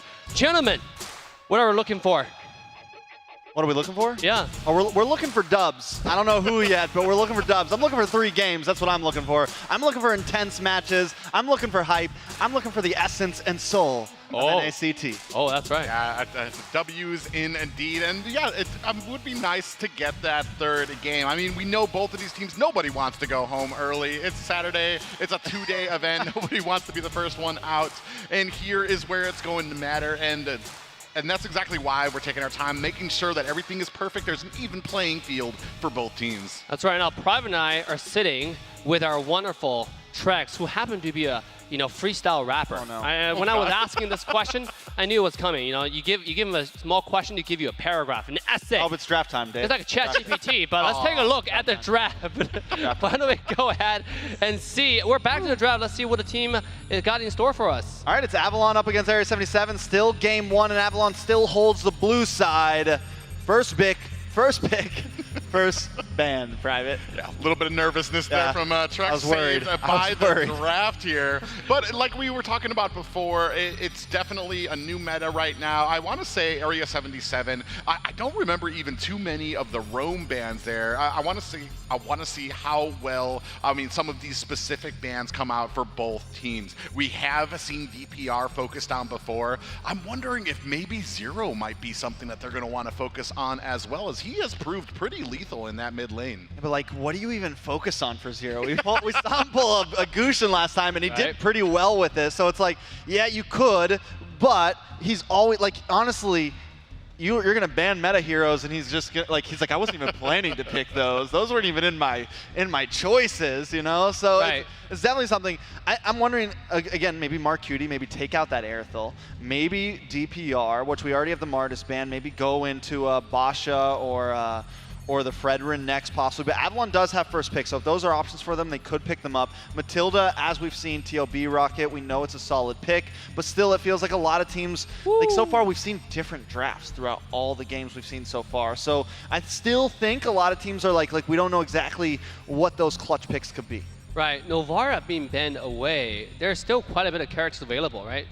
We seen all of a sudden shift. PDK banned all 3 support, Rafaela, Matilda, as well as I think it was Angela, right? 3 characters, 2 games in a row. But now we've seen this match, there's almost no support bans, right? Yeah, Kaj is kind of like a support. Yeah. Novara is more of a mage. Other than that, it's like a complete shift of playstyle. Yeah, there's still Angela on the field. We saw how well that did. Still a lot of options there. So, I mean, it could definitely go any way. And watching how Avalon played last games, I feel like it's hard to even guess what they might pull out here. Yeah, and that's the interesting thing. I mean, we've seen Area 77 have adjusted a little bit. First series, we saw a little bit more of a tanky, fighter-centric composition from them, even without kind of that support of an Angela or from a Matilda. Still rolling around with that tanky and fighter type of composition. First game, a little bit more success. I want to say second game, maybe their number was found in it. So maybe they change it up, or maybe we're going to kind of focus down on that again here.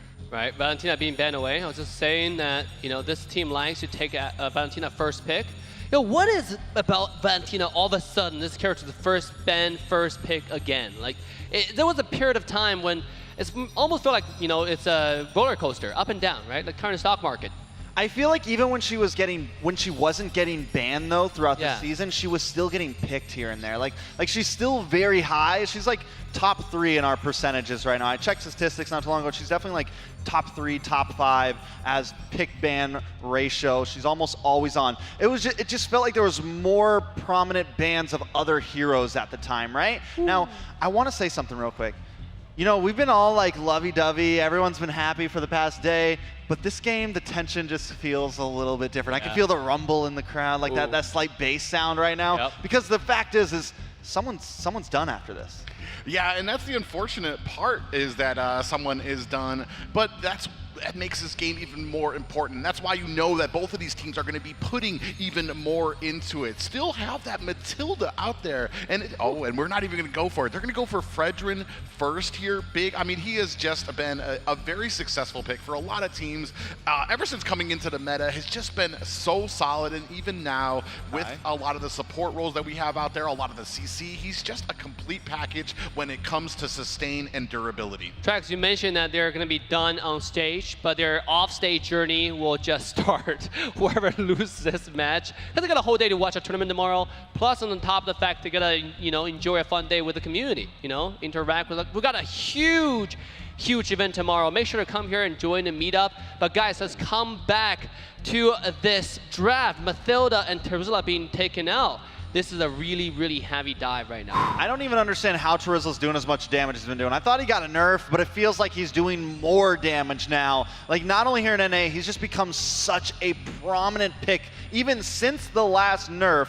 And, I mean, he's just whomping people. Now, the Fredrin pick was solid, but we saw last game, Akai is back, baby. Woo! And Area 77 can definitely lock that in, and the heavy spin helps deal with that Fredrin so well. And now about the Matilda, with Zero being so flexible, do we think it's mid, or do we think it's roam? That's kind of the good thing about when it comes to having a person like Zero on your team, is there's just so many picks that you never know where it's going to go, how it's going to be executed, and especially with how gifted Zero can be mechanically to deal with all of these. He'll use things in mid that you never thought would be successful, and he can use them in that way, especially when it comes to a lot of those ones that have the great movement speed, so that he can get to these side lanes, get those pickoffs, and to help to set the early tone for the team. Only when you have Zero on your team do you need to discuss about, you know, the position of Matilda. Hey man, I've seen crazy things with this hero recently. True. This character can really do a lot of things. Right now I've seen Matilda just with one ult and a skill 1 to just kill somebody. You're like, what? Is this a support still? It doesn't seem realistic, but hey, I love the Franco pick coming out from Avalon, because one thing about Matilda is it can save a lot of frontline tank characters, you know, with the skill 2, with the dash, especially now with the buff on the skill 2, with the extended range, the duration. Guys, with Franco, nothing matters. You know, once I got the iron hook, that's not iron hook, the ultimate onto you, the suppression, you're not going anywhere, right? You cannot take the skill 2 from Matilda, you're going down. But obviously Avalon needs some damage. So far, it seems like they're kind of missing that. But I will say that Ares, like, Area 77 has some answers to the Bloody Hunt, right? Like with Merciless, with that penalty zone. Because whenever the Bloody Hunt happens, everyone wants to kind of like crowd around it. Like, all right, let's go in and kill this person. Right. So you have like, they have some response. They have Merciless with the penalty zone.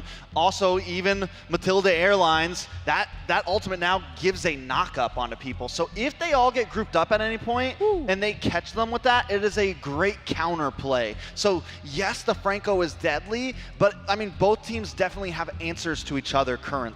Yeah, and it does matter on how the spacing of some of those ultimates come out. You land an early hook, it really does depend on who you get. If you get the roam of the other team, if you get one of the tanky players of it, it might not be as useful as if you maybe had grabbed Mark Cutie on the carry, or maybe had grabbed Matilda and been able to lock her down. And that's where it's going to really come in here. It's going to be the patience of the players when these engagements come out. When does that Bloody Hunt come out? When does that Circling Eagle come out? And how is it used to be successful? Oh man, are we seeing a full engage relying on Merciless with the Terizla right now from A77? Right, the only character so far that can engage, because now what we're looking at is probably a mid laner, or maybe you're right, Mathilda might just be the mid laner, might just be Zero's position this game, because they need another one who can go up front, or it's going to be the Lancelot who gets that vision, thanks to the mobility, thanks to now on top of it you have a skill too from Mathilda. They have a lot of mobility right now from Area 77, and on top of it, you have a carry who skills your late game that can kill someone like Esmeralda and Fredrin in a second. So if Zero picks something, I was going to say like the Faramis, or even something like supporting mid, this composition is almost identical to what TOB beat them with game 1, right? The Lancelot, the carry, the Terizla, the Matilda, and now we can just put another supporter mid, and that's where the meta's like heading right now.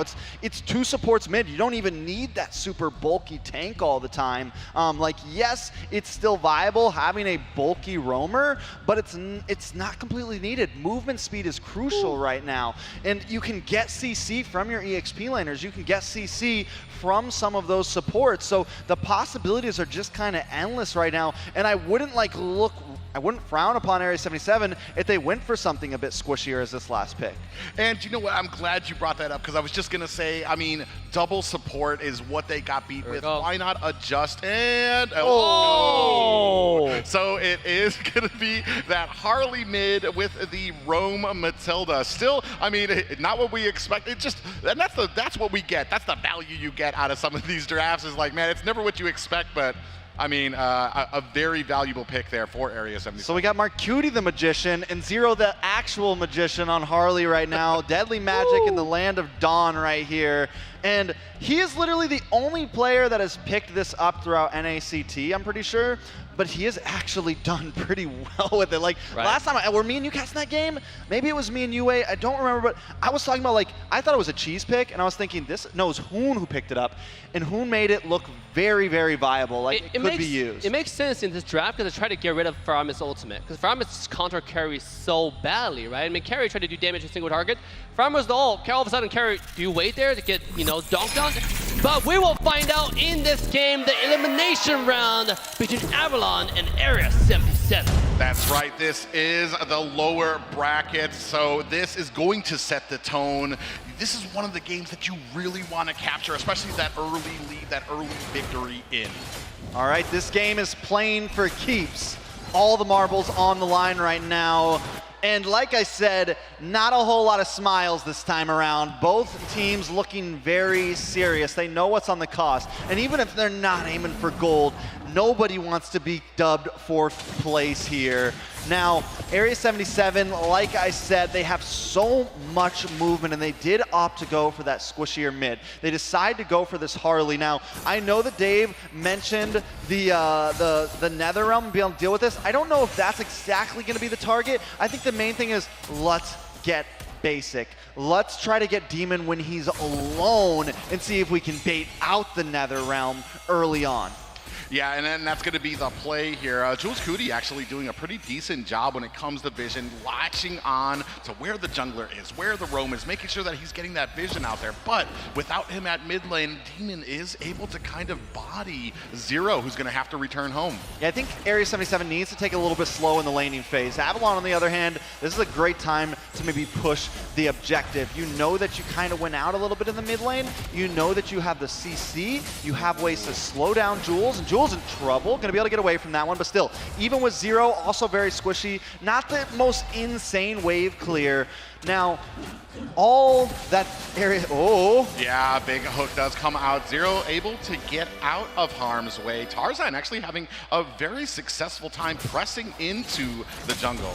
Yeah, I mean, at this point with 0 on this Harley, it will be a good way to dodge some of these hooks, to dodge some of these engages, and it's where it could actually end up being clutch. Cold World gonna harass DPR's jungle there, but Turtle is up now. Yeah, we can see it down comes the, comes out, and then Promise comes into the side. DPR gonna have to get out, but is not fast enough. Takes that early kill and is down, and that's gonna be a free Turtle for Avalon. Oh, another kill there comes out. So 1-1 right now, but Turtle goes over to Avalon. Yeah, Merciless able to pick up Demon there, so a mid laner for the jungler. Good trade for the side of Avalon in my book, and DPR is going to be a little behind. He had some great retries last time up against TOB, but with him slowly falling behind, if Tarzan can get the level advantage, it could be crucial on the second, third Turtle here. Area 77, who do they still have up though? They got Mark Cutie. I'm excited to see how Mark Cutie does against Basic. He is a level behind right now. Basic getting a little bit of an advantage, but that's kind of expected when you're going up against the Beatrix. The range is there, and when you're on that carry, you kind of have to slow play your lane. Yeah, Jules Cutie might be biting off a little more than she could chew. That's exactly what I meant, because Coldwell comes in, puts the suppression on, but Jules Cutie able to dash out of harm's way. Just kidding, Tarzan comes in, able to finish the job, picks up that kill, and they make their escape. You know, with the Bloody Hunt, with the taunt from Tarzan, there's just a lot of things to slow down that heavy movement that Area 77 is trying to bring. And Jules Cutie now knows, all right, I gotta be a bit more careful. Maybe I can't get in their face as much as I thought I could. 0, hitting level 4 a little bit late, now at level 5, I think we need to see something from that, because if you don't start capitalizing on that deadly magical, if you don't start trying to hone down onto Basic or someone else, it just feels like a wasted pick. Yeah, and right now 2-1 in favor of Avalon, who seem to be having a decent time in the jungle, pressing their advantage. We haven't really seen too many big grouped ganks when it comes into these side lanes. So it's really going to come down to a lot of these objectives when teams are forced to kind of meet each other. Actually, a lot of damage comes onto Mark Cutie, taken down to a little less than half health. Basic just dominating the lane, taking advantage of that not great early game from carry. DPR able to dash his way to safety. Promise really giving it to him. Promise has just done an amazing job overall on the Esmeralda. Even last game, he's definitely showing up left and right. And Merciless picks up the Strizzler, which he also did great on the Esmeralda in his game. So I'm just like, it's definitely back and forth. It's 2-1 right now, but a little bit of engage. Yeah, penalty zone followed up by, Tarzan able to get the turtle regardless of what was going on. And we do have some ults all as well. Damage coming down, Appraiser's Wrath. Jules Cutie able to use that circling eagle to get out of harm's way. Yeah, now Area 77 kind of on the back ropes here. Avalon has taken a 2K gold lead. They're holding this. They're now going to start invading, taking away, chipping away at Area 7 more and more. And if they continue to get this lead, if this starts to scale more and more, with the composition that Area 77 brought, it's not going to look good for them. When you have something like the Harley, you need to start getting those kills in. When you have something like Mark Cutie, who luckily hasn't taken any deaths, it takes some time to scale to that. Yeah, and I was about to say, it's very like, DPR swooping in, does find an escape as well, but Mark Cutie, luckily, not taking any deaths. So there still is an answer as you move into the mid and late game. Fortunately, Basic has been dominating that late. They really do know where their power spikes are and where they can take advantage. 3 members up here, locking on to Cobwell, who's going to go ahead, use that flicker to get out. A little bit of a pull onto Jules Cutie. And, just a little bit left of health there, is able to get himself out. Yeah, so DPR just locks in the War Axe. I feel like his damage has been lacking a little bit, but against something like a Fredrin, that is expected. Against something like Cold World on this Franco, like, what are you even really dashing to? And even if you get to Demon, he has the Nether Realm. I continue to say it, Area 77 needs to focus in on the Basic, because that's their only real target right now if they want to try to come out of this hole. Yeah, and a little bit of a patient start, but that gold right now not favoring Area 77's patience. Oh my god, all that damage, and DPR taking off the board again. 3-1 in favor of Avalon, and that's what I was saying. Unless they can make a play here, we do have a circling eagle, and is able to cancel it in a time at the mid lane. Yeah, DPR gets caught off there, taken out. Now he's got 2 deaths under his belt, and this is what I was worried about. He's 2 levels behind Tarzan now, and already at a disadvantage in composition overall. I feel like it's going to be even tougher now to deal with these neutral objectives and try to steal something away from Tarzan. We saw him in previous games pick up more of the utility jungle, this time picking up the Lance a lot. It just doesn't seem to be as good in his hands right now. Yeah, and that's kind of, especially when it just comes down to on paper. If you're have to be, we do have a falling star moon. And again, Promise just honing in on DPR, zoning him out, making sure that he is not a part of these fights, not a part when they're trying to take some of these objectives. Tarzan against 2, Jules Cutie thinks the wiser of it, and now at the tower from the flank. Promise comes in. This is just that gold lead being shown up. They're able to dive into these towers without hesitation. Yeah, I mean, and at this point, Area 77 continues to get backed into a hole. They have 1 kill on the board right now. DPR gets locked down, and Basic puts the finishing touches on him. Yeah, I don't know, man. I feel like you have this Matilda. You need to start using it to get your heroes in and out of these bad situations. Let's take a look at the items, at some of this gold. Mark Cutie sitting at 4,800, and take a look at Basic. Wow. He's got almost a 2.6k gold lead. I mean, he's literally already locked in BOD, one of the most expensive items in the game. I mean, and Mark Cutie is so far behind. Even though he doesn't have a death, it still feels like it's going to be a long time till he can make a dent in anybody. Yeah, I mean, the two most valuable items, I want to say, that Malefic Roar and the BOD. So now even armor is going to have a lackadaisical effect when you're trying to build against it. And that's just when it comes to the gold lead. The gold lead might not even seem too crazy. Well, actually, it's starting to get up there. Now we're at about an 8K gold lead at the 8-minute mark. Right now, a very dominating performance by Avalon. And it just goes to show Avalon's overall rotations, right? Ooh, wait a second. Yeah, big pop-out comes in there, and caught with a hook is Merciless, who's able to flicker out. Demon goes ahead, puts the boots to Jules Cutie, and Promise takes down Merciless. You see Mark Cutie, look how fast he was bursted down, even with the speedy light wheel activated. Yeah, there's just no answer right now. They fall too far behind, and those plays would have looked good if the gold was even, but it's just not enough right now. And Avalon trying to close out early. Yeah, DPR comes in there with that Thorned Rose, but I mean, this one seems academic. Oh, just a lonely minion in there. So, I mean, they're not able to close it just yet, but Area 77, this one seems starting to slip further and further out of their hands. Yeah, this is starting to look a little rough. 10K gold lead, almost creeping into 11K. And as we've said so many times, when you fall this far behind, it doesn't matter how good your play is, you're just not going to be able to make it. And here's the thing about Area 77 is they don't have any like huge setters. They don't have anything that can really like give them 2 or 3 seconds to just unload damage. Nothing to stop any members of Avalon in their tracks so that Mark Cutie can just unload. Promise should be able to get away from this pretty easily. He's got sprint, and that on the Esmeralda just makes her even harder to kill.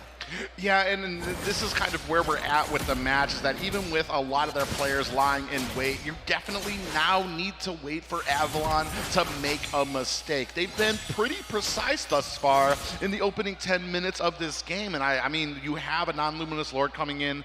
I'm sure Area 77 should be able to stop this Lord, but they're going to lose some powers there. Oh, a lot of damage breaks onto 0, and you can see Tarzan still with the CC, laying it on the Merciless, who's going to be able to escape. DPR comes in, but pays for it with his life. Oh, as I said, they were going to be able to defend. This might be a wrap, as that is going to be all game 1, going to a very dominating performance in Avalon. Ooh.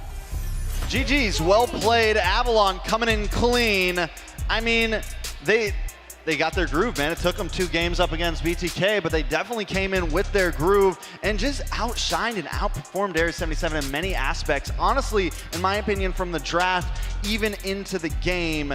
Area 77 tried something a little bit cheeky, but I think they need to get back to the basics if they want to try to reverse sweep this. Yeah, I think we were talking about it before that Area 77 not as confident with the meta, used to go with things a little bit outside of it, and now here, I mean, a Lance into a tanky roam isn't always the best choice because that tanky roam is going to be able to hang around those objectives more. And with Lance, you're going to have to really be picky and choosy how you come in, get that retreat, get that escape. There's a lot of boxes that need to be checked for it to be successful. You know what I noticed is the Franco pick. Right? I said in the beginning of the draft, and it's so impactful. He was able to flicker ult, and I was surprised Cold is able to pull such a great Franco that last game. You know, the engage is really, really decisive, and it's on point, getting Mathilda, getting some key characters, and that just helped them snowball the game. I mean, it's hard, and yes, the Franco is amazing, and it's hard to like pick out a singular player because literally none of them died except for Demon once. They just, overall as a team, I feel like rotations in general, and one of the things pointed out is it wasn't like a high kill game. They just out-rotated, they outmaneuvered, they started taking away enemy jungle, and with that, they were able to just scale more and more and more. It's not like they were scaling that gold lead through pure kills. The ending score was only 9-1. That's only 10 kills overall, and that's nothing crazy. What you saw there was a clinic, just basically a tutorial of how to play, how to make those kills last, use those kills, transition them into objectives, transition them into towers, transition them ultimately into a push into the core. Oh, look at Tarzan excited. I want to see that type of stuff more and more from Team Avalon, right? Because they got what it takes. They got all-star players. For those people who do not know this player, they're literally some of the best in North America can offer, right? Now assembling into one team, that's something about Basic that he can do. Usually assemble the best players into one team. And obviously that's exactly what Avalon have. But I want to point out also for Area 77, this team, the draft, they're missing lockdown. They're missing suppression. You saw it just now on the bottom lane where they were camping the Esmeralda, but there was nothing to keep him there for the damage to really run through. All the shield, the HP, and also the sprint. So, you know, he just got away. Yeah, I mean, and with that, with like the big difference between the TOB draft and their draft is TOB had that Fermis 2 games ago, and that gave those squishies in the mid side a little bit of sustainability.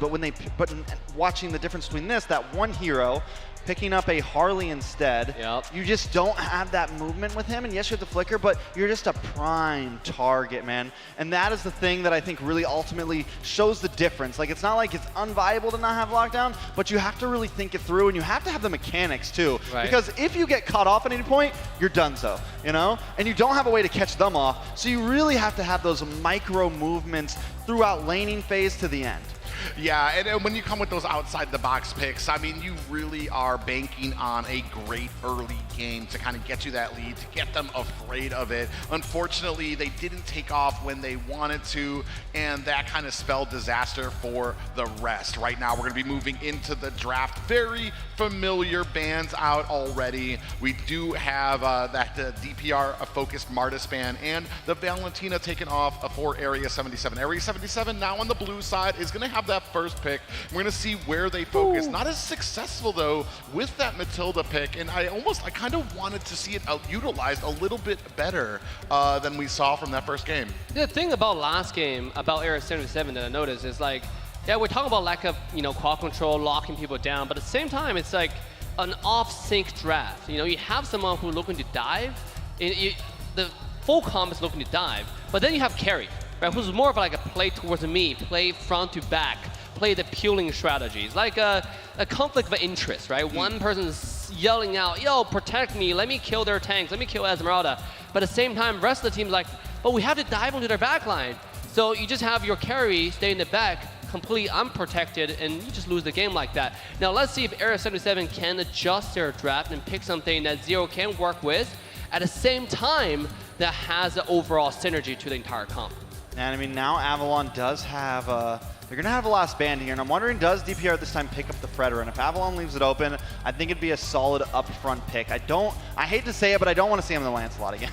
I don't want to see him on an Assassin, man. Just keep it simple. And because it worked so well before. And you can even see Avalon, like, they respect it. They know what DPR is good on. They know what they don't want to play against. They're banning out the Basha. They're banning out the Martys, because those are things that he's been running well. That's when he's winning retries. And yes, he had a Prime and Glory, but there goes the Fredrin. Akai still open though, and Mobazane just showed that it is very viable. I've been seeing players over overseas. It is viable. It is back. The Panda is back, welcomed into the land of Dawn, and I think it's something that could be picked up here. Yeah, it's either that or, you know, and we still have the Franco out there. He was a bit of a nuisance when it came to Area 77. Cold World did a great job getting the vision, getting in there to get a lot of those bloody hunts locked in on Area 77, but it does look like we're going to go ahead and steal away that Esmeralda. Area 77 going to focus on that. An interesting first pickup for that, about to be answered by Avalon. Yeah, I like Indo landed down too, to be honest. With the Akai, I think Akai actually worked really well against Fredrin. You know, we were talking about before, because you can push Fredrin away. And he can't really continue to keep on CCing you. The thing about Fredrin is this character has too much CC back to back to back. Being one of the meta's favorite, guess what counters it? Akai does it really, really well, right? You just push it away, you can't really skills at all, and you can't really use your retry at the same time. What do the old school, what Akai team comp does, you know? And let's take a look.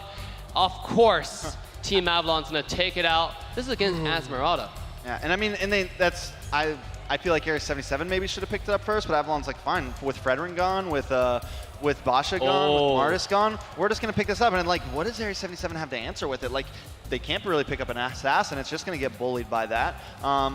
So it's definitely a tough position, and now they pick up the Wrath as well. A lot more movement speed, possible heal, make that heavy spin, move around, get different angles even quicker. But Area 77, all right, fine. You want to go support? You want a healer? We got a little girl of our own.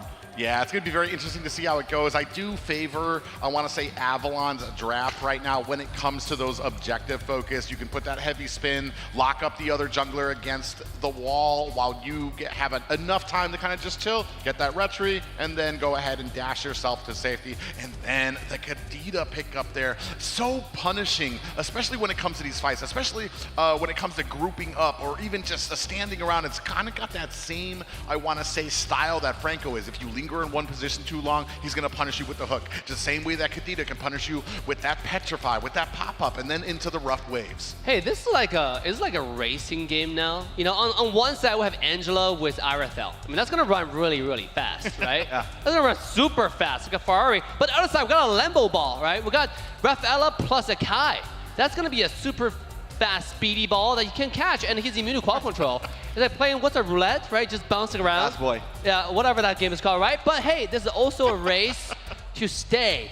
Remember, the team that loses today is gone. But I forgot about that. Yeah, it's gone for good. Yeah, that's right. You know, they're going home, probably eating like sorry tacos in the hotel room. I had some of those the other night. Sorry It's a long flight. Yeah, sorry. It's like sad tacos. Oh. You know, like sad tacos. That's what he means. Sorry tacos. I'll Sorry translate. tacos. Sad tacos. And they're Sorry delicious nonetheless, but you know, but it's pretty sad. depressing. Pretty depressing. Meanwhile, let's take a look at Avalon's draft. They're gonna go ahead and ban Valir and Paquito. What is about that? What is that draft? I mean, all right, so the Valir would help out against the Akai. Sure. It's like probably one of the only heroes, honestly, that can push the heavy spin back, right? I don't think there's anyone else that can actually like push the heavy spin away. So that's a solid answer. Like, I never even put that together. He's literally the only hero I think that can get heavy spin away from your team. So I think it's a good ban. I think it's a good possibility. It's like, all right, let's open up our bases. Let's make sure we're safe here. Let's make sure there's not something. That way, our Panda can just wreak havoc in the Lord and Turtle Pit. In Area 77, I think at this point it's like, we're still thinking, like, what do we pick in the jungle right now? It's definitely going to be tough. Marksman also getting banned out from the side of Area 77, but Avalon doesn't care. Basic's just going to pick up the Briatrix once again, which he did so wonderfully on last game. Yeah, for me right now, I think the damage or the burst in the early game is going to be a real issue for Area 77 right now, unless these next two picks are going to prove something I want to say cataclysmic here. Avalon, I do like the balance of their draft. You've got the heavy spin, you've got the tankiness, you've got the burst from Kadita, the updated speed from Rafaela, along with the sustainment, and it looks like we're going to go with a tanky boy, and then Old Faithful in Gushin for the 4-0. Whoa. That's some speedy lockdown right there, Trex. Walk us through those picks. I actually have been wondering if we're going to see the Barats. There's been whispers in the community, you know. There's been some talks thinking, is this something that's going to come back? You know, we've known it. It's been around. It's been a pocket pick here and there ever since it kind of fell off the meta. But I think now that he picks this could be a possible answer. He gets immune to CC when he tries to use the ultimate. So there are some answers there. 0 on the Gushin, though. It looked good, and it also looked bad at the same time against TOB. So I still need some hope. Oh man, it's gonna be hard, right? You have a Raphael that can get away from that Gushin dagger really, really fast with the speed, and you cannot be slowed down anymore, so Angela wouldn't help. But guys, again, this is the elimination stage, currently to the match point of Avalon. If they take home this game, it's GGWP 4, Area 77. We will find out who will stay. Are we gonna go to a game 3? Casters, take it away. Basically, we are awarding 4th place here. That's what's happening here for this game. And we're going to see, I mean, Barats is going to be a very interesting pick here, especially if he's going to be able to get slowed down versus Cold World and the speed up that he's going to be able to give his team. All right, Area 77 digging deep right now, right? They didn't have a whole lot of options. They don't have a whole lot of answers. And honestly, this could have been the best one they had because, like I said, I don't think an assassin was it in the jungle. They need something that can at least hang out in the Lord's Pit. And at this point, even if Barats gets pushed around a little bit, it should still survive. Now, ooh, 0. Yeah, so much aggression in the early game. Big pop-up already. 0 goes down, and Promise taken out there 1-1, and we're still fighting here. Cold World and Demon in a little trouble. Merciless putting on the damage, but none the warier. 1-1 apiece here. And I think that's really solid, right? Because, like, honestly, even trading 0 there, Merciless could have a bad matchup up against Dairoth, right? But getting that kill against Dairoth early on immediately gives Merciless a little bit of a possible edge. Yes, Merciless still needs to be careful, doesn't want to get hit by that ultimate. It's just too much burst damage to handle. But at this point, it definitely helps. It alleviates some of the pressure. Gonna almost hit level 4 before Promise even hits level 3. Yeah, DPR, almost got that gold minion stolen from him.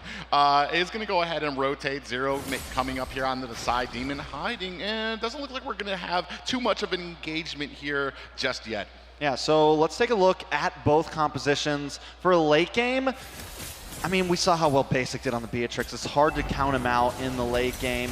But Marcutie we've also seen, and there's a bit more movement there. There's a little bit of possibility. So I think Area 77, once again, that's kind of the plan. But this time, they're not just trying to stop Basic. They have to worry about Demon as well. So there's a lot more kill pressure on the side of Avalon, I feel. Yeah, as we're talking about it, Merciless walks into 3 members, is able to zone out Cold World. We're still working on this turtle, slow playing it a bit. A stun lands on the Promise. Heavy spin is out, maybe a little early, is eaten up, and down goes Cold World. Merciless with the kill there. Merciless actually in trouble now. Demon finds a kill onto him. Tarzan picks up the early objective, and Promise finds a kill onto DPR. Avalon, a super successful fight for them. Yeah, I feel like Area 77 did the best they could there with the heroes they have and just weren't able to pull it off. 0 on this Gushin. I feel like in the laning phase, it just can't do a whole lot. And if he risks it to go in, if he doesn't get the Petrify onto Cold World, he's immediately going to get knocked up. He's immediately going to get bursted down. So he has to be very careful about that. And until we get into like the 6, 7, 8 minute, we're not even going to see a huge amount of damage from him overall. To whereas Demon, I mean, you have, when you see that Kadita literally at level 4, you are taking people down with you. Yeah, and we've already seen it, man. It's from the opening seconds of the game, the pop-up there. That's just the amount of damage that she comes stock with. And maybe it kind of comes into play with how they draft for some of these games. We talked about it before. Area 77 does favor that late game. But what is a late game if your early game is suffering? Yeah, now taking a look at the gold lane, Basic and Marcutie, both deathless, but neither team's really focusing up there too much. Avalon is kind of controlling the side of the map, but it's more in just of the turtle coming in just about 40 seconds. Demon keeping good vision, and overall feels like Avalon is kind of controlling the pace here. They always kind of have vision. They always know where DPR is because either... Oh, wait a second. Oh, yeah. Marcutie comes in. Heartsguard lands onto him. Unfortunately, Basic, too quick on the draw, is able to get himself away. 20 seconds for the next turtle. Oh, look at Tarzan and Demon, man. The positioning of Avalon, the patience of Avalon right now. Ooh. Oh, and just as you said that, Mark Cutie gets caught. Heavy spin is out, but Mark Cutie, oh, actually take a look at the damage he's able to do. Mark Cutie, thankfully, Zero finds a kill onto Promise, and Avalon giving chase to the next two. DPR from the back does find a push onto Demon. The rest, Tarzan and World running back to the turtle, looking for a reset. Basic coming in here. Big stun lands on the DPR. Ultimate down, and that is a jungler down for Area 77. That's going to be a good turtle for Avalon. Just when the fight starts to swing towards Area 77 a little bit, it felt like they kind of had it. They lose DPR right before the objective. Tarzan still able to take it. Now, Merciless and Mark Cutie probably doing the best on both sides of the team. Merciless solo, even able to get that kill on a Promise alone. I feel like I want to see him rotate more. I feel like they're going to start needing him in these fights if Area 77 doesn't want to fall too far behind. They're already almost at a 2K deficit, and if Merciless doesn't start getting involved and just gets stuck down there in the bottom lane, it's going to spell trouble for Area 77. Yeah, pretty dominating performance there by Avalon's XP laner. Merciless having some issues, and this is the problem when you, ooh, big rough waves comes out. Zero taken out by the burn damage. I don't know if this was it, Private. I don't know if the Gushin pick was it. Possibly the last game. Mark Cutie still trying to carry though, but goes down. Avalon on the uphill rise right now. Yeah, we've talked about some of these picks. There's a meta for a reason, and if your performance, especially in the early game, you can't get that little bit of a surprise advantage. Avalon obviously learning from their mistakes when it comes to these types of drafts from the online sort. Here at the live stage, they are ready to play, and they have a plan. Yeah, now Area 77 are starting to move around a bit more as a unit. DPR 0 sticking together. I think it's something that's needed. Taking a look at the items real fast. Basic doesn't have as much. I know it's still 1,300 gold lead. He's got the BOD. He's going to be working into possible Malefic Roar soon. To whereas all Mark Cutie has is the Haas Claws, and there's not a whole lot of damage from that. He has to get the Berserkers in. He has to start building some more crit before he can even pack a punch. On the side of the junglers, also DPR is so far behind, 1,000 gold behind. Tarzan level 10, DPR level 8. It feels like for the past 2 games, he's always been a step behind.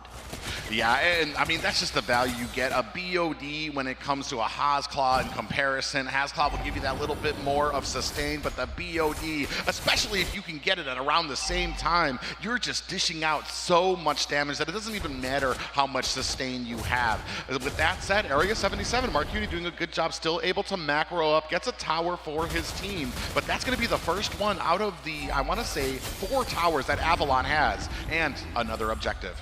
Another objective. That's the 3rd turtle going inside of Avalon, 3 for 3. Not only that, but it looks very reminiscent of the last game of right around this point, we start taking your jungle. We start scaling our gold lead even more. We don't have to kill you a bunch. We just have to control the map, take objectives, take your objectives, control waves, and slowly and surely, we're just going to move down your lanes closer and closer to your base. Yeah, and right now it's kind of a very remnant of the last game where even if you catch them, you're starting to group in, you're starting to get locked into your base. You're not able to leave out too much. Great positioning. You can see there's always, no matter where DPR is, no matter where the rest of Area 77 is, there is Avalon members there getting the vision, making sure that they are going to be able to counteract and refuse at jungle that farming ability to Area 77. Yeah, so with Area 77 backed up against the wall right now, what are the answers? Zero's taking Dude Death, so he can get another item. Maybe he gets onto someone to the backside, but once again, it feels like Basic is the target, and the way he moves with his team, the way the Promise, Cold World, and then the movement speed from this Rafaela works all together, it's so hard to catch on to anyone, and Area 77 has a decent lineup, but they don't have the speed definitely to catch up with them. They don't have a way around, and it's just so reminiscent to the same issues they faced last game. Well, and it's just a surgical approach. I mean, it was just so smooth. That last tower, Tarzan swoops in, in with the heavy spin. He's not really trying to get a kill. He's not trying to do much, but create space so that Avalon can get that tower, and then they back up again. And they're just surgically going in, getting one, backing out, going in, getting one, backing out. It's a low kill game, but man, the macro is on a top for Avalon. Yeah, and I feel like Area 77 wants fights. Like, that's where they thrive. Like, they like, let's do this. Let's go. Let's throw fisticuffs and see who comes out on top. Whereas an Avalon, I think, knows that, right? They kind of got their number, and it's like, we're not going to fight you. We're just going to beat you at macro. We're just going to control towers. We're going to take them. We're going to control your buffs. And as long as we don't have to clash you to win, like, we don't have to clash you every minute to get this, but as long as we get picks like that every couple minutes, it's a dub in our book. Ooh, Merciless actually sidesteps their Abyssal Strike from Promise, and still taking out even with the Hearts Guard. And that is unfortunate. DPR with the flame. Jules Cutie gets too close. Nom noms for DPR. Is going to throw him against the wall. And Promise, not long for this world. A good little setup there. A little bait from Area 77, but ultimately doesn't really change the course of the game just yet. Yeah, DPR needed that one. Area 77 needed that one. They need to try to slow Avalon down a bit more. Avalon still just being surgical, like you said, taking another tower. Lord's going to be up in a little bit. They don't need to do too much, and as long as they keep picking, Area 77 can't get to the backside. Mark Cutie getting a little bit of poke. He's only taken one death. He's taken the least behind Jules Cutie of death. So I got to imagine earlier when we saw his items, he did have the Berserkers. There might start being a bit more of a punch from him, but it's still going to be a while. Yeah, and unfortunately, there's really not much they can do. Merciless and DPR, the rest of Area 77 trying to farm up as much as they can, waiting for a little bit of a mistake, but like we said, there's not much to do when the enemy is refusing any type of engagements. They're just going to push in, take down these towers. Lord coming in at top right now. It's not a Luminous Lord, so it's not going to have that charge. It's not going to be able to put on a ton of damage onto the tower, but you have Avalon with almost a 10k gold lead. Heavy spin into the back to push out the rest of the team. Towers down to about 10%, and Area 77 able to defend the top tower at least. A little pressure from the mid as they go ahead, sweep out the minions. Now switching back up and forth. I just love Avalon right now. Just switch the mid, switch the top, switch the mid. Just getting these things, checking the boxes to take down this tower. And right now, Area 77 is just getting this noose tied around their necks, tighter and tighter by Avalon, who's just working a very slow and steady game. Yeah, the oppression is real in the land of Dawn right now, but Avalon might finally be going for the cutthroat. Yeah, you do. They're going to go ahead. They want to make something happen. Tarzan finds the tower, and a lot of damage comes out. Zero taken down again. Heartsguard is on top of Mark Cutie, trying to put on the damage. Tarzan leaps in, does miss the charge. In comes Promise, looking for the Abyssal Strike. Is going to be able to flicker out of the Daytona's welcome from DPR, and this is just, they're not able to find that rhythm that they need. So slippery is Avalon right now. Merciless comes in with the falling Star Moon, a little bit of a push. A DPR not able to capitalize on it just yet, and minions, there's not a tower left, and we have an exposed core. I can hear Area 77 on the comms right now. Just a little bit longer, guys, just a little bit longer. Just defend a little bit longer, and they are kiting so well. They are defending these pushes very well. They now know, okay, we actually don't want to force a fight. Let's just try to defend. We need a little bit more time. Wait for this next Lord. We're now about 9,000 gold lead behind, but Mark Cutie still hasn't taken a death. The deaths are still low. They did just get a little bit of a gold boost from those waves that they were able to clear from Avalon shoving them down their throat, essentially. But 5 seconds until Lord, no inhibitors. I feel like this could be a Lord that even though they're behind, you gotta go for it. Yeah, I was just about to say that. It might not even work out for them. They might get wiped, but at this point, you need to do something, because a stalemating at your base is not going to be able to win you this game. You see Colwell comes in there. Merciless takes a lot of damage, down to 10%. He has a bunch of seal. Demon going to go ahead, use that rough waves to get away, but they're still working on the Lord. DPR trying to close the distance on their half health on that Lord. Tarzan still at full health. The rest of the team here looking for some good positioning. In comes the heavy spin. DPR gets chomped up for the Daytona's welcome. Down to 10%. DPR not in a great position. Tarzan picks off DPR, but DPR gets the turtle, but they need to escape. They need to not be punished for it. Mark Cutie finds a kill onto basic. DPR getting honed down by Tarzan, but Jules Cutie there to cut off the escape of Tarzan. Slowing him down. Stun comes out. Promise coming up from the side. side as well. Mark Hudi, good distance. He doesn't realize Promise is out there. This might be it. Promise locked on to Mark Hudi, takes him out. In comes the dash from Tarzan, and Jules Cutie is down as well. That is 3 players down. They got the Lord, but at what cost? 0 up in 3 seconds. It's not quite over yet. Lord going up the top side. It would have been much better if it went down the mid, but you get what you get, and that is that. You still have DPR up. He's able to get back to base here, heal up. Minions come out. I don't think Avalon can end this just yet. I don't think they're going to go for it. They're going to go back, try to clear this Lord. And Area 77 just bought themselves a bit of time. Promise, though, able to wait out and turn that around, because if he didn't get that kill into Mark Cutie, this could have possibly really tipped back into the hands of Area 77. Yeah, and that's just kind of showing the composure, and that's what happens when you have such a commanding lead from these guys. I mean, they have narrowed it down to about a 6K gold lead, so it's not as bad. Yeah, a 6K gold lead. It's not as bad as it could have been for Area 77, but this does say they do have signs of life, especially when they go and they have those organized. They want to make something happen, and they force that in. It's just they have to have the right time for it. Yeah, and Mark Cutie is now locked in Wind of Nature, which is going to be really helpful. He's locked in Berserker's Fury. He's got the Haas Claws. Now we're going to start seeing that punch come. DPR just gets in the Blade Armor as well. Going to be able to help with basic a little bit. Going to be able to repel some of that damage. Going to also add some bulkiness, because one of his problems that it looks like he's been having in the Lord Pit is he's just taking too much damage. And yes, the Barats was a solid pick. We saw it in the last pit.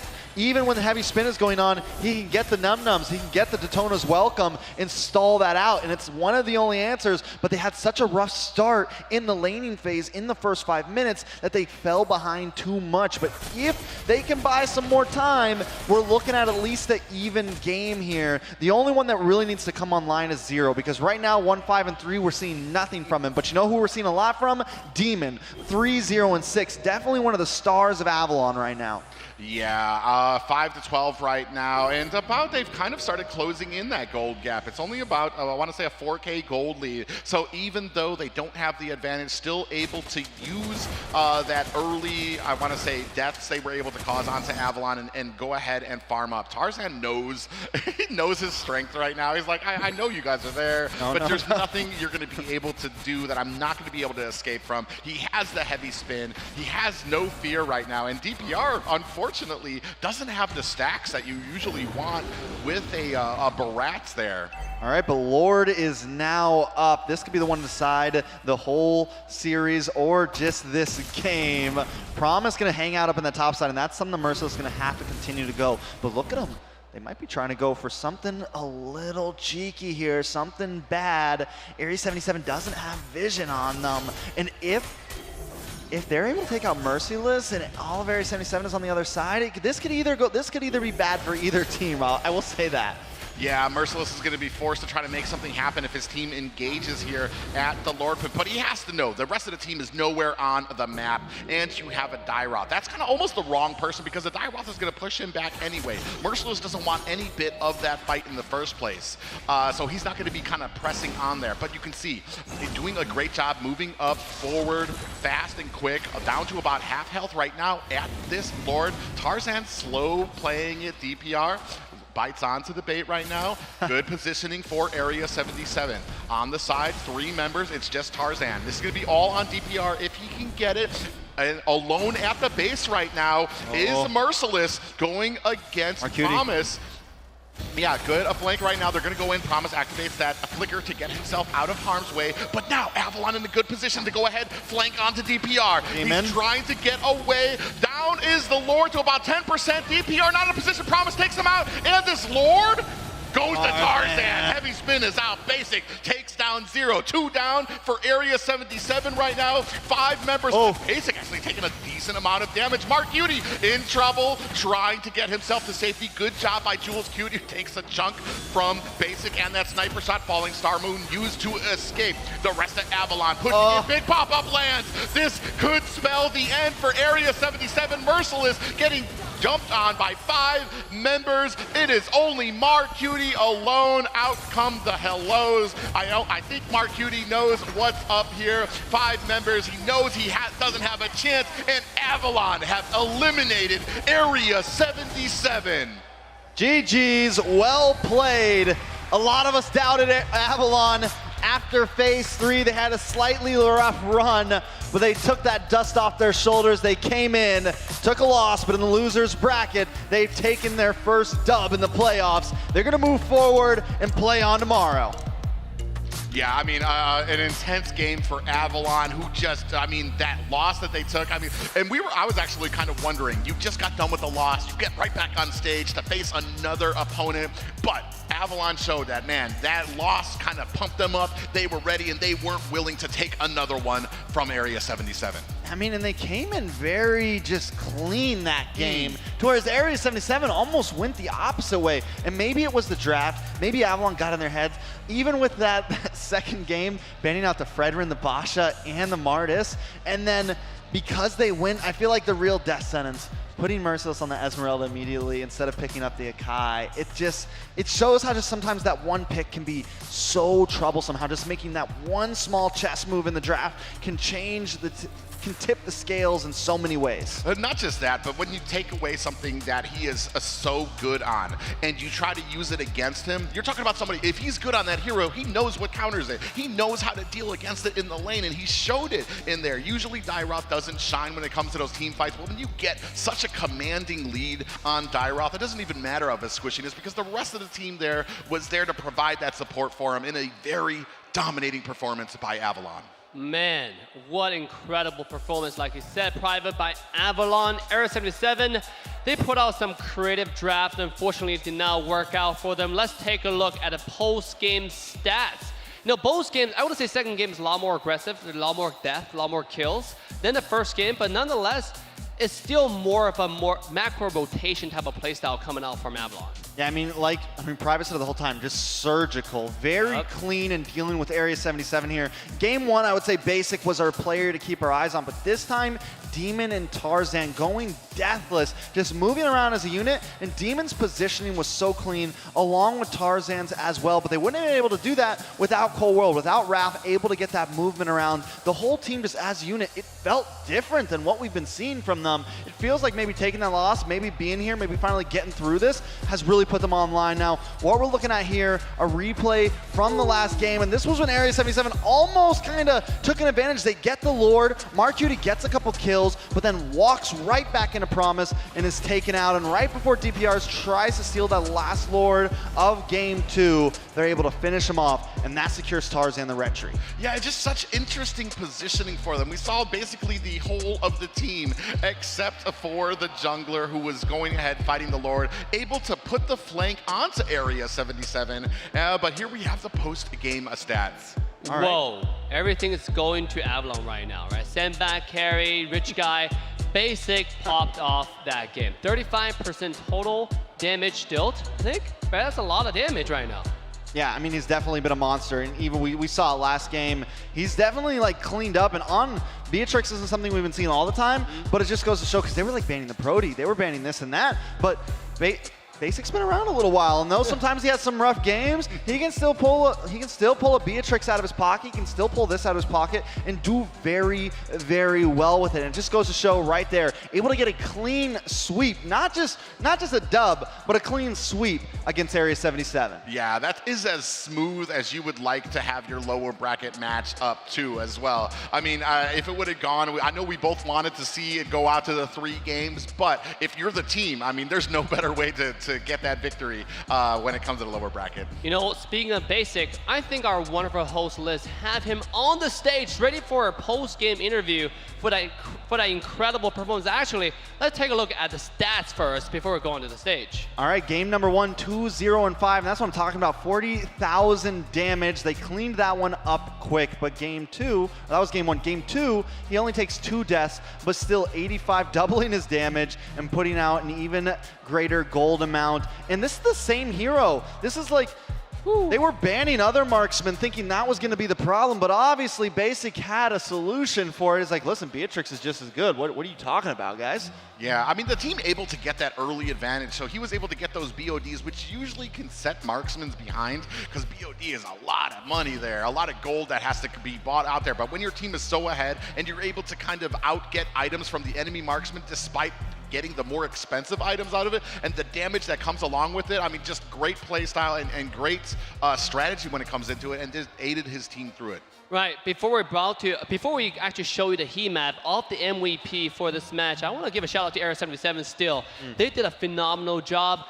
The journey all the way here, especially the upset in the regular season, and making it all the way to LA. And I gotta say, even after a loss, it seems like everybody's in a good spirit. So look forward to see them in the venue tomorrow, supporting their favorite team.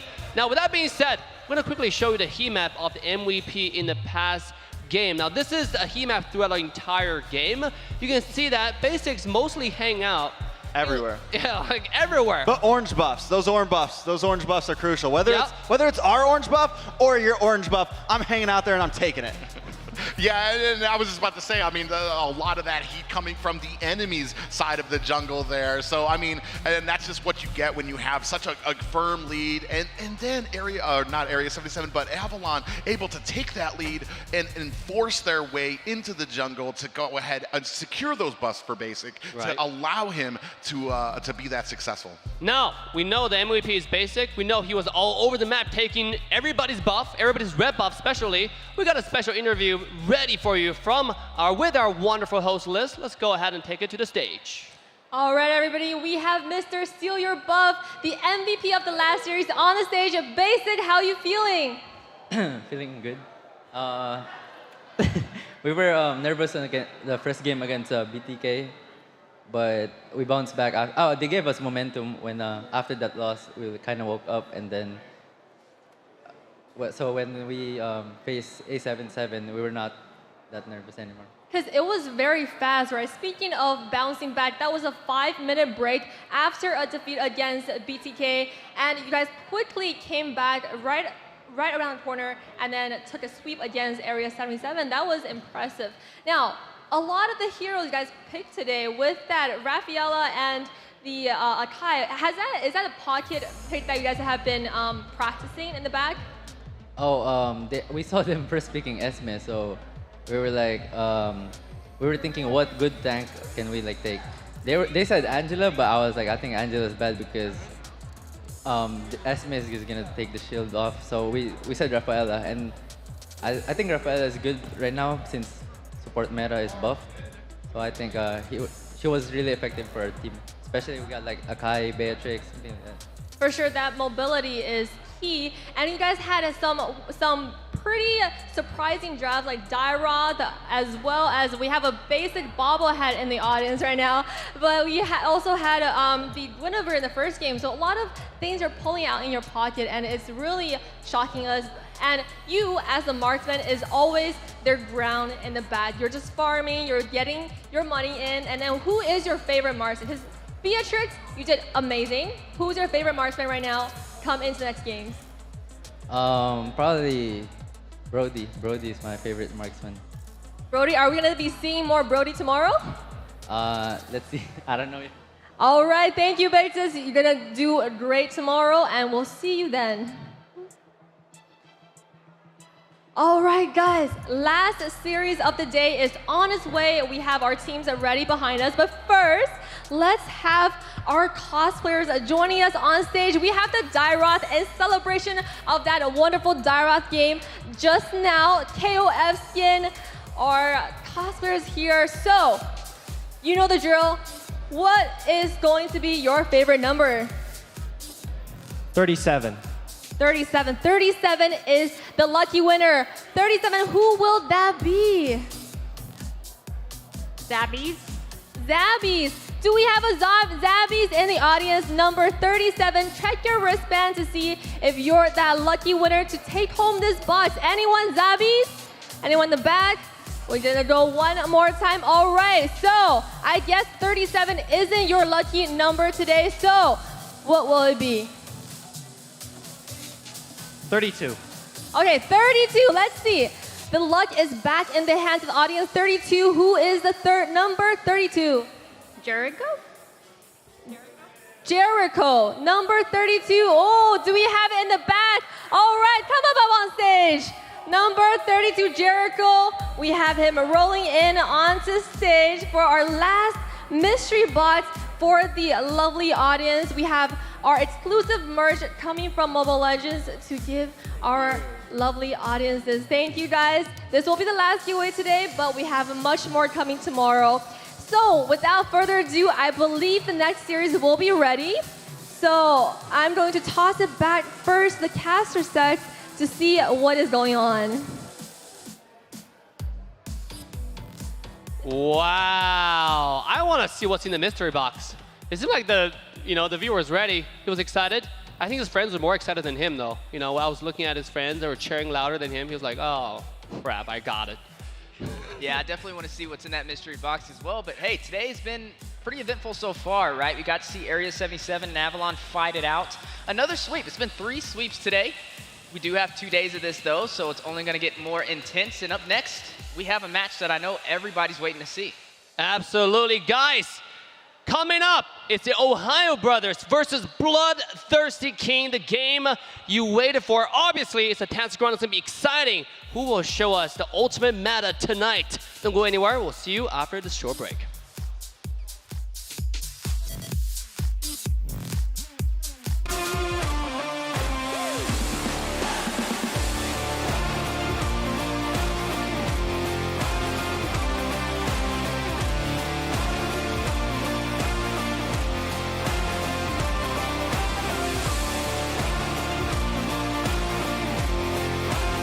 Could be huge, but it looks like could be another kill.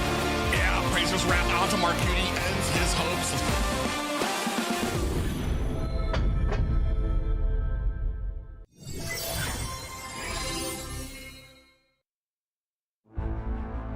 In the world of esports, every battle is a chance to prove oneself. Every moment holds the potential for greatness. It's not just about winning, but the spirit of competition that drives us forward. NACT 2023 Fall Season is where dreams are realized, where champions are crowned, and where legends are made.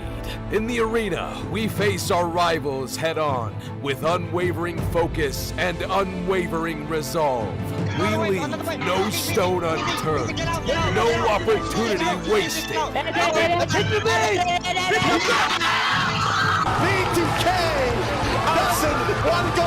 Together, we create moments that will be etched in history. We inspire, we innovate, and we forge new paths towards glory. NACT 2023 Fall Season. My fight, my moment.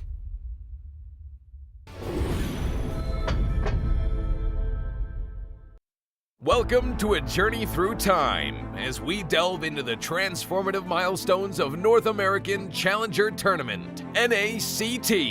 Our story begins on April 11th, 2022, when the North America Community Tournament was officially renamed to North America Challenger Tournament. The official NA YouTube channel was also introduced, and Team A77 claimed the title of champion for the season. Fast forward to August 7th, 2022, and NACT evolved into an officially organized North American regional event. The tournament spanned 13 days of thrilling online broadcasts, with Team First Blood triumphantly seizing the championship. As we moved into the fall of 2022, the first ever offline grand final was held, taking the tournament to a whole new level. This landmark event took place in Las Vegas, USA, creating an unforgettable live experience for all the fans and competitors. The NACT trophy was unveiled, and the championship title went to the Valley. They also represented North America in the M4, finishing in an impressive 6th place. It was a remarkable moment, as it marked the start of a new era for NACT.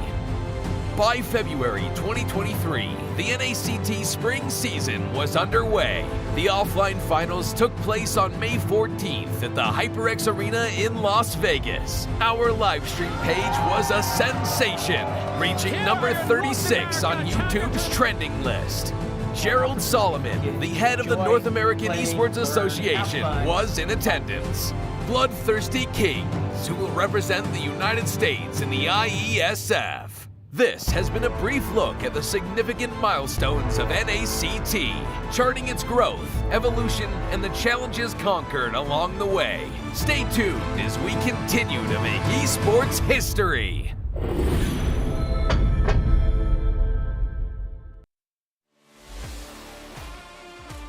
The upcoming tournament for NACT Fall. This is Mara, wishing you guys luck, and I hope you guys do so well and you go to Philippines for the upcoming M5 World Championship. And you never know, it might be you that I announce as the winner.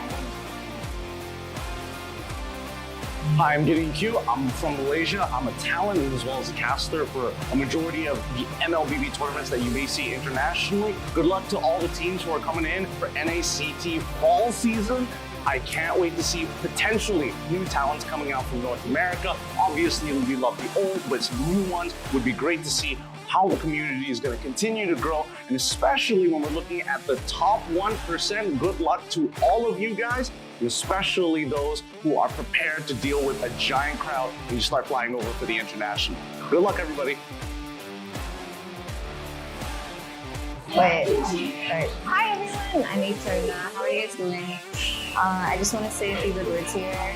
I've been very excited to see you guys grow. It's so great to see how things have developed over the seasons, over the years. I hope it gets bigger. I hope you guys have more to say on the international scene. And I heard you guys are coming to ISF, so that's super great. Can't wait to see you guys there. Can't wait to see you guys rock the, LLBB scene. Hey guys, my name's TheOhioBrothers, and here's the thing, we watch NACT Grand Finals, and if that shows anything about how NACT is as a region, you know what? I can't wait for it. I hope NACT Falls, all of you guys will do good, because at M5, we gotta see a surprise, man. I can't wait to see NAs in M5. What's up, guys? I'm Mirko, Indonesian caster. Right now, casting for MSC. I'm eating. They told me to do this. It's all good. NACT is gonna be insane, all right? You know who I'm rooting for. I'm wearing their colors. BTK all the way, all right? So yeah, BTK. Support M5 BTK.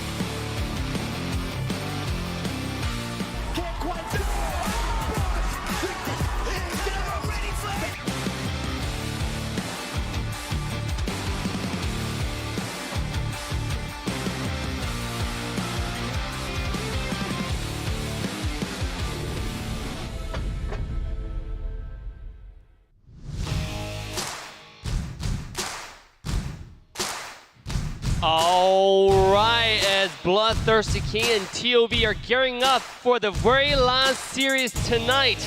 You're now watching the 2023 North America Challenger Tournament Fall Season Playoff. That is right, the last series of the night. On the desk with me again is our wonderful Steph Weezy and Yue. How you guys doing tonight? Man, it's been insane today, right? 3 series so far, and all of them have been sweeps. Now we've got TOB, we've got BTK. Hey, I personally want to see this go all the way.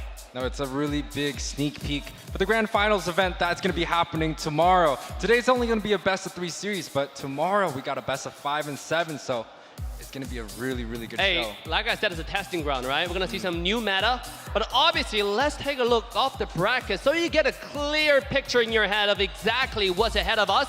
Now, right off the bat is going to be the match on the winner bracket, the semifinal best-of-3, the TheOhioBrothers versus Bloodthirsty King. That's coming at you at lightning speed. And now tomorrow in the morning, actually in the afternoon at 1 o'clock, we're going to have, 1 o'clock local time, PT, we're going to have Avalon versus the loser of today's match.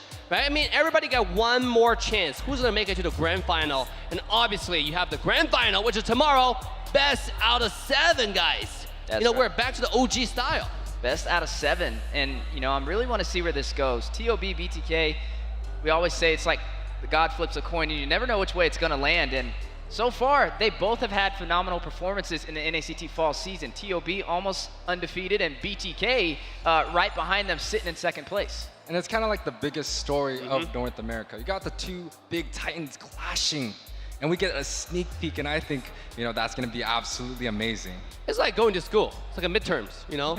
every now and then, you get tested for how well you've been doing, how well you've been learning or progressing, right? Every so often, we see TOB versus BTK going against each other, you know, every stage. And guys, we talk about the last stage of the entire tournament. The first game of the last series tonight has now begun with the draft. Let's take a look of what's on the stage. That's right, TOB wasting no time, taking out that Fredrin, taking out that Akai. Looks like they're focusing on MobiZane's hero pool. Yeah, but here's the thing. BTK, we saw them go for a lot of supports ban, but the respect comes out when they're meeting the OhioBrothers. The Fanny comes out, especially for best player, but on the opposite end, they're choosing to ban out all the utility jungles. I wouldn't even be surprised if you see a Boxia ban just to focus a lot of these, you know, specific bans onto MobiZane. Absolutely. Oh, Valentina being banned out. You know, Valentina was the first pick twice in a row, right? In the first series of the day when TOB was playing. Now they're banning it away. Now we mentioned how Valentina is so detrimental in the current meta. You just don't even know why. Yeah, you kind of understand, but at the same time, the players they've been playing, they've been training, they got a first-hand experience on why this character is so deadly. Why do you think that is? Well, I would definitely say with the Valentina, having the ability to use any ultimate against the enemy team sometimes could be overwhelming. But you know, something interesting with what I'm seeing so far, at least with these bans, is there's still all the supports on the table. Yeah, with all the supports on the table though, it makes something like a Matilda first pick not so viable because there's a lot of counter plays. There's the Raph, there's the Estes, they could just kind of out heal, and there's also the Angela available. So I don't think this draft is going to be prioritized towards, you know, the supports, but I'd rather think with 2 mage bans being on the board and 3 jungle and assassins, the Martis might be something that we're going to see really, really early. Yeah, well, I was about to say Fredrin, but then I forgot Fredrin was the first ban, right? From TOB. They actually banned Comfort. I like that, respect it. Nobody actually banned Fredrin away from Zane for a long time. And now coming on the stage, this is serious. We're going to take that away. We're going to ensure they don't have it. And now obviously, today we've seen how TOB play. They kind of adapted to the meta. They have a lot of different synergy they're trying. Where BTK, they're heavy dive. Oh, here we go. Here, heavy dive one more time. They still have the Boxia. And on the other side, Yue, just like you mentioned, Matilda being one of the support, got taken out. Yeah, even Yue mentioning the Boxia was definitely a good call. Not being banned out, and MobiZane making the most out of the situation. I mean, even in the NACT Fall season, he had such a great performance on it. So it could be a little bit of a problem for the OhioBrothers, but they found some answers themselves, picking up that Matilda. I feel like the response here should have been maybe like a Raphael, but they still have another pick on the side of BTK. Now, I forgot, hey, Chicken, he likes to play these set roamers, these fighter, these EXP roams. So with the Edith still being available, I feel like BloodThirstyKings, they might look to opt to go for that. Now we see the Novaria.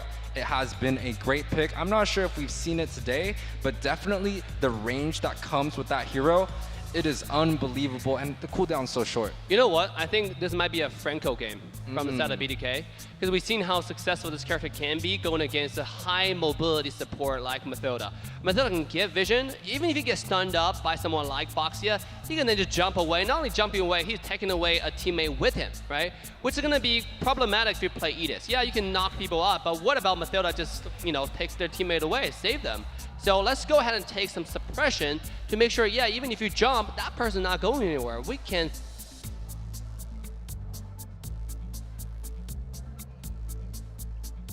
And then also that export being slotted in, the OhioBrothers picking up 2 picks of their own. You have that Terizla, and you also have the Irithel.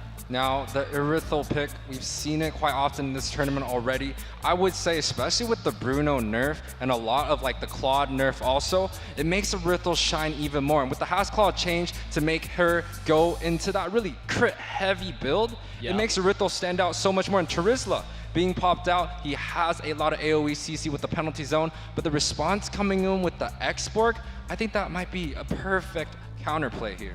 Yep, BloodThirstyKing here, once again, full dive comp. You're gonna have Export diving in with Boxia, Novaria scouting the vision to give them the best target, give them the best choice. So overall, so far from side of BTK, they've definitely done their homework. They have figured out their own comfort zone, their comfort draft, and I feel like, you know, before this game, I was talking to some of the players off stage. They were saying this is probably BTK's roster at its prime.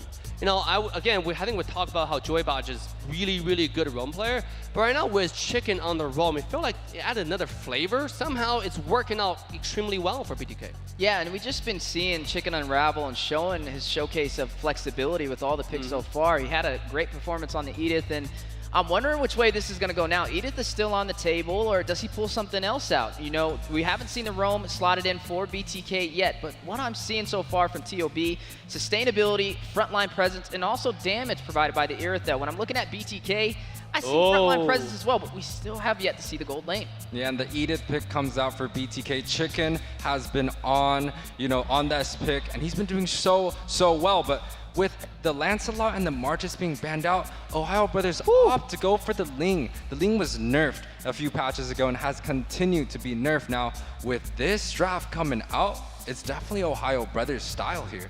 Wow, the high mobility assassin style from TOB. Early game was Lilia to lock in with Milthilda's help, but at the same time, they don't really have a heavy lockdown, right? They have kind of a Terizala's, you know, ultimate. That's pretty much it. But what other quad control do we see? It's Engage coming out from Mathilda, but then you can't really lock people down. Meanwhile, from BTK, it's heavy dive, heavy CC, and then Yue, do you want to be my financial manager? I think you're right on the money on every pick so far, right? We got Edith, Boxia, Mathilda. What else are you right on? Like pretty much everything else.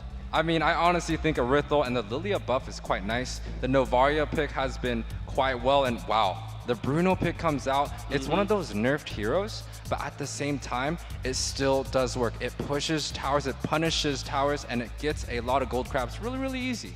Yeah, but the thing with Bruno is he's going to have to fight up close and personal, right? And you have that Lilia. You also are going up against Zia, who we've known to be one of the few marksmans that can pretty much outshine anybody in his lane. So ISO, if anybody can give him a run for money, it's definitely him. See, the thing about Bruno is that, like, Irithel's a lane bully, right, with a skill 1-2 kind of harassment with an auto attack. But with Bruno, he's also a lane bully, right? After you use the skill 1-2 from Irithel, Bruno is going to keep on using the enhanced auto attack to, you know, shred down your health. So this is a great draft from both sides to their playstyle, and really I want to see which strategy come off on top at end, because that will keep a lot of hint going to tomorrow's matches. You know, a lot of people are looking at best out of 7. That's where the money is at. That's what a game match is at. But guys, this is the last series of the night, the testing ground between TOB versus BTK. The draft has now finished. Which draft do you like better, Weezy? Oh, this is a tough one. You know why? Because not only did best player get something that he's comfortable on, but so did Moba Zane. So I see some high contending in the jungle from both of them. I like Hoon on this Lilia as well. We'll be able to burst down the beefier composition, especially if Zane tries to rush in. It could be a problem. Super Shark, we've seen him time and time again be one of the few roamers who kind of keeps Zane on his toes, but he's not running a traditional set tank like you mentioned. He's running a support, so he won't really have the easiest time denying Zane, but he can still provide that vision. Yeah, but Super Shark, before the Matilda nerfs came in, he was running this hero back-to-back. I believe during MP days, this is his hero, so this is something that we really, really have to be careful. Now, BTK, they have a lot of early game damage. Dave talked about, you know, the Bruno bully. They also have the Novaria long range. That's quite hard there. But without further ado, guys, let's quickly jump into game 1 between TOB and BTK. That's right, final series of the day on the way. On the blue side, best player revving up to get that buff. Moba Zane on the other side, BTK and TOB. Final best of 3 in the playoffs and final series of today. Now, I'm quite excited here. Both teams actually have a really, really nice draft. A lot of physical and a lot of magic coming from both sides, but Super Shark already being a little bit annoying, and it's going to be quite hard here. Yeah, you're already looking at Shark in the jungle, harassing Zane, providing that vision, but he does have high mobility, especially running that Boxia. Yeah, right here, let's take a look at some of the emblems. A lot of mobilities coming out throughout both of these teams. Now, they definitely have the Wilderness Blessing, right? You know, the emblems look a little bit wrong, but the Wilderness Blessing gives a lot of these heroes like 8% movement speed when they're in the jungle or the river, so everyone's really fast. Speaking of fast, early engagement inside of the jungle. Best player very low. able to get out of there, using Super Shark to his advantage for the dash. But Chicken, he's not letting him go. Look, he may be able to catch him in the bush, but no, the recall was just too fast. Yeah, and a little bit of an advantage going for the side of BTK. The goal leave is still pretty close, but right here, both teams, they're kind of looking to go forward on this side, kind of just farming out. You see best player right here trying to get onto that level 4, and so is Mobazane. So both of them farming up their jungles and getting ready for the next objective. Yeah, waiting for the next objective. Not to mention, both of these teams are fresh off of a sweep. Area 77 taken down by TOB. BTK taking down Avalon 2-0, so they definitely have the momentum boost they're looking for, but it's going to be a battle of execution. And I will say with these two teams, they make barely any mistakes. Yeah, fireworks coming out from both teams, but OhioBrothers, they've been traditionally doing really, really well in a lot of these lower brackets. They've done well in the preseason, leading on to the regular season, and now, you know, we're going to be facing kind of a little bit of a sneak peek. So this is going to be a very good game right here, a little bit of a turtle dance. Yeah, turtle dance on the way. Who will be able to get the first objective? Already looking good for Mobazane in position for Retribution. T with the last Insanity flicker in onto Shark. Zane will be able to claim that turtle. T will be able to get the kill, find Shark. BTK eyes on the prize, but now T may be punished on the counterplay. Milo rushing in, secures the kill, shuts him down. You are going to see a Tips of Blades from best player. Put him Fried Chicken on a trampoline, but got a trampoline of his own. The immobilization too much to handle. Down goes best player. Wow, we don't really see a lot of these roamers being able to catch up onto these assassins, but right there, Chicken was able to use that flicker, hits best player, and picks up that kill. BTK, they got the very first objective. They're up in gold right now. They're definitely going to kind of snowball ahead, especially with the Boxia pick where it's so objective focus. Yeah, definitely objective focus, and if anybody can execute it, it's definitely Mobazane. Able to get that first neutral objective, which will give his team the slightest advantage when it comes to XP.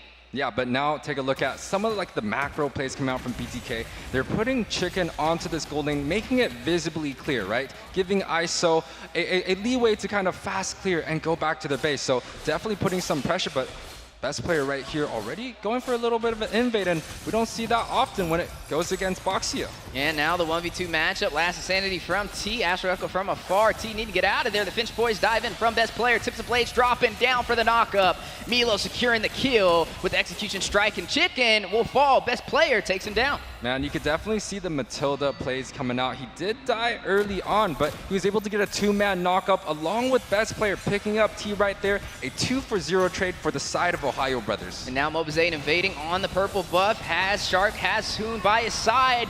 You are going to see Shark taken down by Mobazane. Hoon dealing some damage, but also Zane able to sustain himself and gets out of there. He was able to, no, it looks like Yato got the purple buff. Yeah, Yato did get the purple buff, but hey, that is going to be a buff towards the side of BTK. Denied, but Zia getting bullied by ISO right there. The Bruno matchup, it just seems so well when it goes against the Rithel. That's right, Worldy at its finest, hitting Zia, connecting. You are going to see Chicken with the Primal Wrap trying to deal some additional damage. A little slight miscalculation, and Super Shark for the punish. It is a small mistake, but a lot of utilities have been used. Super Shark did use that ultimate, so it gave a free turtle to BTK. For me, you know, a shield along with all the teammates right there, I feel like it's a win for BTK there. Yeah, definitely a win, but it's going to take a lot more than that to take down the OhioBrothers. Both of these teams, powerhouses in North America. The #1 versus the #2. Never know which way it's going to go. Yeah, and 5 minutes in, the gold lead is still really close for both of these teams, so we can't really say BTK has the advantage or OhioBrothers. But if we take a look at some of their comps right now, Ling has the ability to split push, but we also got Boxia rolling around, so they're going to be able to kind of just counter out that. Yeah, and speaking of actions on the way, you're looking at a 2v2 matchup. ISO doing some damage, kind of having an easier time against Zia in the gold lane. Yato joining the party alongside Huna. Here comes Mobazane. Man, some early engagement. We may be in hands of a high kill game. Yeah, definitely, and the blue buff little dance right here. Best player trying his hardest, doesn't hit the retreat, and the Falling Eagle goes in, but it definitely looks like TOB looking to disengage here. BTK able to pick up that buff and kind of just bullying their way around this assassin pick. Yeah, now on the top side, some slight engagement on the way. Chicken with the flicker in, not able to connect on the knockup, but they got what they came for, putting some pressure in that lane, but they weren't able to take the turret. Yeah, that's a flicker coming out from Chicken, trying to catch the second skill coming out from Matilda, but Zia was able to kind of just get away there on the Riddle. Now, we kind of see that Zia's having a hard time up there, so this switch coming out from OhioBrothers, I feel like it's really, really nice. Yeah, and looking at BTK, putting a lot of pressure on the top side. Down goes the turret.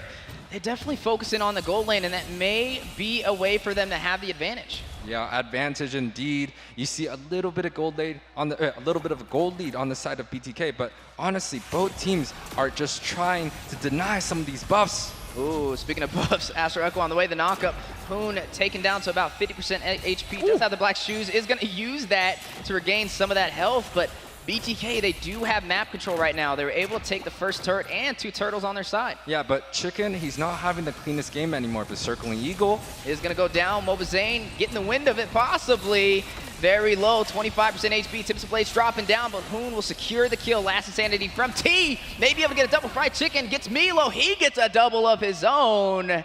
5-5 on the scoreboard. Yeah, it was a 2-for-1 trade advantage for the side of BTK. The gold lead is still really, really close. 7 minutes in. I believe this is one of the closest games that we have so far. Now, ISO, this Arythel versus Bruno matchup, he's doing so well. This last pick, Bruno, definitely in the favor of BTK. Yeah, right now, ISO on fire. Able to get 2 turrets so far, which means he is going to have the advantage over Zia, especially when it comes to the gold. And speaking of the economy, the battle on the turtle pit on the way, BTK already pulling the aggro. And I think it's smart, right? You have a utility jungle coming out from BTK. Of course, they're going to be trying to get the objectives. Assassins, they want to farm up, they want to push into that late game, and best players doing exactly that. And I feel like even with this strategy of just giving up the objectives, as long as OhioBrothers can take some sort of advantage on the opposite side of map, they're going to be okay.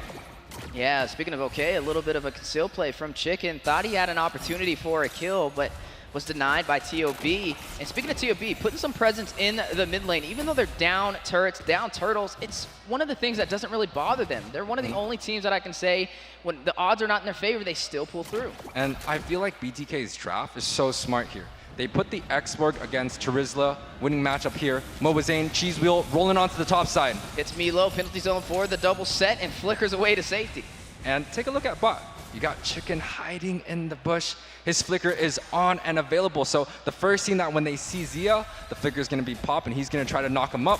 Ooh, speaking of knockups, Shark checking the bush, finds Chicken, finds ISO. Both of them knocked airborne. Zia taking some massive hits. Does fall. Chicken picking up the kill with the Primal Wrath. Gets a double. Finds Super Shark. Mr. Worldwide in the building. Best player finds ISO. You're going to see Chicken with the triple. Takes down best player. That gives BTK a 3K gold lead on this game right here. 9 minutes in, they're able to grab up the marksman on the bot side. A 3-for-1 trade for the side of BTK, looking to push the mid side. Yeah, trying to siege that turret. We know how important this objective is. If they can claim that, it'll open up the map even more in BTK's favor, but TOB there for the denial. Poon with the glooms, dealing some damage. Chicken very low, is able to get out of there. No, Milo with the shutdown, and now a possible punish. Rushes in, Shark able to get a set onto T, but not able to draw the kill. Yeah, and Zane right there zoning his teammates off. They did end up losing Chicken, but they got like a slight push onto the mid side, but the counterplay coming out from TOB, the Lilia, it seems like it's doing quite the good work. Lilia recently received a buff where his second skill gets a 50% cooldown reset if you land on an opponent. So with this new buff, Lilia is going to be both good in the early and into the late game stage. Yeah, but speaking of stages, a turret has been claimed, this time for TOB on the bottom side. That will be their first turret of the day. 7-8 so far.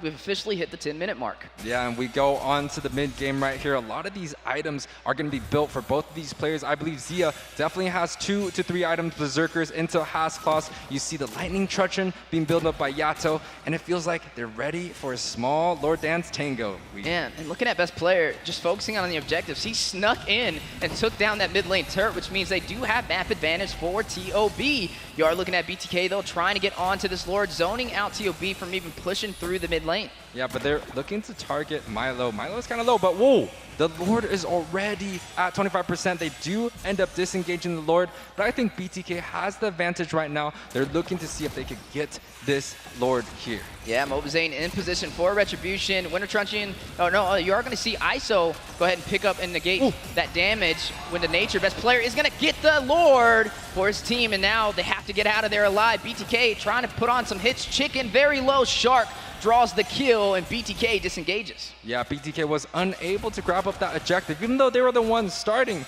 it just seemed like best player had the better retry in that situation. When we talk about the retry situation, always assassins, they're going to have the advantage in terms of last hitting. But when it comes to a lot of these neutral objectives, kind of soaking up a little bit of damage, making sure they're in position, you have to give it to the objective focus. Speaking of positions, TOB for the siege onto the tier 2 turret is able to claim that. Zia taking it down. Mobazane finds one, shuts down Hoon. Can they get another? Milo getting punished, hit with the Worldy. You are looking at T with the fire missiles, dealing some damage as well, and TOB will pull their punches. Yeah, the Lord is going to be marching down onto the mid side. You have best player going across the map on this Ling, and that's kind of the advantage of having these really mobile assassins. He's always been famous for the Fanny. Now he's coming back with the Ling. He's definitely pulling BTK apart, not letting them group up into this death ball, where I feel like Mobazane, their strategy is to kind of group up, making sure that they could win these 5v5 fight, getting the picks that they can. But unfortunately, TheOhioBrothers, their strategy is just a little bit better so far. Yeah, so far in the early game, it looked like it would be more in BTK's favor, but with TOB, best player, able to take that mid lane. It just shows you how impactful of a turret that is. It opens up the map in their favor, and it kind of keeps BTK on their side of the jungle. It's a close kill game. It's 8-9 so far. Definitely textbook and what you expect from North America's top 2 teams. Yeah, and right here, BTK, they're kind of looking to get some vision. I feel like Chicken is slightly out of position right here. He's looking for the pick, but gets the ultimate. Ooh. That's going to be a utility wasted, but ooh, Chicken is taking some hits, very low. Heavy crossbow going out. Milo finds the kill, takes down Chicken. One player down for BTK. Mobazane very low as well. Best player dealing some damage. Will go ahead and step away, but you are still looking at Hoon and Zia willing to take that fight. Shark sustaining the team. Looks like BTK will have to push back. Turrets are dropping. The inhibitor has fallen on the top side for BTK. Yeah, the mobility coming out from the TheOhioBrothers just a little bit too much to handle. Yeah, best player going on to the boss side, getting that free tower, and you got a 4-man siege coming out on the mid side. BTK looking to find an opportunity to kind of slow the game, and I feel like the Novaria pick, this is where it's going to shine. You're able to grab up some of the items. 13 minutes in, you definitely have a lot of damage. Clear these waves, slow it down, make sure you get these team fights, and ooh, items coming up. You do see the Clock of Destiny onto the Lightning. He's going to be able to clear these waves fast, and that's exactly what BTK needs to get back into this game. Yeah, and right now you are looking at Zia again, having an easy time in the gold lane, out farming ISO, something that we're kind of used to him doing against majority of the teams in North America. Definitely been a problem and shows that he has that international experience. But speaking of experience, Lord is going to spawn in. This is the enhanced version. We're now 14 minutes in, trickling into that late game, but it's TOB's advantage. Yeah, TOB, if you just take a look at the map, they have majority of the river. BTK kind of peeking out here, trying to see what TOB is doing. But once again, TOB has the Ling. They don't have to commit. They could always look to split push, and they could go for the opposite side, but it seems like TOB, they want to get this objective. Yeah, and right now you're not looking at ISO being a part of that plan, so that will make it a little bit easier for TOB to take this objective uncontested, especially not having that marksman there. And that just shows you the power of the split push, right? When the minions are forced in on the opposite side of the Lord, you really can't take that fight because you got to defend your inhibitors. And we did get to see the new item, the Flask of Oasis, being picked up by Super Shark here. And you know, that item is quite beautiful. As long as you put a little bit of utility, a shield, or some healing onto your teammates, they're gonna gain a shield if they're below 35%. But the counterplay from Mobazane, he has the Boxia, that's an anti-heal effect. You know, maybe they're gonna be able to negate some of that shield and healing. Speaking of negating, they are going to have to watch out. Luminous Lord is pushing on the top side, and you're looking at TOB starting to sink these lanes. We know they're one of the few teams who can go in for the early finish with the flawless execution, but BTK definitely won't make it easy. Mobazane, Chicken, Yato, T, ISO in position for defense. Now, here's the real question. Can BTK protect this clear? Oh, big penalty zone drops down, but wait a minute, fight on the way. Heavy crossbow going in. The Lord making his way to the base. Crystal, best player, is going to find Yato. Zane goes back to the base to regain some HP. ISO dealing some serious damage, is going to be able to burst down the Lord. Super Shark does fall in the process. Yato as well. T, Immortality has been proc. Milo needing to get out of there as well as Zia, as they were very low, but BTK able to push them back from closing it out. It's a 1-for-1 trade, but the towers, the inner inhibitors from BTK, it's exposed. That means they don't really have that late game insurance anymore. These lanes, these side lanes are going to be pushing, and the side lane towers are worth a lot more than the mid lane. Because honestly, you kind of just Lord dance the Lord, the minion's going to push by itself. So right here, OhioBrothers, they have the full advantage in BTK. They got to make sure they find the pick, the Drizzler. 4, 1, and 4. Best player, 3, 2, and 5. They got to find the shutdowns here. Yeah, needing to find the shutdowns. And speaking of shutdowns, Zane hit with the knock-up, and Hoon takes down Fried Chicken. Tips the blade, dropping down ISO very low. Milo will secure the kill. That is 2 members falling for BTK in the mid lane. Yeah, and those are really, really tough members. Oh, Yato from afar takes down Zia. And that is a priority target right there. That's exactly what BTK needs to get back into the game. They got to try to find a way to get onto the backside, and Yato does exactly that with the Novaria. And that's why that pick is so good, especially in the meta nowadays. You could just kind of shoot that first skill, and he can make sure that he can get the vision necessary here. And that makes it very effective. Taking down Zia opens up the opportunity for BTK to buy some time, play to the late game, and possibly turn this around. You take down the marksman, it limits their push potential to close it out. Yeah, but look at the position from OhioBrothers right now. They're completely dominating the whole entire map. BTK, they're kind of stuck in their base. They even have a 5-man here, but they're not even trying to check for the red buff. They're kind of giving it to TOB, making sure, hey, you guys can take all these buffs. We're just going to defend the waves. When the Lord comes up, we're going to try to go for a little death ball push. It might not happen, but they want to just prolong this game.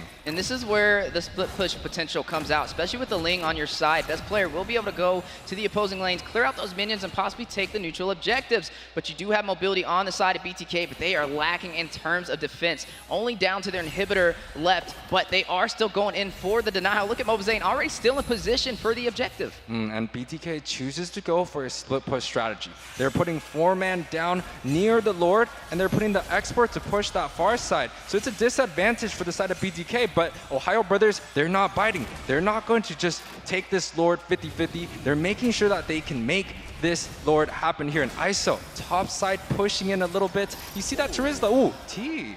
Serious chase on the best player, buying some time, and he is very low, but he does have the tips of blades for the invulnerability to possibly get it. But Yato, wait a minute, he takes the Lord. Battle on the way. BTK claiming the neutral objective, but now needing to get out of there. Did they just turn this around? Best player very low. Zia takes down ISO. Members are dropping left and right, but the neutral objective goes to BTK. Yeah, BTK does take the neutral objective, but Chicken is the one that does fall right here. BTK, with the Lord marching down, they're down 2 of the members, and Zia, even looking to punish T a little bit, chooses to disengage. Now, I don't know if this is going to be worth it, as this at least prolongs the game, but they have to be able to defend against this 3-man siege here at mid side. Yeah, I don't even think TOB is worried about the Lord. They have Zia, they can close it out, they have the numbers. Super Shark does find Yato. Mobazane very low. Zia will get that kill. On top of that, rushing into T by himself. Milo with the penalty zone in the mid lane inhibitor turret. Last Insanity as a means of escape. Back to the base he goes for some regen. That's a 4-for-0 trade for the side of BTK, and they're going to just march straight into the base. TOB trying to close it out, trying to secure game 1, but BTK for the denial. ISO and T still in position against the full 5-man team of the OhioBrothers. Chicken now joining the party. Here comes the Edith we were looking for. A knockup possibly on the way, and TOB withdraws. Yeah, but that's just not going to be enough. The Lord is pushing down onto the bot side, so at least they get a small saving grace, but without the towers being down, BTK is just going to have a disadvantage throughout the whole entire game. They already have to deal with the Ling split push. Now they have to deal with 3 lanes pushing against them. It's going to be very, very hard. But once again, we saw the Novaria do big. He was able to hit that Zia earlier and completely shut down that push. So if Yato gets a couple more hits here, you might see the game turn. Yeah, but you can't count out BTK so far, right? It's almost 20 minutes in, so it's really going to boil down to split pushing and 5v5 engagements. And here goes the engagements we were talking about. Mobazane at about 45% HP, but Chicken will fall. Best player getting the kill, which means TOB has the numbers pushing through the mid lane. They may try and close this out. And TOB is kind of baiting Chicken out of his little death ball. He's making sure that Chicken is separated away from the members of BTK, so it's going to be really hard to get Chicken back in, and you can already see there's 8 deaths there. Chicken kind of is getting picked off right here. He has to make sure he's next to some of the priority damages from BTK, because they're the ones that are actually going to be killing, not Chicken. Double digits for the gold and everybody at full build. It's definitely going to boil down to who can get there first. We're looking at best player, right? We talked about him running the lane. This is a chance for him to split push and open up these lanes and also possibly rotate around and take these neutral objectives with that Tempest of Blades. But BTK, this is now a 50-50, right? First, it looked like it was going to be TOB, but now with the 20-minute mark, the respawn timers are way too high for anybody that falls. Yeah, 20 minutes is honestly anyone's game here. With the Lord coming up, though, TOB still is going to have the advantage. Now, one thing that I'm more interested about, why is there no too much immortalities being played? Is immortality an item that we're not trying to go for? Because it's late game. You need that insurance. You need to be able to just kind of die and come back alive. And speaking of dying, Milo caught out of position on the 4-man set from BTK. He's able to get out of there. Zia will be able to claim that Lord, a distraction working in the Ohio Brothers' favor. And take a look at the spells. The Ohio Brothers, they didn't trade anything. They still have all the purifies, the sprints, the flickers. So does BTK, but BTK has to use those to kind of defend it off. They have to make sure they don't get picked off here. Mobazane kind of looking to go forward, but it seems like no one's biting. BTK looking to defend. They have the Novaria and Xborg, two of the fastest wave clearing heroes in the game. Yeah, but this time, TOB is the one that has the Lord marching down to the base crystal. Before we saw BTK claim that a little bit of saving grace, but now TOB has the slightest advantage to be able to end this. Can the Bloodthirsty Kings stop this push and turn this around? Yes, they can. I hope they can. They're going to try to defend this Lord right here. Zane is honestly trying to get some damage dealt. Yeah, here comes the damage Lord marching into the base. BTK trying to hold him off. Tips Blade dropping down. Chicken very low. Needs to get out of there. Ooh. The Lord making his way into the base. Look at the crystal. That is all she wrote for game number 1. TOB takes down BTK.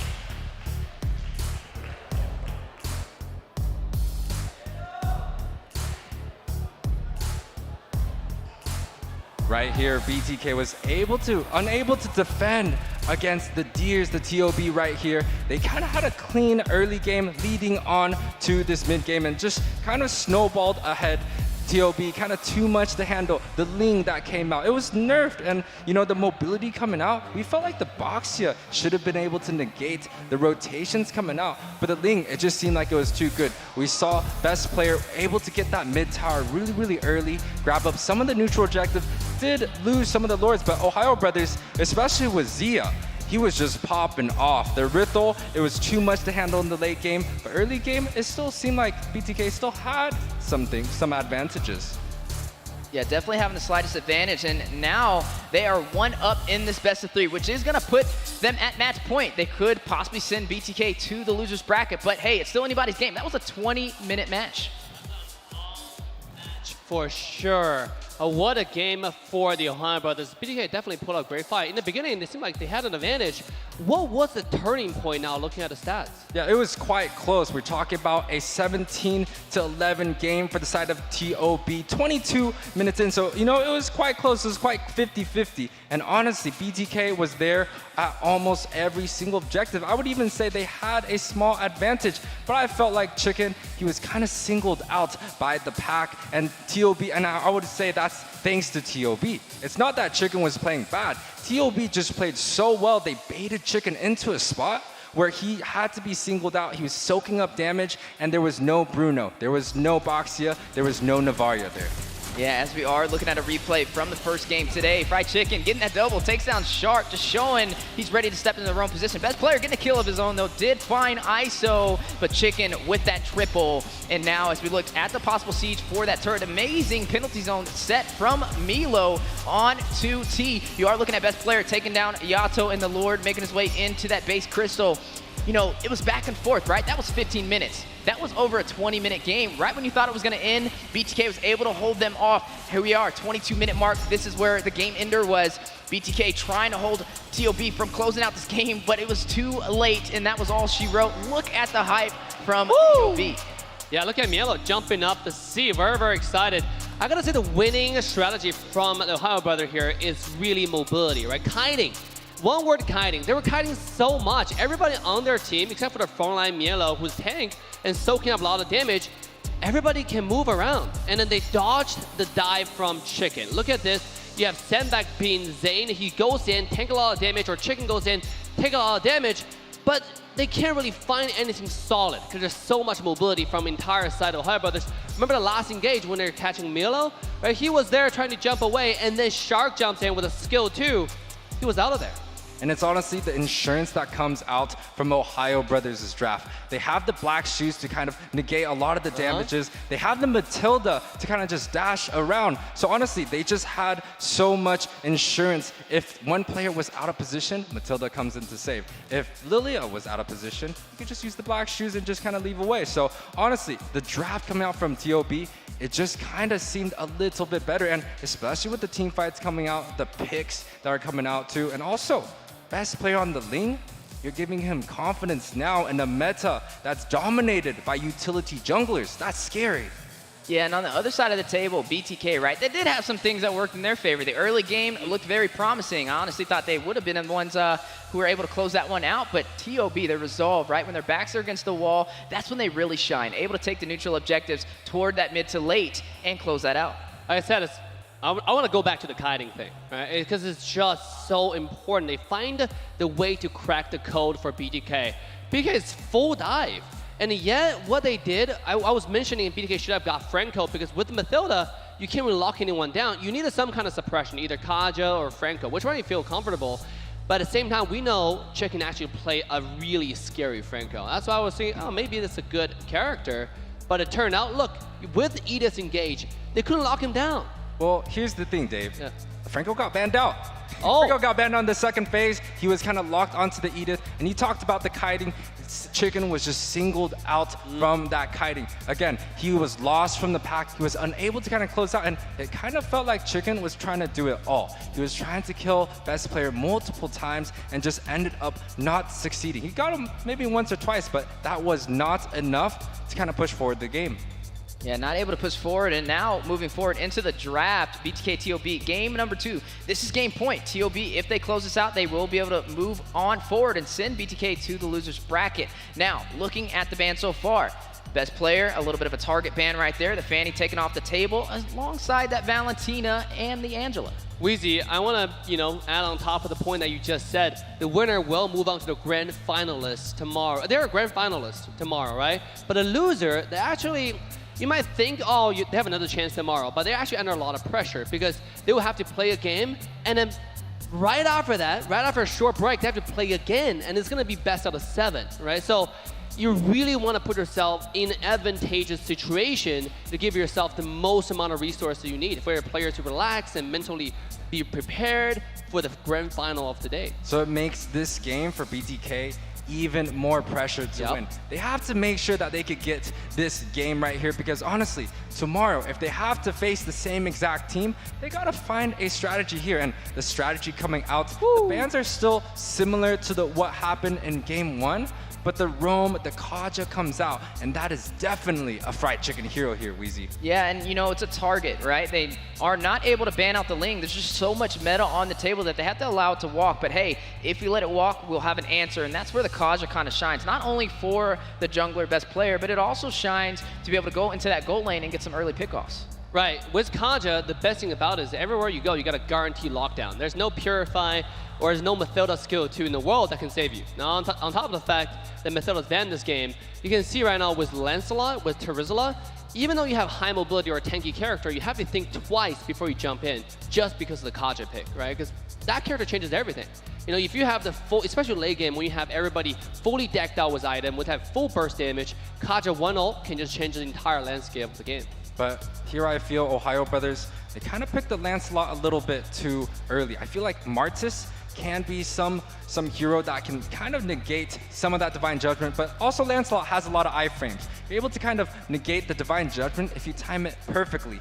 They got the Terizla, which had a lot of success last game, and it doesn't feel like BTK is opting to go for the Exborg. They decided to go for a double single target mid lane here. The Kadita and the Kaja, and we've seen this combination work wonders. Yeah, speaking of wonders, BTK already off to a great start, right? Yato securing that Kadita, which means they have Group CC.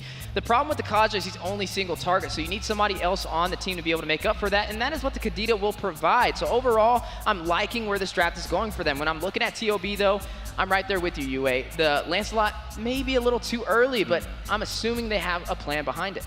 Absolutely. You know, you have a Terzla in the front that can tank up. We'll talk about that. And also, he's probably going to be given the primary job to get vision. You know, Lancelot is probably not going to be the person, even though we know that how scary, how mobile best player can be on the Lancelot. But in this case, if you jump in, Kaja can Divine Judgment, and there's nowhere for you to go, unless you iframe it, which is like really hard to do. You know, like we're talking about Divine Judgment, which is a skill like, if you miss the iframe, you're dead with Kadita. Of course, and honestly, Hoon picks up his Lilia. He had an amazing game coming out from game one. He had the highest damage dealt as the only magic damage coming out from OhioBrothers. So coming out with this Lilia pick once again, especially with the buffs, you could take Purify, you have the black shoes, the insurance is there, dealing against these single target damages here. Yeah, but there is a counter on the table, and that is Chicken running the Kaza, right? I mean, yes, he has a Purify, but he can't Purify the Divine Judgment, and the black shoes won't matter if he grabs him for that set, and his team, you know, provides that kill for that assist. So I'm liking what I'm seeing from both sides of the table, but something we haven't seen so far is the marksmans. That's right. And to be honest, at this point, I think that BTK, we're talking about last game, they are missing the suppression, right? They played the full dive comp. This comp, again, is full dive, but with a little bit more synergy. You guys mentioned it perfectly, Kaja, Kadita, great combo, right? This combo is a death combo, 100% kill rate, doesn't matter whoever they get. Now, if you get a squishy character like the backline, but again, I think TOB, the best thing about their whole performance this playoff is execution. You mentioned the word surgical, I think that's private. That's exactly what this game, what TOB is. They're really careful with the positioning. You saw last game, we mentioned one word is kiting. I think they're about to do the same this game, which is getting vision with Mielo and everybody else looking for the Kaja position and trying to avoid a Divine Judgment on the wrong target. Now, there's still a lot of marksmen on the table right here. I feel like OhioBrothers, they're going to look to take the Rithel, which had a lot of success in previous games. Now, BTK, on the other hand, I don't think they're going to look for the Rithel. The Rithel is one of the best marksmen, but with the Kaja Divine Judgment, maybe they want a burst, an early game hero. The Brody has done wonders here. The Bruno actually did quite well here too. So there's a lot of these marksmen on the board, and no, they decided to go for a late game hero. So the OhioBrothers, they definitely need to find a set, maybe with the Franco available. The Bloody Hunt might come out. Yeah, it could be a possible answer, but with that carry, one thing that it could be a slight problem is it lacks mobility, right? It's going to force Zia to do one or two things. He can run the Flicker to be able to get out of a tricky situation, or he can run the Purify and hope to not be knocked up from Yato. Either way, it will be an easier chance for BTK to be able to dive into that gold lane. And speaking of gold lanes, ISO showing his cards is going to pick up that Irithel. I like the Irithel a lot, right? So far, Irithel has high burst damage and also a lot of mobility. You know, you can take two choices. You can take a Purify to get away from Terizla's ultimate. Either way, you're gonna have mobility with your ult and run really, really fast with a new item. The Dragon Spear that allows you to run really, really fast with your ultimate, the Ferrari. So, oh, Khalid! The first time on the playoff. Again, full dive comp, full engage comp. I think now this game is a matter of who takes more Purify. Yeah, and I feel like, you know, BTK, they maybe should have picked up the X-Book to deal with the Terzla. That's kind of the natural counter that we have right here, but it's not going to be good against the carry or the Lilia. You're just going to get zoned out. You're going to get kited, but the Khalid, that's a wild element. He should be able to lane bully against Milo relatively early. The little sand slash, little 3-slash, he should be able to deal a lot of damage and kind of push for the early game. But what I'm worried about is the lack of CC, the lack of mobility towards that late game. If you get hit, if you get kited, if you get set by this Kufra, you're a sitting duck. The Kufra, an excellent answer. I was about to say, there's no knockup on the OhioBrothers, so I'm like, Khalid definitely could profit, but Super Shark's not going to allow that to happen, right? He's going to pick up that Kufra and provide the knockup that TOB is going to need to shut down T in the XP lane. Hey, don't forget that Khalid ultimate interaction with the Flicker that was updated a few patches ago. Now it's really easy now for Khalid to lock down to the backline.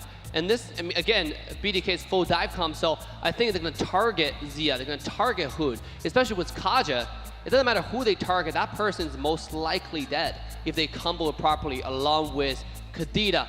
We have 0 seconds on the clock. It's match point for the OhioBrothers. If they win this, they go into the grand final. Tomorrow waiting for their second opponent. BDK, can they take us to a game 3? Can they make the game more exciting? Ladies and gentlemen, We shall find out. It's time to share the stream with your friends. We're walking into game 2. And game 2, we are going to start out right here. It's going to be an exciting match. You see Mobazane down at the red side and best player starting from the blue. So we're going to be able to see an early clash near the 1 minute and 40-second mark right here. It's going to be quite tough because both teams, they're going to look to jungle fast. You have the Lancelot. You're able to take away right now. But, ooh, this time, Chicken is the one that's putting a little bit of pressure on the Retribution. Yeah, best player forced to use that Retribution will be able to claim that purple buff in his advantage. Now, this is match point. If TOB claims victory right here, they will knock BTK down to the loser's bracket. As Dave mentioned, it will provide a little bit of pressure onto BTK as they won't have too many saving graces, and TOB will have that assurance that they will be a grand finalist. Now, I kind of want to talk about something interesting. Chicken was able to use that figure to get out of harm's way, but a lot of people, they're trying to use the first emblem, even on the marksman. They're going for a little bit of a defensive route. They're trying to make sure that they can get onto that late game, not take a lot of harass onto the boss side because they're quite, independent. Ooh, knock up on the ISO. Zia on the chase, already trying to get the early kill. Mobazane kiting around, trying to deny them from taking down his ADC. And I was talking about a red to blue stuff. Red to blue buff start from Mobazane, but he chooses to opt for the opposite path. He's not trying to engage fully, and I believe that's smart. Assassin's gonna do a lot of damage, but the utility jungles, they want to farm up. They want to make sure that they could be full health and go into that objective. But top side, best player. Rushing in onto T, dealing some damage. Thorn Rose goes out, hitting Chicken as well. But there goes that quicksand to be able to regain majority of that HP. And without Milo having a knockup outside of the penalty zone, it will give T a little bit of an easier time. And that's got to be quite annoying for Milo right there. T can just kind of just regain his health after every 15 seconds, and that's going to be pretty hard, but the turtle is already going down. Yeah, Turtle at about 25% HP, best player in position, but Zane, faster at the Retribution, claims it for the Bloodthirsty Kings. You are going to go ahead and see that Quicksand go in and the Sandstorm. T is going to get a kill, finds best player. The suppression from the Divine Judgment. Yato gets a double, takes down Super Sharp. And Dave here projecting the future, had that TikTok play coming out from the Khalid. Able to hit 2 people and get the set coming out from Kadita. So the Wombo combo is coming out from BTK. The synergy, it's really, really showing right here, Weezy. And that's what it's going to take for BTK to get this game and try to go for game 3. Yeah, they're definitely putting on that pressure, right? They know they need this victory to have a little bit more insurance as a grand finalist, as this is what this is, a battle for a position in the grand finals. Right now, BTK up 3-1 at the 3-minute mark. Yeah, 3 minutes in. This is kind of where some of the items, some item paths are going to be showing. Now, best player playing that Lancelot. He's usually going to go for a little bit of offensive build, but chooses to go for kind of a Curse Helmet, Molten Essence route. Mobazane also opting to go for that, so 2 utility jungles coming out. On the other hand, we see some steel lake plates coming out from the marksman, making sure that they kind of get into that late game spot. Now here's the thing, BTK, they have to kind of look for the utility side and small engage. Yeah, small engage over there onto Mobazane. You know, it's funny seeing Chicken going up against Shark in the roam position. You wonder who was going to be able to kind of pull it off a little earlier and create that advantage the team is looking for. And there goes the advantage from Shark, wasting no time. Best player rushing in, gets the kill, finds ISO. Heavy focus in the gold lane for the TheOhioBrothers. Yeah, Shark's just a little bit too fast on the rotation. He's not really getting seen around the map quite often. Chicken, a little bit late onto the bot side, ended up getting ISO killed right there. That's a pick off, a marksman off the board right there. That is going to be a very huge advantage from BTK because Rithel, gotta have a lot of items here. Ooh, and speaking of things, Divine Judgment goes in. Yato gets a kill onto Hoon. Assist provided over there by Chicken. Super Shark very low. Hit with the Ring of Order on his way out at about 25% HP. Yeah, and even with that pick off onto that mid side, DTK is still leading quite ahead. But here's the thing, Arithel, he needs a lot of time to scale. They have the damage, the physical damage coming out from Khalid here, but at the same time, they need Arithel to go into the late game. Best player struggling a little bit, trying to get his camp. Ooh, Mobazane able to claim that turtle, now possibly gonna join the fight. No, he is gonna turn around. Chicken on the 1v3. Yato over there may be able to help, but no, Milo will find the kill. That is now 4-3 on the scoreboard. But we were mentioning kills, right? with, on the bottom side, gold lane Zia picking up that assist and ISO falling. It is going to give him a little bit of that slight advantage, right? You mentioned Zia is one of those few marksmen that pretty much majority of the time wins his lane, and with that gold difference, may be able to give him that advantage. But now, wait, Milo turning the tables, being a lane bully against T. Yeah, but T got that heal coming out again. Already half health. He should be able to defend this tower. Yato at a whopping 3-0-0. You are going to see the Sandstorm and the Petrify, the knock up the Rough Waves. Yato, high IQ play in the turret, able to draw the kill, and now the battle on the way on the bottom side. Shark very low, Mobazane as well, trying to get out of there.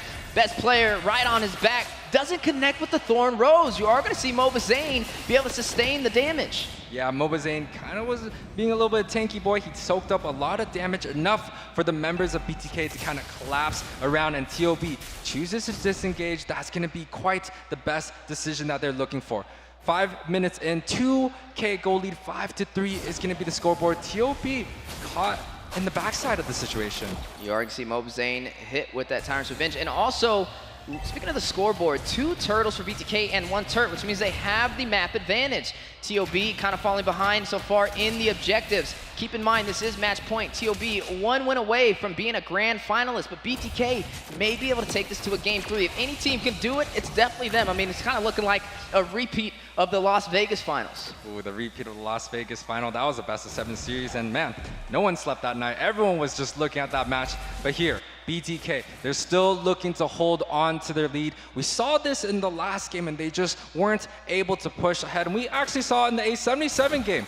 OhioBrothers, they have this weak early game, and they continue to kind of fall back early on, but the late game, it just feels like their team fight strategy, their IQ is just so good. But wait a minute, numbers in TOB's favor. ISO by himself. Zane is going to get the turtle. Hoon will find ISO, though. That's the trade that the OhioBrothers were looking for. You take the turtle, we take your marksman. And Milo here, getting a little bit low. T looking to kind of close out the gap, but he does end up missing that first skill. I don't think he's going to be able to shut Milo down. TOB, ooh, actually, he grabs up that kill right there. Yeah, and the turret on the bottom side falls. TOB able to claim that, which means now both sides are even in turrets. And if we talk about the late game, the roam, honestly, Kaja does well at picking. He can use that flicker off cooldown along with the Divine Judgment, making sure that they can pick one off. But Super Shark on this Kufra, he's seen this matchup before. He always looks at these Kaja, and he picked that Kufra specifically to counter out that chicken. And honestly, he's doing a great job so far, getting a small siege on the top side, and both teams, low kill score. Yeah, definitely a low kill score. But something funny is Chicken and Shark both even on KDAs, right? 0-1 and 4. ISO will be able to claim that turret on the bottom side, which will give BTK the map advantage. Yeah, but here's the difference though. The side of BTK, they have a 4-0 Kadita. That's gonna be hard. Zia gets hit. Yeah, you are gonna see the battle on the way. Sandstorm going in from T, not gonna connect. Ring of order from Chicken. Zia, Shark, and Hoon fighting it against T. You're gonna see Yato getting a kill, finds Zia. Do they pull their punches? Hoon does shut down T, so that's gonna be one member falling for both sides. Yeah, it's a 1-for-1 trade, but Zia is the one that falls for in turn of T. That's gonna be an advantage towards BTK, but 8 minutes in, it feels like the gold lead is getting closer and closer, and this is kind of where we need BTK to step on the pedal. They need to be able to take over the jungle. They need to be aggressive and get these picks, especially with Fried Chicken. He has the flicker, so he needs to find a play, especially with ISO, and get a pick off. Yeah, it just shows you how even both of these teams are right now, right? 2 turrets down, map pretty much a stalemate. It's going to be a battle of who could take that mid lane turret. And speaking of battles, the Thorn Rose, the execution over there from best player to negate the damage from Mobazane. That shows you what the Lancelot can provide. Man, he's clean, but the huge Siren's Rage, triple knockup. Hoon finds Yato, killing spree activated. Mobazane does fall. Hoon gets a double, showing you the new buffed. Lilia gets a triple kill.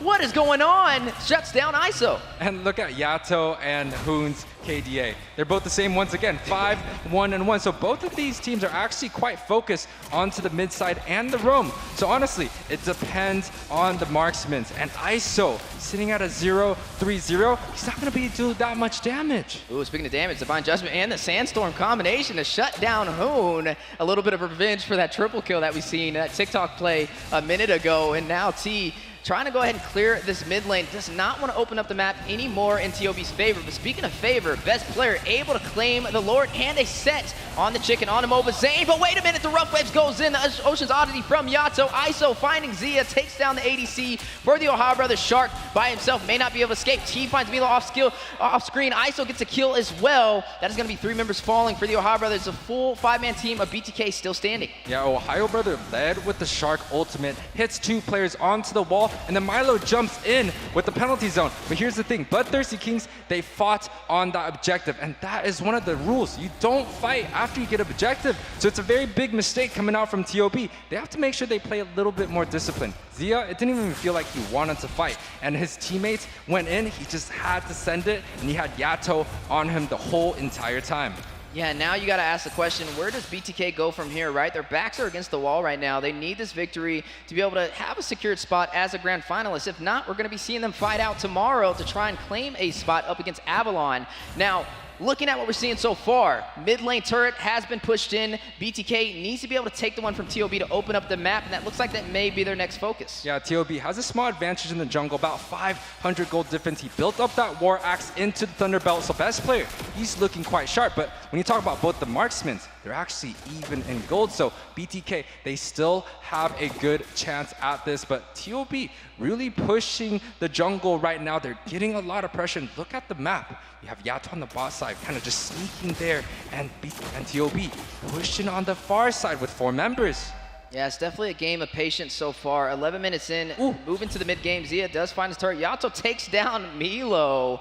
You are going to see turrets dropping, though, on the bottom side as BTK opens up the map. Yeah, it's hard to defend against that Kadita.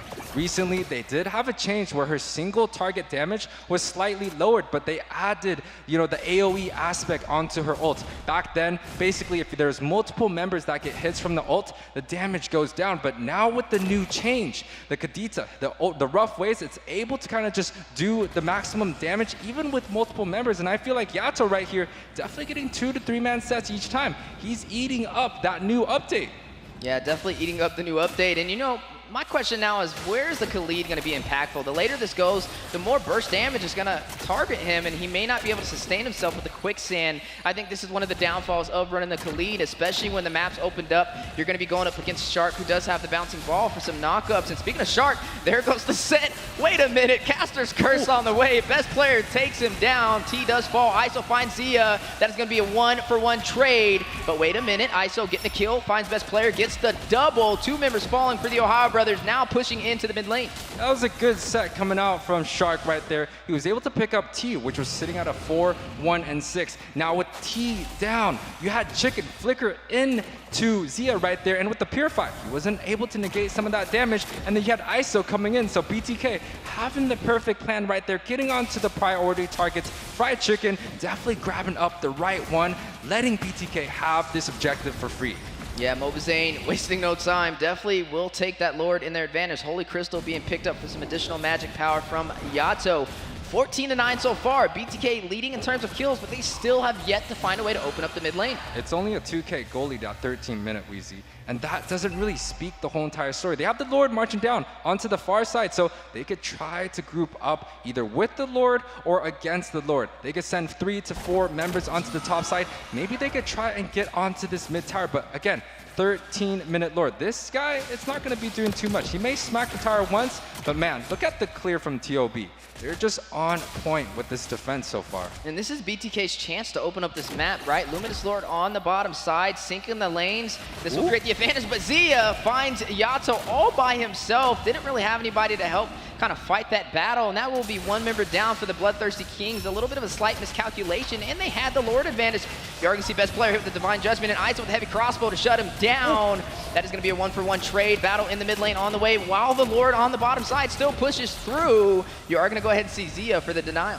Yeah, Zia, Hoon was able to kind of just clear the waves with the black shoes, with the bombs right there, and that's kind of the power of Lilia. Right now, they changed her first skill, the little bomb skill. They have to cool down at max level, so pretty much every single time you toss that orb out, you're going to get majority of it back, and you can see the lane clear.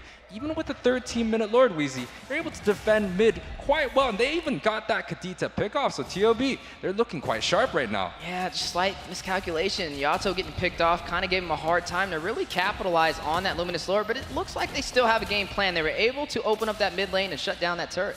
Yeah, 3K gold lead for the side of BTK. Still anyone's game. 15 minutes in.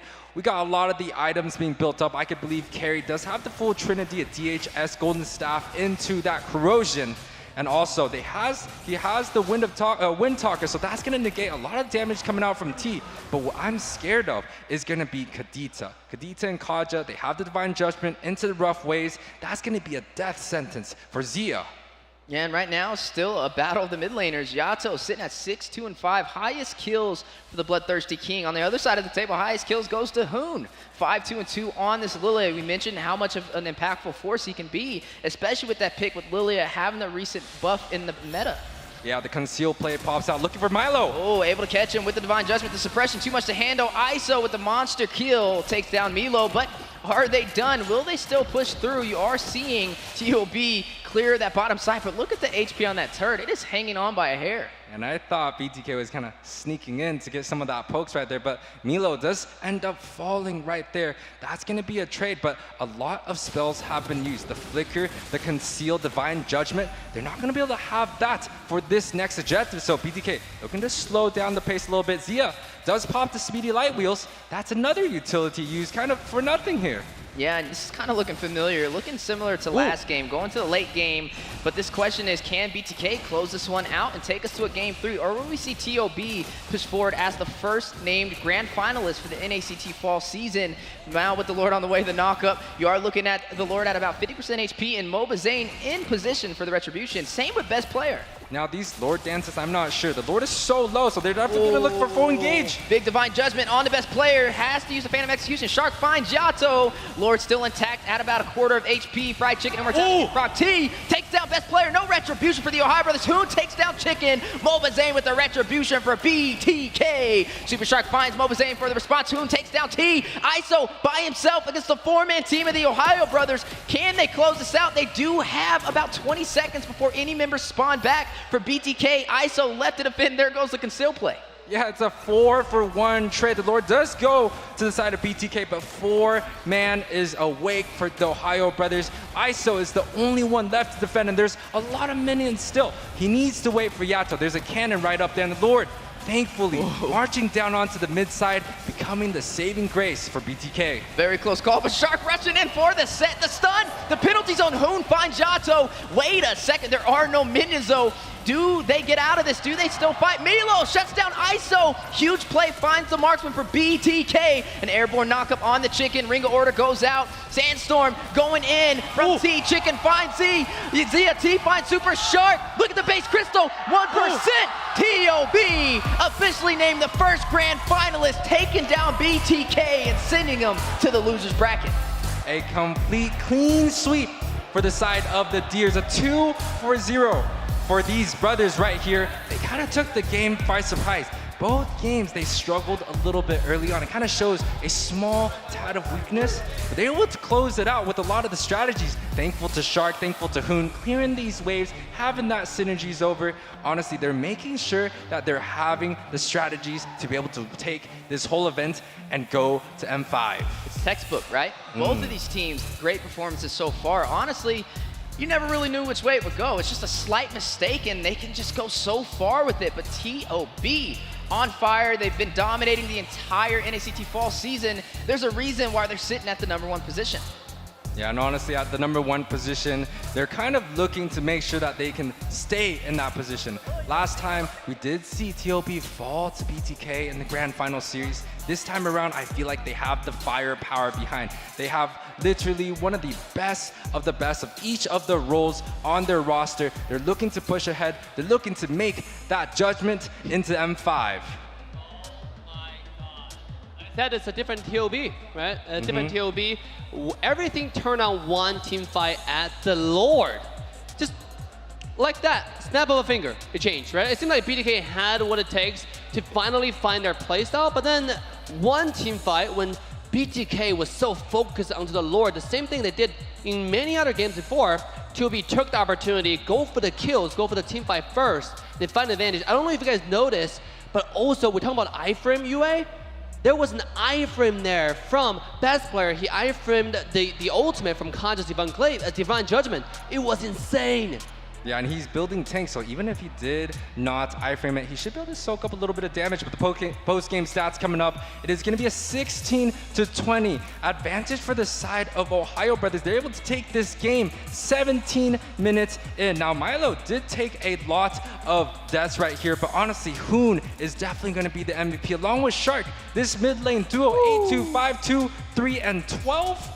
That's definitely a power combination. Right, a little bit of a blast from the past. Triple set over there by Shark onto the wall. Hoon taking down Yato. Killing spree activated. Lots of aggression in today's series. Hoon finding Mobazane, but this was back and forth, right? There goes that triple. Oh, there it is. The battle on the Lord Pay penalties on dropping down. Shark finding Yato. Lots of TikTok plays right there. High execution from both of these teams as T takes down best player, takes down the jungler for TOB, opening up the opportunity for Zane to take this Lord without a retribution for TOB. Yeah, and honestly, BTK, they did grab up some of these objectives, but TOB, they just had the firepower behind. Their marksman, Zia, was almost always alive when they're getting these objectives, and they played so extremely disciplined. That's kind of the style of TOB. They play clean, they have the discipline, and they're making sure that they can get all these kills. Post-game stats? Let's take a look. Rich Guy, Sandbag, and Forgotten One all goes to BTK. What a game. They almost took it home. They almost took us to game 3, but unfortunately just missing it by a hair. Using your word, Wheezy, that was incredible. You saw the very last team fight, right? That's when Zane was just laser focused onto the Lord. And then TOB was like, I'm going for your backline, right? I'm going for ISO, I'm going for your mage, I'm going for Yato. And that worked out super well for them. They took the team fight and took the game. Yeah, they definitely went for the quick finish, trying to close it out. There was a chance where BTK almost turned it around, but then they were able to find the marksman and shut him down. And then you just seen TOB stampede through for the finish, which means, hey, that was match point, right? That is our final series for today. And TOB, the first grand finalist of the NACT Fall season. And they get to go on into the best of 7 series. They're going to be sitting tight, watching all the teams that are going to be complete. Next, we're definitely going to have Avalon versus BTK right here. That's going to be an exciting match tomorrow, so make sure to tune in right there. You know, we've seen so many of these great teams, so many great players, so. Hey, every single series, though, I want to give some shout out to BTK. It seems like they're getting closer and closer to that sweet dub, right? Just a little bit. If that team fight, if they just back out a little bit and help the team to do the team fight first, it would be a different outcome, to be honest. But guys, speaking of the last match, let's reveal the MVP of the series of today. It's gonna be Mr. Hoon. Now, let's take a look at the stats of Hoon in the past series. Yeah, looking at Hoon, Mr. MVP. Both of the games on Lilia, KDA wasn't the highest over there for game number 1, but game number 2 definitely shined a lot more. 8 kills, 2 deaths, 5 assists. And honestly, it has to be the damage dealt. We don't get to see it here, but he was doing 31% on game 1 and about like a 25-28% on game 2. Talk about the KDA, these assists definitely counts. That's almost a 15-2 KDA on game 1. You got a 13-2. So this man is playing clean, and he's the leader of TOB. So he's definitely pushing ahead, making sure that his level is up to his standards so his teammates can just follow in. Absolutely. I think you hit a nail on the head right there. Even though the game 1, he was 2-2-13. There wasn't a lot of kills, but there was a lot of damage, right? Over 100K. It's like probably the most damage to goal ratio was in the game. Let's take a look at Hemap. Most of the game, he's just hanging out towards mid. That shows you they drag the fight to where they're good, right? Which is the mid-roam jungle rotation. And let's take a look at Hemap. Yeah, a true mid laner. I guess that's what we call that, right? That's all he needed to do. Stay in the mid lane and you get the MVP. That was a 17-minute, 43-second game. Honestly, every time TOB and BTK go against each other, it's always an exciting match and a long one at that. Hey, we talk a lot about our MVP, Hoon. How about let's throw it to Liz to actually interview our MVP to see what he was thinking in the past series. So we are on the stage with Hoon, our first grand finalist of tomorrow's games. Hoon finally landing on MVP this season. Was that a question? Well, I mean, throughout the season, we had Zia shining a lot as well as Shark, but finally, Hoon at the grand finals, you did so much damage on that Lilia. You guys did crazy well in this game. So how are you feeling right now? 100%? Still 99, because there's a game tomorrow. But yeah, it feels great to play Action Mage instead of Angela Fredrin that I've been rocking with lately. But yeah, it feels really good. And you pulled out an Angela this morning. Were you practicing the e-girl tricks in the back of the pocket, or is that something that's coming on the way? Yeah, we've been practicing it. Whenever I make mistake, they just put me on Fredrin sometimes.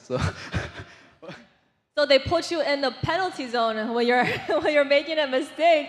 Now, for tomorrow's games, are you excited? Because you guys took the series like swiftly. You dominated. It was a clean sweep, 2-0.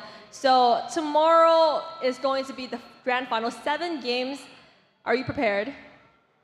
Yeah, really prepared. Actually, very excited.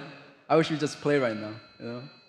And I mean, you're gonna need all the rest you can get. But Hoon just told us that he is buffing up for that 100%, and he got 99% out of the way today. So tomorrow, that 1% is gonna come. Thank you, Hoon, for joining us today, and may the best of luck come to you guys tomorrow. G4. G4.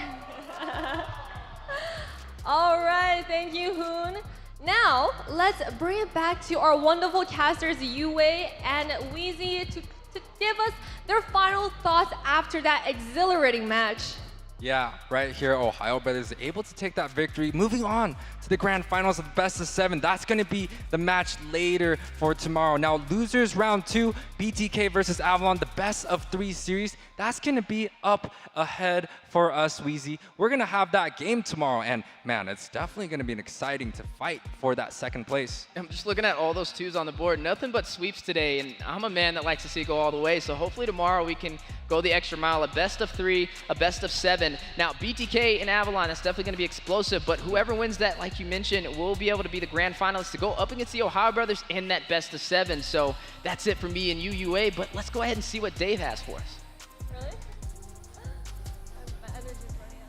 All right, back to the stage again with Magic. Dave is back on the stage. That was a great interview, by the way, Liz. I was just talking about it. But hey, I think who mentioned G4? G4. I mean, that is a hint for tomorrow, because tomorrow is the grand final day, and we have some special guests for the biggest, greatest MLBB event in North America yet. That is right.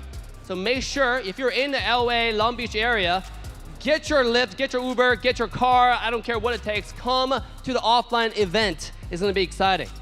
Definitely. I mean, G4 Gosu reunion, because you guys already know Gosu General, the OG of NA, will be joining us tomorrow for a special series with all of you guys, interacting with all of the heartfelt fans. And tomorrow we might see a Gosu reunion. So G4 for sure. Hey, 2 great series on top of that, right? We have the loser bracket grand final. Who will go to the grand final? It's going to be an upset, or are we going to see a TOB BGK grand final BO7 again? Well, either way, it's going to be exciting. And on top of that, the meetup event tomorrow is going to be the biggest yet in North America as well, okay? We got a band, we got cosplayers, we got Boxia rolling in, right? Well, yeah, and we also have, I mean, a sexy Layla coming in tomorrow. Yeah, you don't want to miss that. A lot of giveaway as well right here, exclusive merch for you. So do not be shy. Make sure to join us tomorrow right here in Thunder Studio, Long Beach. Absolutely, Dave. I am thrilled for tomorrow's series. It's going to be a lot of fun, and I just can't wait. Yeah, I cannot wait as well, guys. Leave a comment down below right now. What's your favorite moments for today? We cannot wait for your comments, for your sharing the entire live stream with your friend. Let them know what happened today right here in the stage. We'll see you all tomorrow. Mazur up. Mazur up.